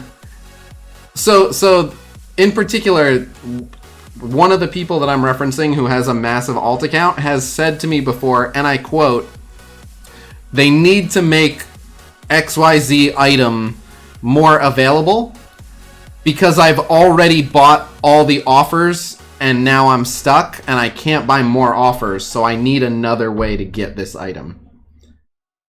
That was real reasoning that went through their head and that they messaged to me as like, we gotta get this shit fixed, bro. Which is just, we'll call it delusional whale syndrome. It's a real thing that happens. But so, even non-whales, Pix had like 5 accounts, didn't she? Yeah, that was a weird thing. I don't know how she managed that. Oh, yeah. Hell yeah. Shout out to Star Wars Galaxies. Fuck yeah, bro. Love that game. Deranged whale syndrome, it could infect you.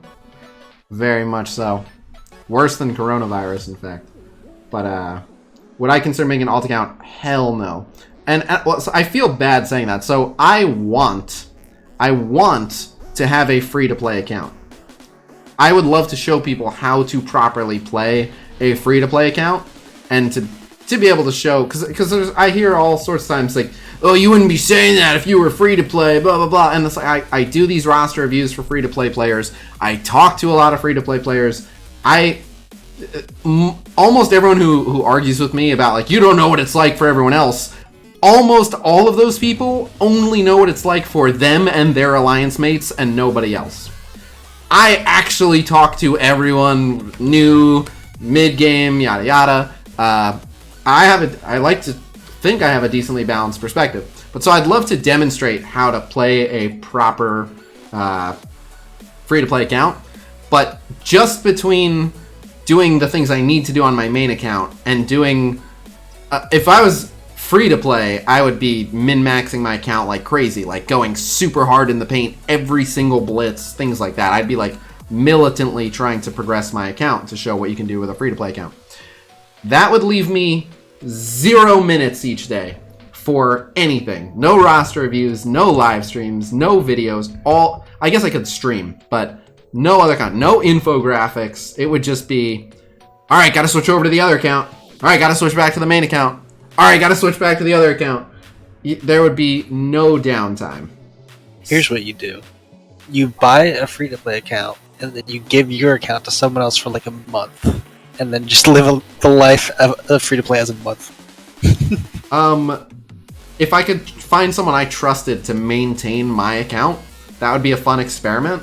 What I'm actually trying to do is find some crazy bastard like Manic, like Shinny, like you.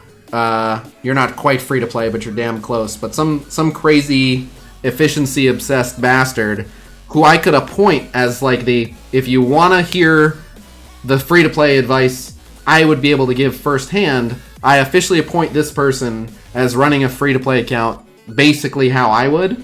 And it could even get to a point where like if that person needed to check in with me for various things, I would be available as a full-time consult to them. But ideally having like a go watch this Khasino endorsed free to play streamer. I would love that. But I would need a day one free to play player. Yeah, right. If you know how to manage resources, if you plan around the best you can with data mines and stuff. Yeah. I played pre-CU, CU, and NGE. I got Jedi just after the CU. I was in progress in the pre-CU, which was a bummer. I would have loved to be a pre-CU Jedi. And then I was the top PvPer on my server for almost the entire NGE. Who is this whale? I don't know. Make a Discord channel with a couple day one free-to-play players and let them do and ask me anything. It's called MSF General Chat. Manic is always in my MSF General Chat, and he's a very knowledgeable day one free-to-play player, and he will answer any of your questions. Shout out to Manic, the fucking legend himself. Pre-CU Jedi on Radiant, that's amazing. So many Galaxies players. I knew you guys were the best viewers, but I didn't know it was like this. Free to play, haven't been outside top 50 in Arena since I started 500 days ago. For people just wondering why we're like randomly talking about Star Wars Galaxies, I mentioned in a recent video I did that that's my favorite game of all time. Yeah. I've never played any game like that to this day. That game was revolutionary, and even if they literally just remade that game and updated the graphics, that game still did so many things that have not been done since that it boggles my mind why they haven't been recreated, because everyone looks back on them fondly. Like, not one person has been like, yeah, I played Galaxies, that shit was kind of lame. Obviously, there were people who didn't enjoy it, but every single person I talked to was like, that game was fucking incredible. So it's like old school RuneScape for a lot of people, from what I'm hearing. Because I didn't play that one, but like right. a lot of people look back at old school RuneScape like, I love that game. Yeah, well, I know people who still to this day play old school. I played it a couple years ago. Yeah, they put up an old school RuneScape, like lots of servers, and it's just amazing. I miss my Ethorian shipwright. The PvP in Restus was the best. Oh my god, I used to tear it up in Restus. So, tiny little side story before we do the next house review. And only the Galaxies players from the NGE will know even what I'm talking about. But, so, Restus is where I went. So I used to save my resources, and there were a handful of stuff that I saved. Like, I don't know if you remember, if you did that quest on Mustafar, there was that, like, lava crystal that you could use once when you were outside of the instance. You could use it one more time to just get, like, God mode once. And then it was gone. And I had like several resources like that you couldn't get anymore in the NGE, but I had a stock of. So like I had a stock of the old stim packs that you could still use. I had an old shield generator belt that you couldn't get anymore. I had a bunch of resources that, you know, you had what you had, and when you ran out, they took them out of the game. So the day I decided, like, I'm done. This is the last day I'm playing Star Wars Galaxies. I always love PvP. I'm gonna miss it. I popped everything. I popped the lava crystal. I was in my elder robe. I got lucky. I went with the ugly brown doo-doo colored crystal because I thought it would be more Sith-like than to grab the blue one, and it ended up doing acid damage. I got lucky with that. But I popped everything. I went to Restus specifically, and I 1v11'd a 11-man group of rebels. Killed 3, got away, came back, killed 2 more, got away again. And I'll never forget, one of them straight up PM me, and he was like, bro, how many of us did you just kill? And I will remember that PM till the day I die. Fuck, that was fun. Was it permanent death? Permadeath was a completely different thing. I didn't play the game. There at one point in the game's history there was permadeath. So by the NGE, what killed the game? Sorry, launched into a history lesson, but I could talk about this game for hours and hours. So World of Warcraft came out and was like super cookie cutter MMO, and so hold on, someone just asked how many gold orbs to save before opening for best results. 13, exactly 13. Ask a silly question, get a silly answer. Anyway, 777. Yeah, 777. Anyway, so what killed Star Wars Galaxies was it was this like. It was basically like theory crafting abound. Like originally there were no levels. You could learn a certain amount of stuff, but you could learn whatever you wanted, just up to the limit of things you could know. So if you wanted to be like the most highly trained guy with rifles, but also someone who built houses, you could do that. And there were like all these like non-combat professions in addition to players making everything. You could be like a dancer, an image designer, a musician, just all this crazy stuff, and it all had a vital role in the in-game economy and everything. And then World of Warcraft came out and made it like 8 classes, all combat, everything else is on the side, super straightforward. So a game that used to be about like forge your own adventure, no clear objectives, just like you. Oh, and it like the items didn't have. It wasn't just like, oh, this sword is the best sword. It was like 27 different factors determine how good the sword comes out. You could, if you do everything right, make the best sword today, and it would be the best sword anyone's ever seen until, by random chance, between a combination of luck and someone else doing everything just right, someone else could make an even better sword than you tomorrow. You could trade items between people, so if you had the greatest sword in the game and I wanted it, you could just straight up sell it to me, even if I made my account 5 days ago. Not that I would have the money for it, but you get the idea. So there was like all this, make your own adventure. World of Warcraft came out, dominated the MMO market, made everyone realize that you can make a lot more money by simplifying everything. And so the game went through transitions where it molded itself into a copy of World of Warcraft. And that phrase NGE that you're seeing was they just straight up were like, hey, I know we had 36 classes. We're going to cut that down to, I forget if it was 8 or 9. But they just straight cut it down. Like, we know we haven't had levels, but we're going to try having levels. Like, all these just like, what are you doing? Of course, this immediately resulted in, like, very few new people picking up the game, but all of the old people leaving in disgust. It killed the game pretty quickly. Okay, it was 9. But so, permadeath was only a thing early on when they could get away with something that, in my opinion, is what made the game one unique reason why the game is unlike any other game, and that is they had an alpha class. You could be so many different things, and anyone could be a Jedi. But becoming a Jedi is a crazy process that was not easy to do.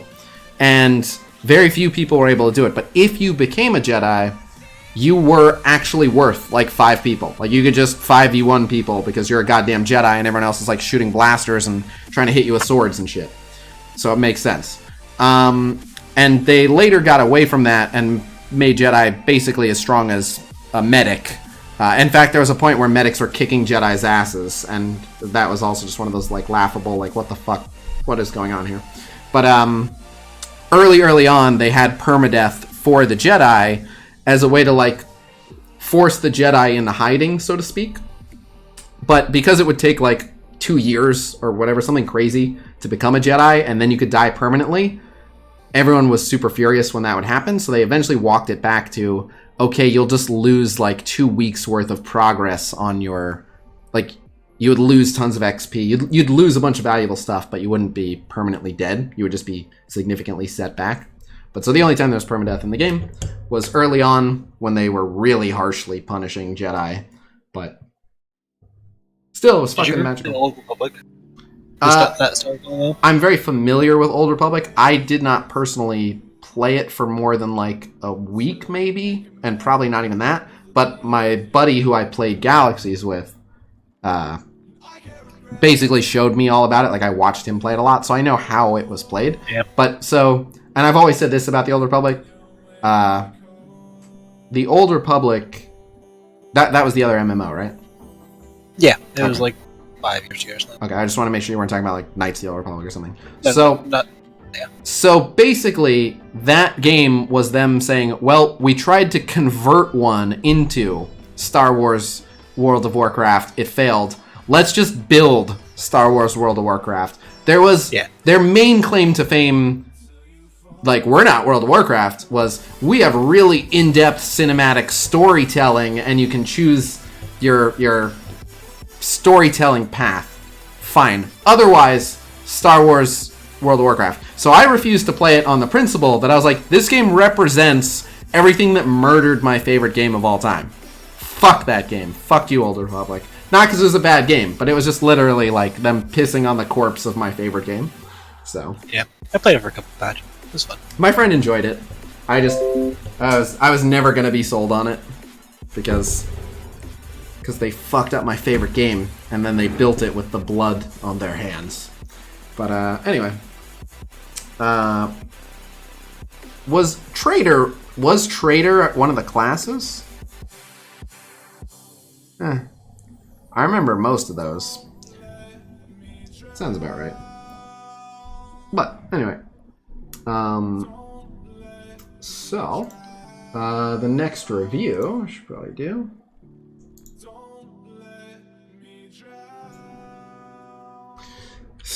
There is technically, but it's so backed up that it's not practical at the moment. What's this? Can I do it from my phone? Yes. On a Twitch stream, you mentioned yes.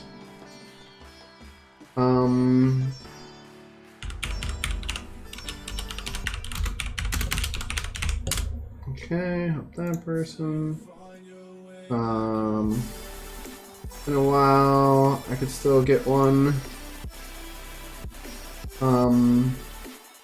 Yeah, should be no problem. Okay. Okay, yeah. Let's do it. You around? This person's been waiting a while. I'm trying to prioritize people who've been waiting a while. Because I feel bad that anyone's been waiting a while. How much for a roster review? Let me grab you this, because it depends. It's not as simple. It depends on what you want or need. If you just have a few questions, like a few general questions, not much. If you just need like some advice on like an arena team or two and some general questions, not much. If you're like, I need you to tell me what all my Blitz teams should be, all my war teams should be, you know, what I should be building, all that. One of the reasons I've been doing fewer roster reviews is because there's just no such thing as a mildly time-efficient roster review anymore. I don't want to keep raising the prices on roster reviews on people. That feels terrible. But we're up to already 129 characters. And every, like, 5 weeks, they're adding, like, 4 or 5 more at this point. Like, it's getting crazy. So things like Blitz teams and war teams are to the point where they're taking a long time. So I need to figure something out. Oh, by the way, just Bronny, so I have you here. We hit a snag.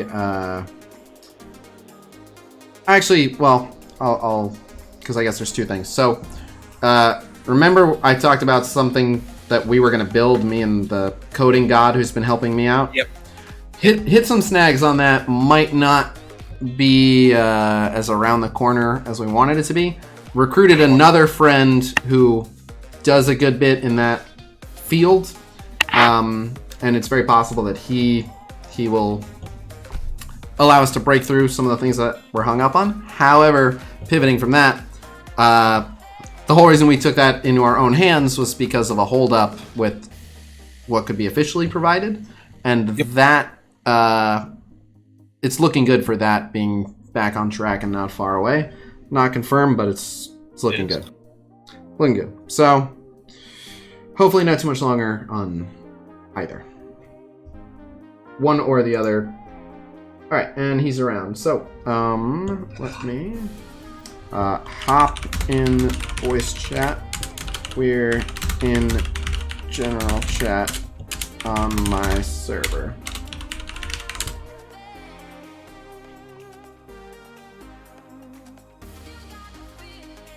What the heck is this?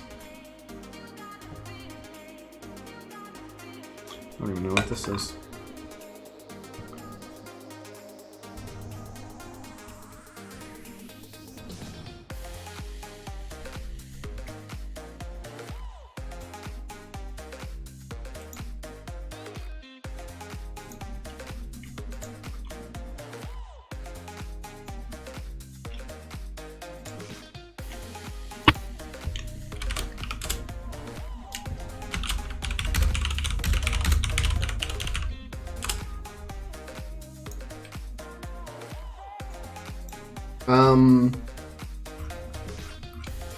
I don't remember.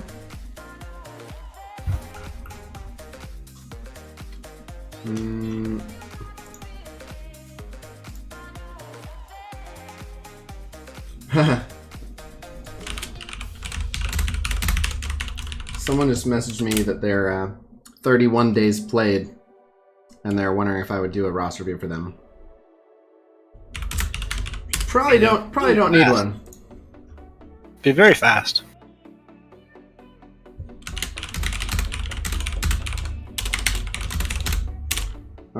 It would be quick, but it would probably be unnecessary.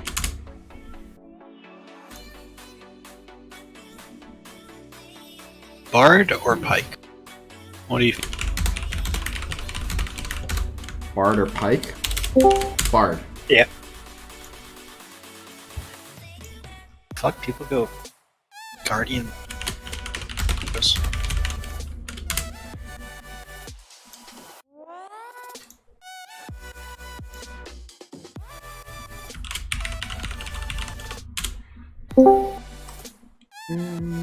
Hey, does that work now? Can hear you. I think I got it.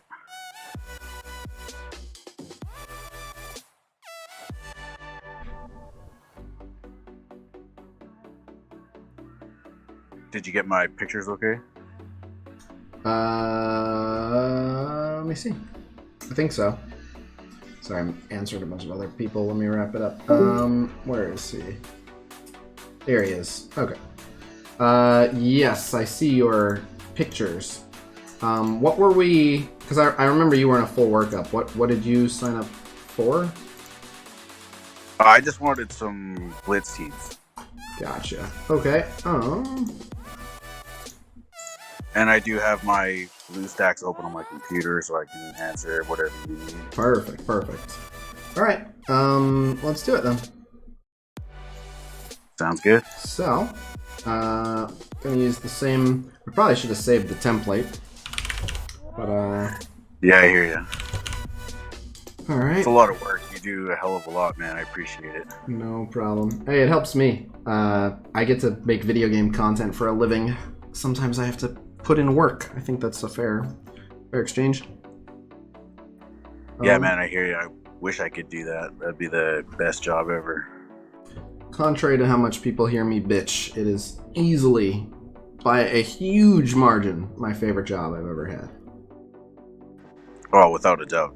I game all the time on my PlayStation, and if I could make money playing it all day, I would do that.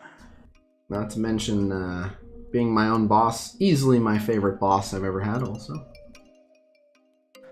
It's always good to have a boss you like, that's for sure. Not necessarily because I love myself so much, just less, not a huge fan of some previous bosses. But, I can attest to that. I've had some previous bosses where it hasn't been the greatest. think we can all relate. Shout out in chat if you've never had a bad boss. Alright. Grab this here. And just out of curiosity, so you can give people an idea of what we're looking at. How many days played? What's your TCP? Alright, let me have a look here. My TCP's 3872001. Let me check my achievements here. So 3.9 mil, I guess. I'm pretty close. Yep, almost 3.9 mil. Yeah, 598 days. 598, almost 600 days? Yeah, and I'm very free to play. I've spent, let's say, $25 on the game kind of thing, if I've spent any at all. Nice. And, excuse me, where are you at in terms of your power within your alliance, and what does your alliance accomplish? Unfortunately, I'm the second from the bottom, but I did just take That's not over. Unfortunate. That's very fortunate for you. It is, but I took over the leader of the alliance, being the lowest. But we're working. We get U7 30%, no problem. Working towards Greeks 100 every day. That's not quite there yet, and then pushing towards our 60 U7 coming up here soon. Nice. How do you guys usually do in like war season, raid season? We're about 50-50 right now, which personally I love war. I'd love to improve on it, but some guys don't want to do that. So I'm trying to figure out who's going to be more casual and more competitive and kind of work my way around that. I guess I more meant like 1 to 2%, 3 to 5% for the season rewards. Let me do a quick check. I can check my old mail here. Our last war season... Of course, it's going to be way back here. I got first blood 40 seconds in as Bard. Told you. You're welcome. Oh, and they got killed by my Callistus, so I couldn't fucking move for 20 seconds. Fuck the champ. War season. No, not that one. Oh, where is it? I think last season we were 4 to 10%. Okay, not bad. Is it 1 to 3? Why did I think it was 1 to 2? It's 1 to 3, and then I think 4 to 10. Alright. Alright, let me move this food.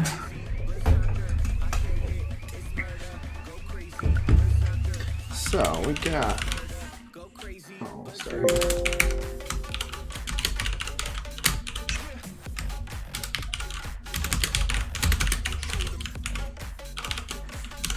We got Inhumans, we got X-Men, we got Asgardians, we got Fantastic Four, we got non-minion Kree, we got Marauders, we got Symbiote Spider-Verse, we got the Brotherhood, we got Supernatural, we got Fury plus Shields, we got AIM, we got Shields that's non-minion, we got Wakandans, we got Guardians of the Galaxy, we got Power Armor, we got the Defenders, we got Hero Brawlers, we got Ronin plus the Kree, we got Sinister Six, We got Ultron Plus. And we got Hydra. It's really Red Skull plus Hydra. Alright. Now let's look at who is not unlocked. Do yourself a favor and just hit save. Okay. Yeah, that sounds like a good idea. Yeah, just hit the save button now. And then don't save it. Yeah.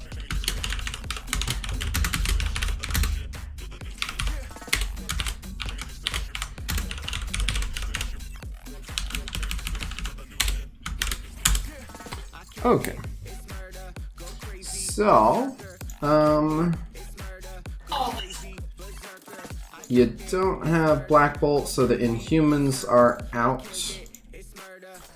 Yeah, unfortunately. No. I'm pushing to get them now. I've just about hit the Hela node on Villain 7. I just about got that tonight. And I'm farming Sif in the War Store, and the other ones are all 5-star plus. No problem. No Ultimus, so the non-minion Kree are out. No Red Skull, so Red Skull plus Hydra's out. That one I'll delete because without him they don't matter. Okay, you have everyone else, just not necessarily at a power that will work. So let's see how many of these we can build. Alright. Hire X-Men. They're very good. They're over 200k, I believe, 220-ish. I need to know the individual power of each member. Yep. Okay, just give me 1 second here. Just making sure they're balanced. Yeah. X-Men. So I got a 55k Phoenix, 43k Wolverine, 39 Storm, 36 Psylocke, 35 Colossus, and 28 Cyclops. That'll work. Not perfectly balanced, but that'll work. So that'll be drop Cyclops, because he is worth the fewest points. Okay. I guess we could replace some with Cyclops, depending on your hero brawler team. Might replace Psylocke or Wolverine there, but we'll see. Alright. What are your Asgardians at? Let's have a look here. Asgardian. 72k Thor, 49k Hela, 36 Loki, 26 Heimdall, and 25 Sif. Yeah, I got 6 red stars on my Thor, so... That's not the problem. No, the problem is Sif and Heimdall. Yeah. Yeah, I know I need to bring them up. I know that's one thing I am working on. Here's the thing, though. Have you tried them in 8-3? Yes, and they do win. As long as I'm playing them, they do win. They have won a few on auto, depending on the matchup. Forget auto. I'm thinking that works fine for Blitz, just in this unique instance, because Thor will murder everyone. Yeah, Thor does. And I put the T4 in his passive just to get that extra damage. Or I was going to. I haven't done it yet, but the extra 20% damage when he gets his 5 charges. Just beware of that, because that'll send him even higher above them. Yeah, I'll probably wait till they all get a little bit closer, but I have that as a backup. Yep, I would power up Heimdall and Sif a little bit. You don't need to go crazy, but if you could get them up to like... Yeah, I was thinking like 35k or something. Yeah, that'll be better. It's okay to have someone strong, and having it be the damage dealer is the right move, but... Yeah. Well, so like they're level 60. So just taking them to like 65 or 70 will balance that team so much better. Yeah, that's what I was thinking. If I take them all to 70, that should bring them up pretty close. Yeah, that should be pretty close. And they're... Yeah. You know, you have gear you can equip on them, but... Yeah. Sif just needs stars. Heimdall... Yeah, I'm farming her in the War Store right now, so I'm trying to hopefully get her to 5-star, but I don't know if I'll make it in time. You're gonna buy an offer too if you're trying to get her to 5 in time. You can get her to 4 easy, and you can probably get her like halfway to 5. Yeah, she's at 16 of 80 right now. So let me ask you firstly, have you been refreshing the War Store twice a day? Yeah, I pick one time that it refreshes for me, and I hit it twice. I spend 100 cores and refresh the War Store. Okay, alright. Yeah. As long as you're doing that and you're only spending your war credits on Sif, then you should be alright. Yeah, that's all I'm doing right now. And now, I hate to say this, but yeah, it may not make as much sense in terms of winning the war for your alliance, but go for kills. You get war credits for every kill. Yeah. So don't clean up anyone else's mess. Even, I mean, it's up to you, right? Like the right thing to do for your team is if you can, kill one character in one room and destroy the whole room. That's way better for the Alliance to win the war. But it's a shit return on your investment for your energy for the war credits. So. Yes, that's for sure. Yeah, getting 5 kills is way more points than only getting 1. Way more war credits, yeah. So, yeah, if you're trying to be as efficient as possible, fuck your Alliance. Try to get those war credits for Sith. I'm not saying that that's what you should do. I'm sure your Alliance would appreciate me saying that, but it is the most effective way to hard farm Sith. I also have to steal some easy wins from those guys then. When there aren't, when there's fights to clean up, conveniently not be around to answer PMs. Yeah. Oh, sorry. I was just putting the kids down. Sorry, what? Yeah, exactly. Yeah. Well, as leader, you always have to be available for PM, so you just ignore certain ones. Being leader and calling the war, being your war commander, you kind of have to. You gotta pull the. I order someone else to take that room. You don't need to understand why. Just do it, damn it. All right. Yeah, exactly. Do what must be done. All right. But yeah, they work. Where's your Fantastic Four at? See Mr. Fantastic up here. Yeah, let me just scroll down to them. Sue at 37, Johnny at 39. I like what I'm seeing so far. Thing at 35. They're good. If I just find Namor. Oh, there's Namor. Yeah. Wow, Namor, the strongest one. I see it's because of the red stars, but wow. Yeah, I got a lucky pull. I got when they changed the red star to get better chances at the 5-star. He was like my first one I pulled was Namor, and then Cyclops and Toad, and I was like, oh man. Yep, they're fine. You're Fantastic Four. Yeah, perfectly balanced as all things should be. I don't know about perfectly. I guess Namor being your top guy is not perfect, but it's pretty good. What are your Marauders at? Oh, they're pretty low. Let's. I'm working on my. It's fine if they're all low. It's a pain in the ass if some are low. Yeah, I think some are because I've been following your list and I've been bringing up Mr. Sinister for my arena team. But I have Mystique at 42, Sabretooth 42, Sinister at 30, and Strife at 17. Sorry, run that by me one more time. Mystique is 42, mm-hmm. Sabretooth is 42, mm-hmm. Sinister's 30, and Strife is 17. That's actually going to work okay, just without Strife. So, we need to build you a stand-in Marauders, but you don't need Strife for Marauders. And your Sinister's fine.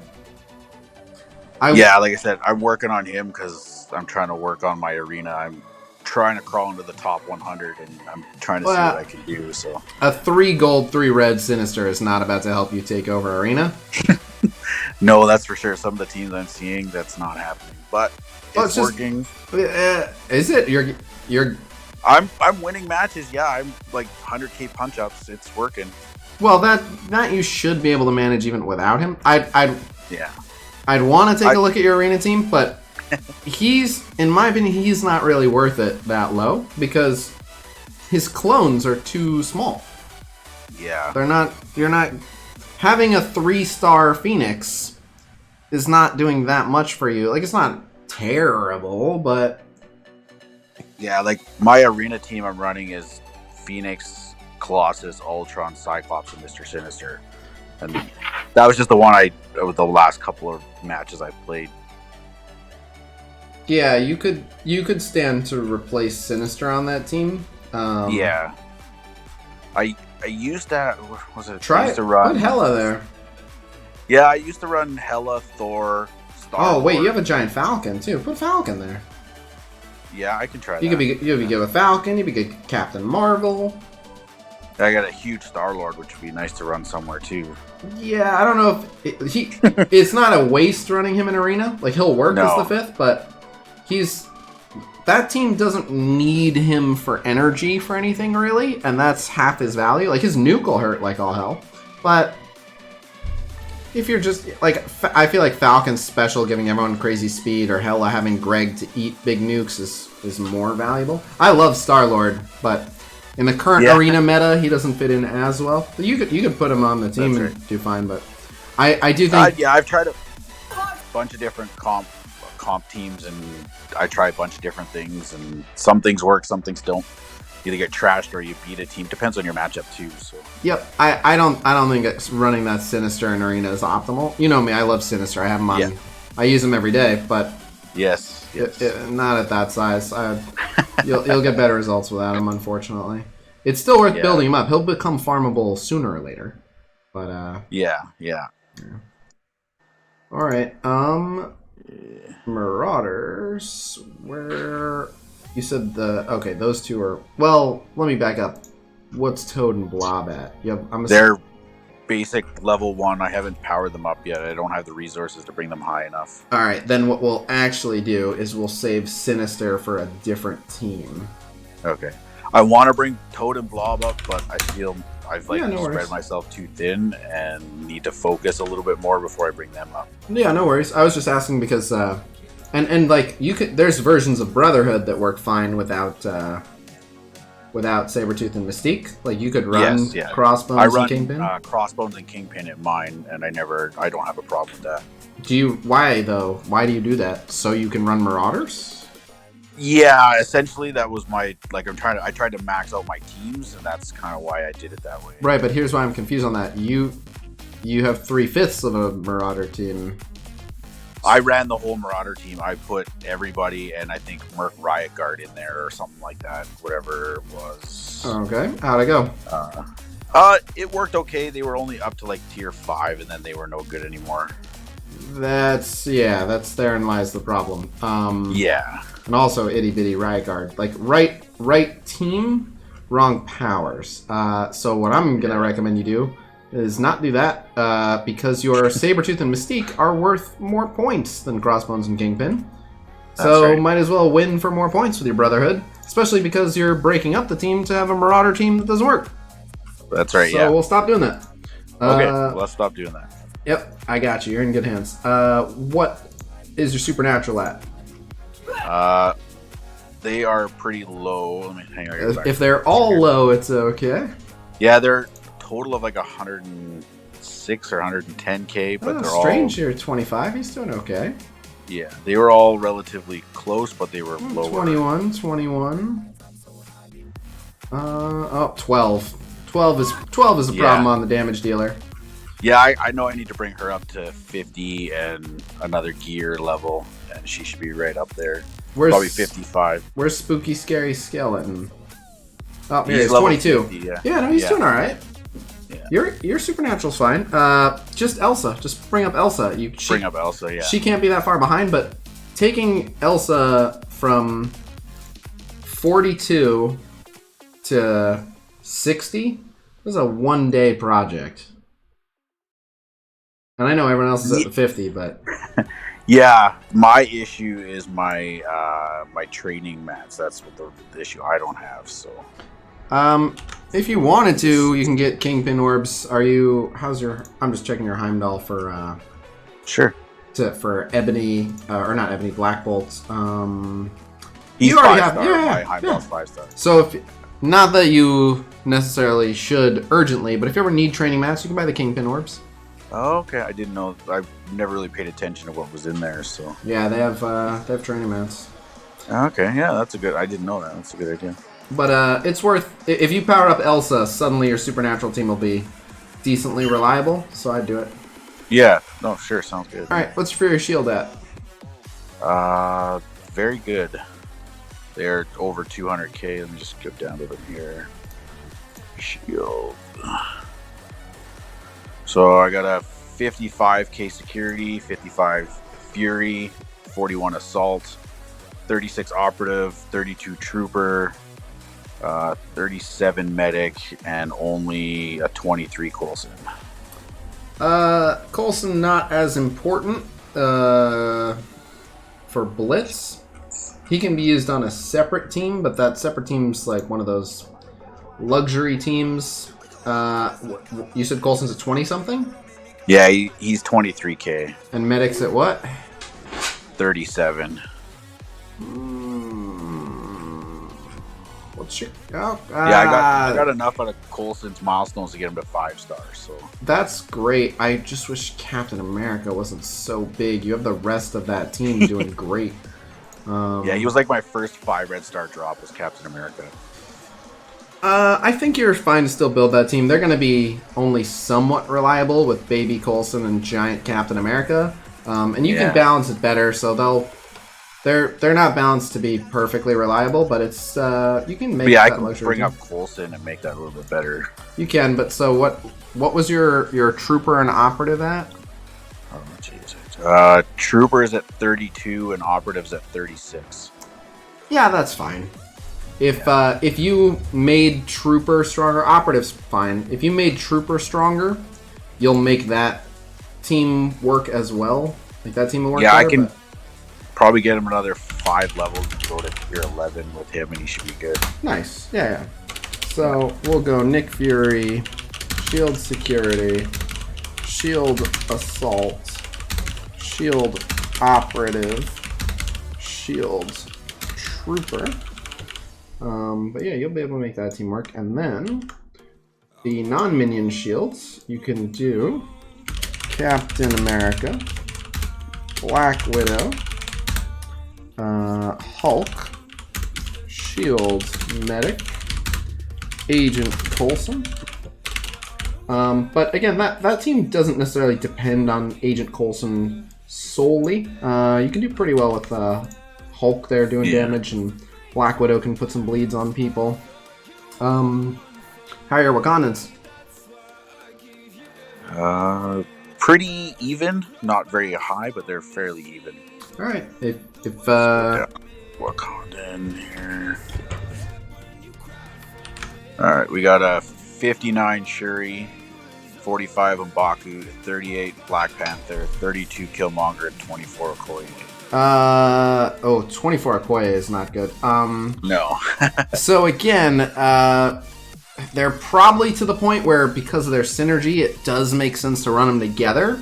But again, you've got that I would say is like close to perfectly ordered backwards. Right, yeah. There may be a lot of people watching who don't know this. I say this pretty much anytime I ever do a review, so if this is news you already know, I'm just telling it to everyone. But specifically for Blitz, you want, with almost no exceptions, very few, you want your tanks and your healers low, and you want your damage dealers high. And the exact same team, like if you're like, you'll have some people like, I don't like the Wakandans, they don't win for me. And if you have Giant Shuri, Itty Bitty, Killmonger, and Black Panther, that's going to be your experience, is your Wakandans are going to do bad.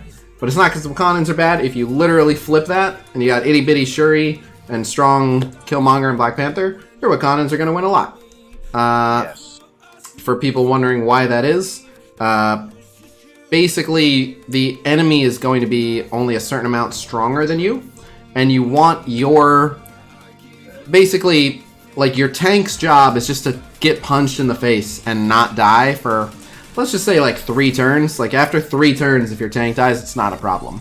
So whether your tank can absorb 3 turns worth of punches to the face or 10 turns worth of punches to the face, that doesn't lead to wins. Whereas if your damage dealers can kill important enemies in 1-2 turns, that can be the difference between taking a big ult that hits everyone or not. And if your damage dealers is going to take them 5 turns to kill anyone, it's not going to work out. You're going to get hit. Matches don't go 5 turns. No, so. you're going to take all their big scary abilities and you're going to be in pain. Yes. So, damage dealers up.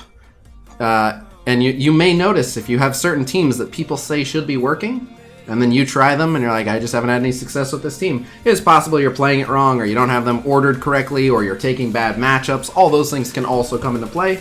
But start with good fundamentals, balance them properly, and you'll get better results. So I'm going to put your That Wakandans... seems to be the norm, yes. I'm going to put your Wakandans as a sure-to-win team. I don't want to break them up, and they're not too far away. But your Shuri is huge in gear tier 13. And she's in my U7, so that's the reason why she's so high. Your Killmonger is gear tier 9. Your BP is also gear tier 9, but he's almost 10.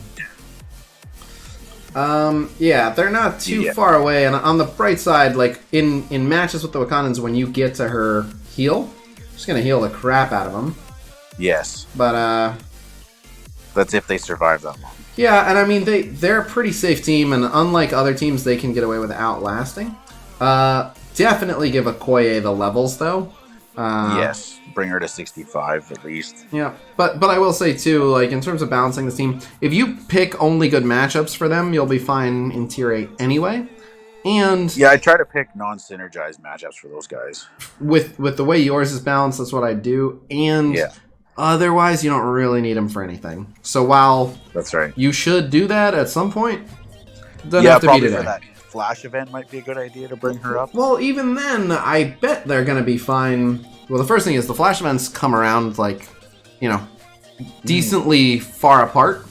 And the first time it comes around, you're only going to be able to do the first 3 stages anyway, which is up to 3-star Wakandans, you know?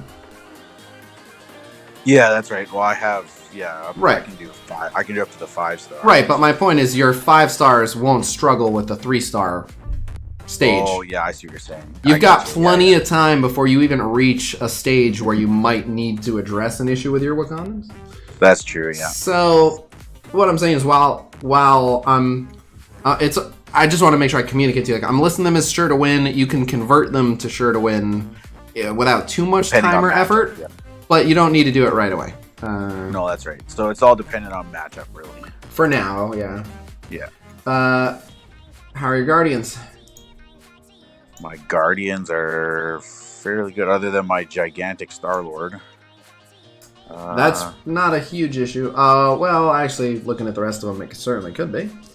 Yeah, I got 90 Star-Lord, 55 Groot, 52 Rocket, 39 Gamora, 33 Mantis, and a 30 Drax. That's horrifying. Uh-oh.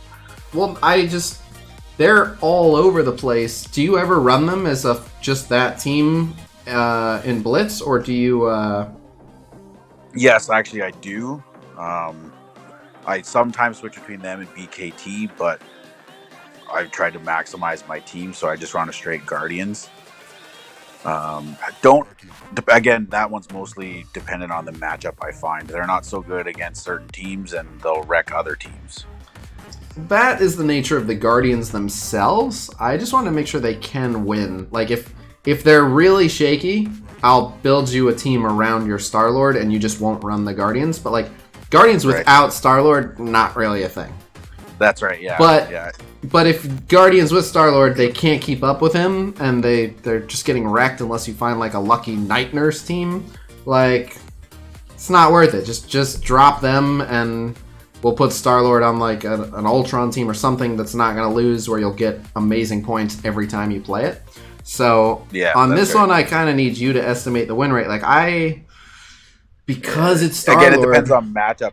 I've had to, like, pick, and then nothing good, so I switch to another team and then go back.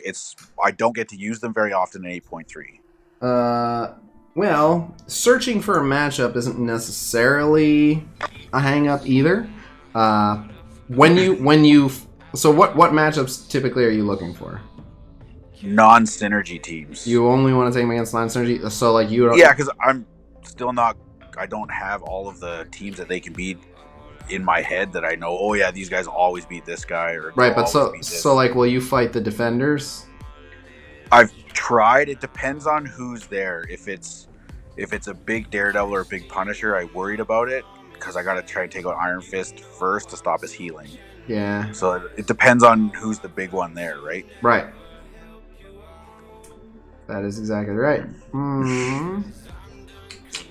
Yeah, that's a tricky one. So I don't mind splitting, like, if we want for now, split them up until I have the resources to bring the rest of them up, and we can put that, like, as a backup team. Yeah. But split it up to go with more points. I'm thinking we're splitting them up. All right, how's your power armor? Yeah, that's fine. Yeah, that works for me.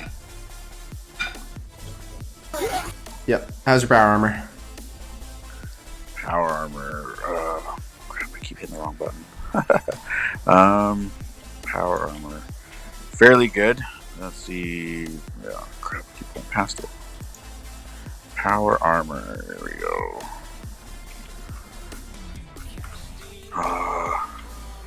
I got 60k Falcon, 40k War Machine, 33 Iron Man, 33 Rescue, and I believe, let me find Vision here, and a 37 Vision.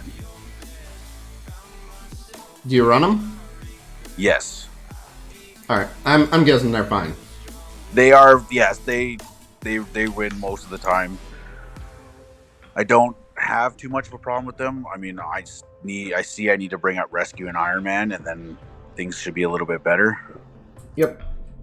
I mean, the main thing is Falcon's real strong, but he's not a bad one to have real strong. But yeah, Falcon being super strong will mean that there's a handful of teams that you would normally be able to beat. It's like if you fought the Defenders with the giant Falcon, and they had giant Luke Cage to match your Falcon, Vision not ability blocking him would be a big problem and could cost you a fight. So giant Falcon makes it a little tricky, I've but run into that a couple times. Yeah, but not the end of the world. They're going to win most of the time. How are your Defenders? Seeing as in the beginning of the game, I spent lots on them, they are way up there. It's very common. People in my alliance still have giant ones. Fist. Okay. Yeah, 68 Iron Fist, 62 Daredevil, 53 Jessica Jones, and a 52 Luke Cage. And then I think I have like a 48k Punisher. 47, I'm looking at them. All right, cool. Yeah. So they're fine. Again, that one's all dependent on matchup too. Like I don't seem to get a lot of matchups that I can win with the Defenders. Although I changed my strategy and started using Daredevil Special as my first move, and I can almost auto everything after that. You're welcome. Yeah, that was when I saw a video on that. I was like, oh, I normally run it the other way, and I get tromped all the time. But run his special first, and all their counterattacks will stop a lot of stuff. Yeah, their counterattacks stop a lot of chains and one AoE, and then they all run a train on that person. That's exactly right. When one goes down, Iron Fist healing, if he didn't die, should bring them right back up and be okay. Mm-hmm. Yeah. All right. Yep. So they're good. How hero brawlers can encompass a lot, but let me see what kind of hero brawler team we can make you. Okay. I see America at 33. Yeah. Miss Marvel 37. Yeah, and then I normally run Deadpool, and then was running Spider-Man and Miles because I don't have Symbiote Spider-Man built up yet. So let's go Gamora, and so that's America, Miss Marvel, Gamora, and we said we could replace. Oh no, I'm thinking of the previous roster. Never mind. Yeah. I have a 65k Captain Marvel, so I can use her there too. I think that's what we're gonna do. Deadpool and Captain Marvel, I would think. Yep, that's what I'm thinking. But no, so it was this roster. So you could replace, you could put Cyclops on your X-Men and put Psylocke on your brawlers, but that's actually what I'm running right now. I did that right now, and in certain matchups, I actually took Storm out and put Psylocke in for X-Men, and would win just as much as if I had Storm in there. Yeah. You'll be fine. But nope, let's go Miss Marvel, Captain Marvel, Deadpool, America Chavez, Gamora. All right. That frees up your Spider Bros. Whether they will have a team they need to be on or not, we'll get to, but that brawler team will work. On the note of your Spider Bros, what's your Spider-Verse character at? I see 34, 38, 39.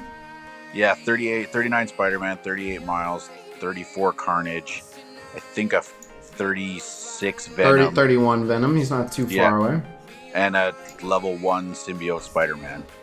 That is a perfect example of you'll get great value out of powering up that one character.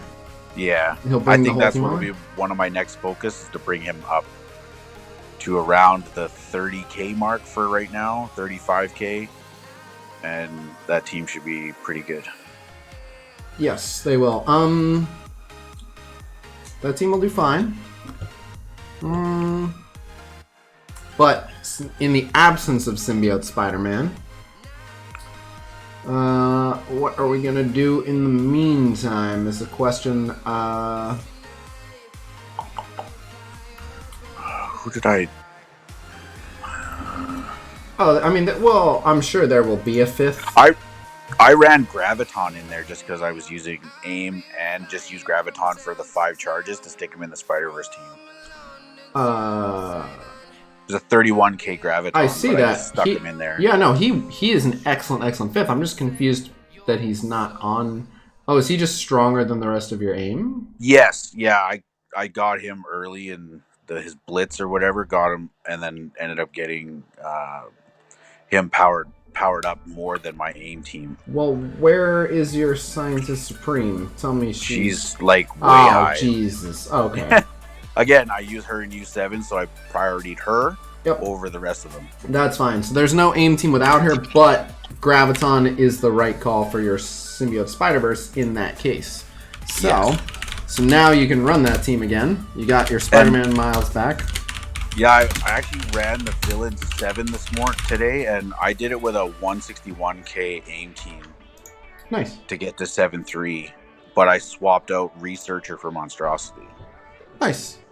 Yeah.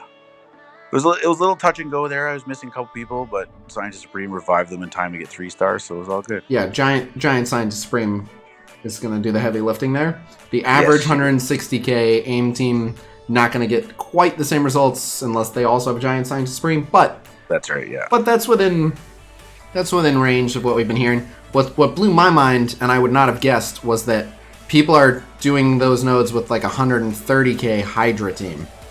I would have thought that Hydra would have had a tougher time. Yeah, but I guess that Red Skull really does make a difference. Yeah, well, if they don't kill him, he just brings everyone back, so easy 3 stars right. as long as he stays alive. All right, where's your Ronin and your Kree minions? I see Noble and Oracle at 21 and 22. Oh, and then Kree Royal Guard at 33. Okay, we're getting away from them. Ronin 43, Korath 49. All right, so that team's toast, which means we got some free floaters there. Okay, but that means you can combine your Kree and your non-minion Kree. So that's right, yeah. We can go ahead and do that now. And then you don't have a strict Ultron team yet, so... No, not yet. We can... I just kind of ran Ultron with my leftovers. My strongest leftovers. That is exactly what to do. That's what to do. So, let's see. Your Ronin and Kree we're going to replace with Minerva, who is 49. Ronin, who's 43. Do you have, like, a default all smashed together Kree team, or no? No, I think the Kree I was running was Ronin, Korath, Minerva, Royal Guard, and then I wasn't sure who my 5th was anymore. I think it was Oracle.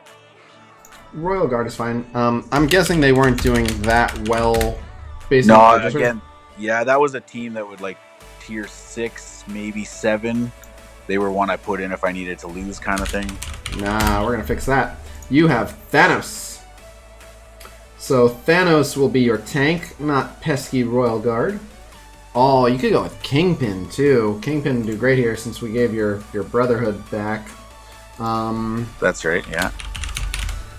Honestly, that team alone will be fine. Minerva, Ronin, Korath, Thanos, Kingpin will be fine. And a weak Kingpin is perfect there because he'll still do his job. I like that a lot. Yeah, he just needs to get that first round offense and defense up. And then he just has to stand there, and they're all going to assist the crap out of each other.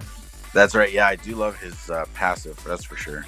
No, that team's going to work great. I'm just seeing if there's any other villain without a home that could replace Korath. Not as worth as many points as Korath. They'd have to be stronger than Korath. That's what I'm looking, and I don't think there is one. I see. Which is fine. I guess Ultron, but Ultron can carry some scraps. All right. I like it. Yeah. This team will be perfect. Done. Good. How's Sinister 6? Sinister 6, all relatively even, about 120k. Let me just get to them here. Sinister 6.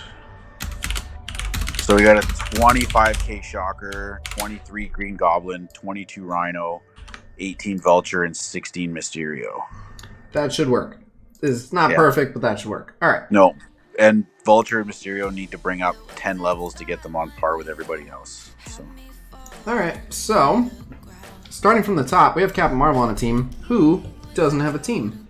Star-Lord, Ultron, which alone, team should be fine. Yeah. Wow. Sorry. And yeah, he should carry pretty much anyone. Scientist Supreme doesn't have a team. She works great with them. Okay. Villain Tech, that'll work great. Okay. They all have a team. They all have a team. Captain America doesn't. Oh, Right, yes, yeah. he does. Yes, he does. We put him on the. Oh, yes, the that's shield. right. Yeah. Okay. I think the next one is like Nobu. He's at 30k. It's possible we'll have to go all the way to Nobu. Let's make sure. Yeah. Oh, I got Crossbones. Crossbones doesn't have a team. Storm does. Torch 36K. does. They all do. Quake does not know Inhumans. That's right. So we'll go Quake, who's kind of like fodder, and everyone else does. Everyone else does. So Crossbones, and he's villain tech as well. So Yeah. those are your 5 strongest. It's a super weird team, but Star-Lord and Ultron and Scientist Supreme will carry it, and honestly, probably revive Quake and Crossbones half the time when they die. Yeah, So- exactly. Yeah. That's if they don't kill everybody. If I don't kill everybody by then. I would actually just taunt on Crossbones. He'll die like immediately, but it's just a hit against someone who matters saved, and then Scientist Supreme might bring him back. It won't matter. Like, he's not going to be doing anything. Might as well have him just eat some. That's right. Yeah, he just eats damage. Essentially, that's what he's there for. And while he's dead, more room for more Ultron bots. That's right. Yeah. So that's the play there. Alright, that team will work. I'll put that one towards the top, since that's going to be one of your top earning teams. And then I did just want to see... We just used Quake, so there's probably nothing with your remaining Inhumans. Yo-Yo at 20. Without Black Bolt, there's not much going on there. Crystal and Karnak are down pretty low as well. I haven't bothered with them because I didn't have a shot at Black Bolt first time, so I'm like, I'll leave them alone for now until I get a shot at Black Bolt, which I might do if I can get Sif and Hela to 5 stars. So if you wanted to, you could go something like Crystal, Karnak, Yo-Yo, Mr. Sinister, and then just any support, any like protector style support. Well, I got Hand Sentry available. I think he's an 27K. actual protector though, who would screw Yo-Yo. Hand Sentry, is he a protector? Pretty sure. I was looking at like Hand Sorceress. She's way low here, but she would just be extra protection for the team. That's right. While they did their thing, but even that'd be a pretty sustain heavy team without. It's pretty light on damage. Let's just see if there's an option to build something around Sinister, and there might not be. I think everyone around here has a team. Some of the Cream minions don't. Hawkeye doesn't. Let's see. Don't want to Go up Nobu, get those clone revives. I mean... Yeah, I heard about what you had said the other day with Nobu and Hela and their Gregs reviving. That was pretty interesting. That was fun. I thought about putting that on a team once. That does actually work. It does work.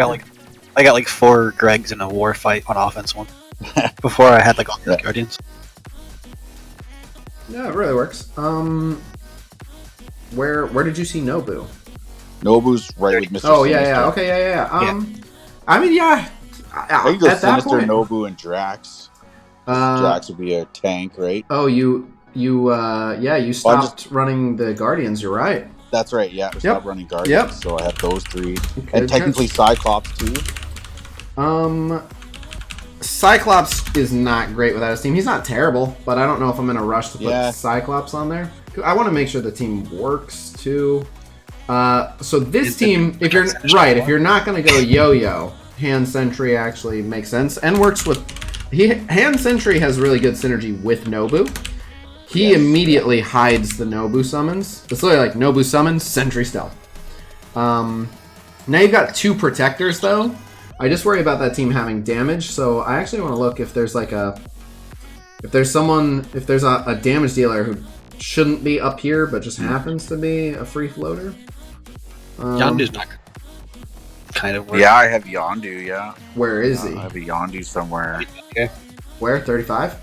25. Ah, that's low though. That's below everyone else. It wouldn't be impossible to make work, but Yeah, and I think Yondu, I can put another gear on him right now and bring him to level 60. And get his abilities to 6664. I haven't done that yet. Alright, if you want to do that, then it should work. Is Trooper being used? Yes. Okay. So I just got out of a league game. Yeah, I can put Yondu one more level. honestly, get his gear. it's a pretty safe team. Sinister, Nobu, Drax, Hand Sentry, Yondu. Like, getting... Well, yeah, it should be safe. Drax will protect until Sentry goes. Sentry will protect after Nobu summons. Then Drax will jump back out. That's right, yeah. All the while, you're going to have the Nobu summons and Yondu. And I'd say go for a damage clone on Sinister unless there's a crazy good value for utility. But go for a damage clone on Sinister. And that sounds like it'd be a pretty good team. Yeah, because I'm pretty sure at 1 level, a gear tier, and adding 6 all the way to 6-4 will put Yondu up in the 30k range. Yeah, it should put him pretty close. And I don't know if I'd say that team will win 90% in 8-3, but they should do all right. They have a good balance of offense and defense. It's their offense that worries me. Their sustain and everything is great, like evades, chance to revive, 2 summoners, at 3 with Sinister, 3 summoners. Like, they have a lot of stalling. Right. I'm Good just thing there's no time limit, so that's always a good thing. Yep, I worry a little bit about their damage, but if you get a good Sinister clone, Yondu will wear people down. If I pick the matchup with a high damage dealer and he doesn't kill Sinister right away, I can always clone him and maybe do good with that. Yep, and not only should you be able to get a good clone, but you'll actually survive long enough to fire off the Nobu ult, which will speed along the match. Oh god. Yeah. The dream.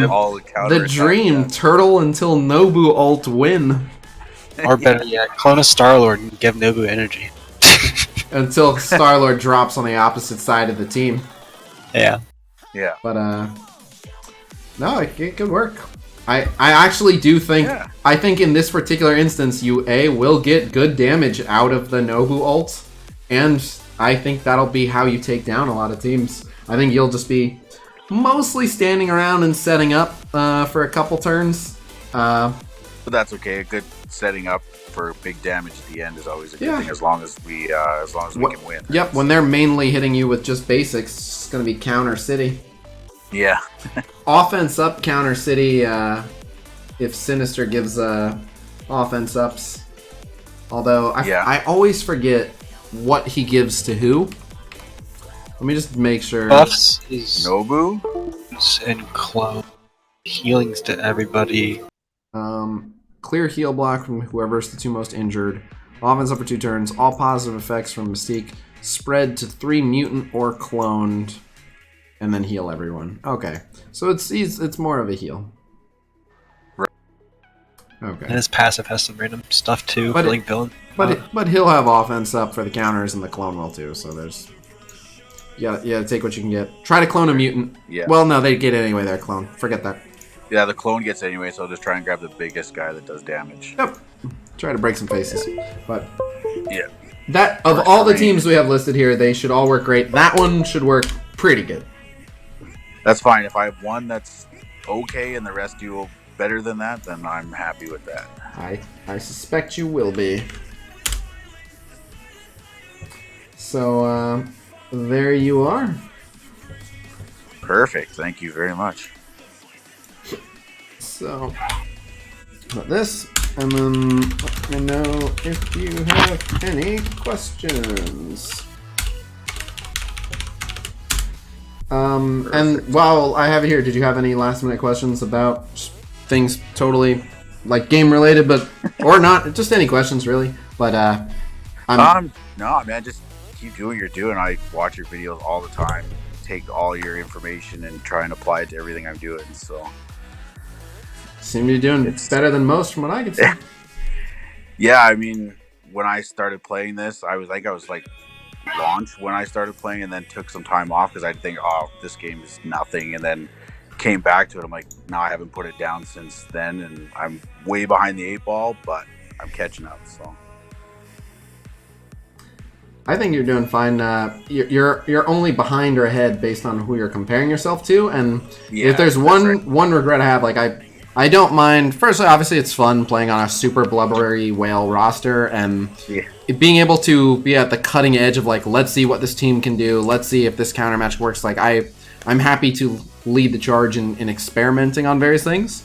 But if there's one thing that gives me like pause about playing with my account, it's that so many people compare themselves to my account, and they're like, I'm behind. I don't even have this, and you have all that stuff. I'm like, you should not. Yeah. I'm over 2 years and $20,000 to where I'm at. You should not.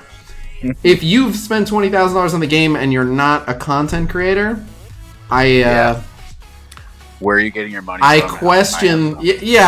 Please teach me your professional secrets. But exactly. You probably should not be caught up with me. So if your roster's not at mine, that's just fine. Every time a new character drops and you throw up a new team, I'm like, man, I need that team so bad, but I don't have the resources to bring everybody up that far. Nor should you. Yeah, so I'm working my way. I think my biggest thing when I started was I spread my roster too wide and didn't focus enough for the certain content I was doing, and now I'm trying to catch up. I don't know. It's rarely an issue of going too wide. Like, you'll notice that you're saying catch up, and I mean, you're always going to feel like catching up somewhere. Like, no matter where you're at in the game, you have to be a massive whale to be like, rank 1 in arena, 100%ing every raid. Yeah. Like, almost no one is like done with everything. My biggest goal is to try and average more than 10 million on my U7, so that's where I'm trying to sit at right now. Taking a quick look. And right now the team I'm running is Hela, Thor, Ultron, Shuri, and Scientist Supreme. Hold on. Right? Yeah, that's 5. It is 5, but yeah, that's okay up until a boss node, and then I kind of get sketched out trying to fight the boss node and losing everybody, and then not wanting to pay for refreshes to keep going. No, I think you're fine there. Have you tried Loki over Ultron? I have not. I assumed Ultron is like a need be for U7. He's great there. Kept him in there. He's great there. There's no harm in putting him there. But so Loki adds a third Asgardian, which is more opportunities for Thor to pop off. He puts an Asgardian in stealth when they drop below 50%, so he makes it far less likely that an Asgardian bites the dust. Yeah. And every time he uses his special, he makes them attack one another. That's right, yeah. Plus his summons. I would try it because the damage you lose having Ultron, you kind of get back by having... and you get the... another huge thing is you get the combo of 2-turn defense down, and then Hela gives it to everyone. You kind of have that with Scientist Supreme, but being able to... I've been fine, like, starting a node, I've waited until Scientist Supreme gets her ult before I use... Hela's, just to make sure I get as many debuffs as possible. Loki will also reduce everyone's resistance, making it much easier to land all that stuff. You'll get more Thor stuns and more everything. But I never thought about bringing Loki in. He's a little low, so I have to work on Loki. Right. But worth a shot. It should, in theory, it should outperform Ultron. But if you have a giant Ultron and a medium-sized Loki, it's a little tough to say. But again, just one more Asgardian is more charged Thor. More charged Thor is more AoE that Ultron does not offer. And then the Loki special is amazing in Ultimate 7, and the Loki passive is amazing in Ultimate 7. Thor gains more damage for more Asgardians. There's a lot of perks to it, so I would try it. More health. More health for Hela, yeah. So yeah. And I've also tried to. A guy in my alliance suggested running Magneto and M'Baku with Ultron, Science Supreme, and Shuri. I've tried that. It's okay, but again, same thing on a boss node. And once you pass the first boss, my guys aren't strong enough to do anything. But it was interesting. That team, I mean, it's very safe. Like defense ups from Shuri, M'Baku, the best single target tank in the game. Magneto, great for making the enemies miss a bunch. Like, you've put in a lot of things where they can't hit you hard or hurt you. Yeah. But problem Magneto's kind of a one-hit wonder. He kind of is good, and then you got to wait like 7 turns or however many it is before he gets his ult again. Not only that, but while being safe is good, Magneto's not doing a crazy amount of damage. Shuri's doing almost no damage. M'Baku's doing almost no damage. It's not. There's no point in having a bunch of turns to not do much damage. Ultron's mainly going to hit one guy. Yeah, because you're on a 5-minute timer. If you only take out 2 guys in 5 minutes, what's the point, right? Best case scenario, you time out. Worst case scenario, you waste 2 turns and then die and don't really kill anyone. So. Yeah, I've done that before. I've actually waited like almost a whole minute. I'm like, okay, my cooldowns are good. If I touch anybody, they're going to hit me and I'm going to lose. So I'm just going to wait and time it out and then go in again. You can quit. Yeah, you can quit and it saves it. Oh, okay. I didn't know that. Yeah, it's War. Different game modes are different, but Raid, you can quit and it saves it where it was. Oh, okay. That's good to know. Yeah. The things you learn from a roster review. And from Vrondius Buddingham. No, but it's good. Good point. Man. All the more help, the better, right? So. Yep. Some of you guys, your reward for being so patient with your roster reviews, you get Vrondius occasionally looking over and going, yeah, this too. Yeah. But all right. I think that's pretty much it. Other than that, like I said, I'm trying to work on my arena team, but I need to find the right comp for that. And I'm normally Ultron, Colossus, Phoenix, and then sometimes Captain Marvel and like Falcon. Is that right? No, that's too many. No, it's not. You're talking about an X-Men raid team? No. It was just it was arena. I was running Colossus, Phoenix, Ultron, Captain Marvel, and Falcon. Oh, yeah, that's probably fine. That's slightly outdated meta, but I don't know what you're facing, and then we'd be getting into arena teams and stuff. But that at one point that was the top arena team, and depending on like where in the game your arena shard is at, it very well may still be. Yeah, I think just pulling up an arena match, I'm looking at like Phoenix, Minerva, Thanos, Ultron, Captain Marvel is rank 180 at 300k, so it changes all through there. No, that'll be fine against that. Yeah, and then let's see if I refresh a couple of times. You get some. I've gotten some pretty big ones. Cool. Like here's a Marvel, Phoenix, Sinister, Falcon, Ultron defense at 298. If the Sinister is strong, then that's just a little bit risky. Hop Nasty. 3 red star, 49k. Shouldn't even be there. So Vrondius Hop Nasty said, Vrondius, I'm in your arena shard. Is there a rotation for the top 10?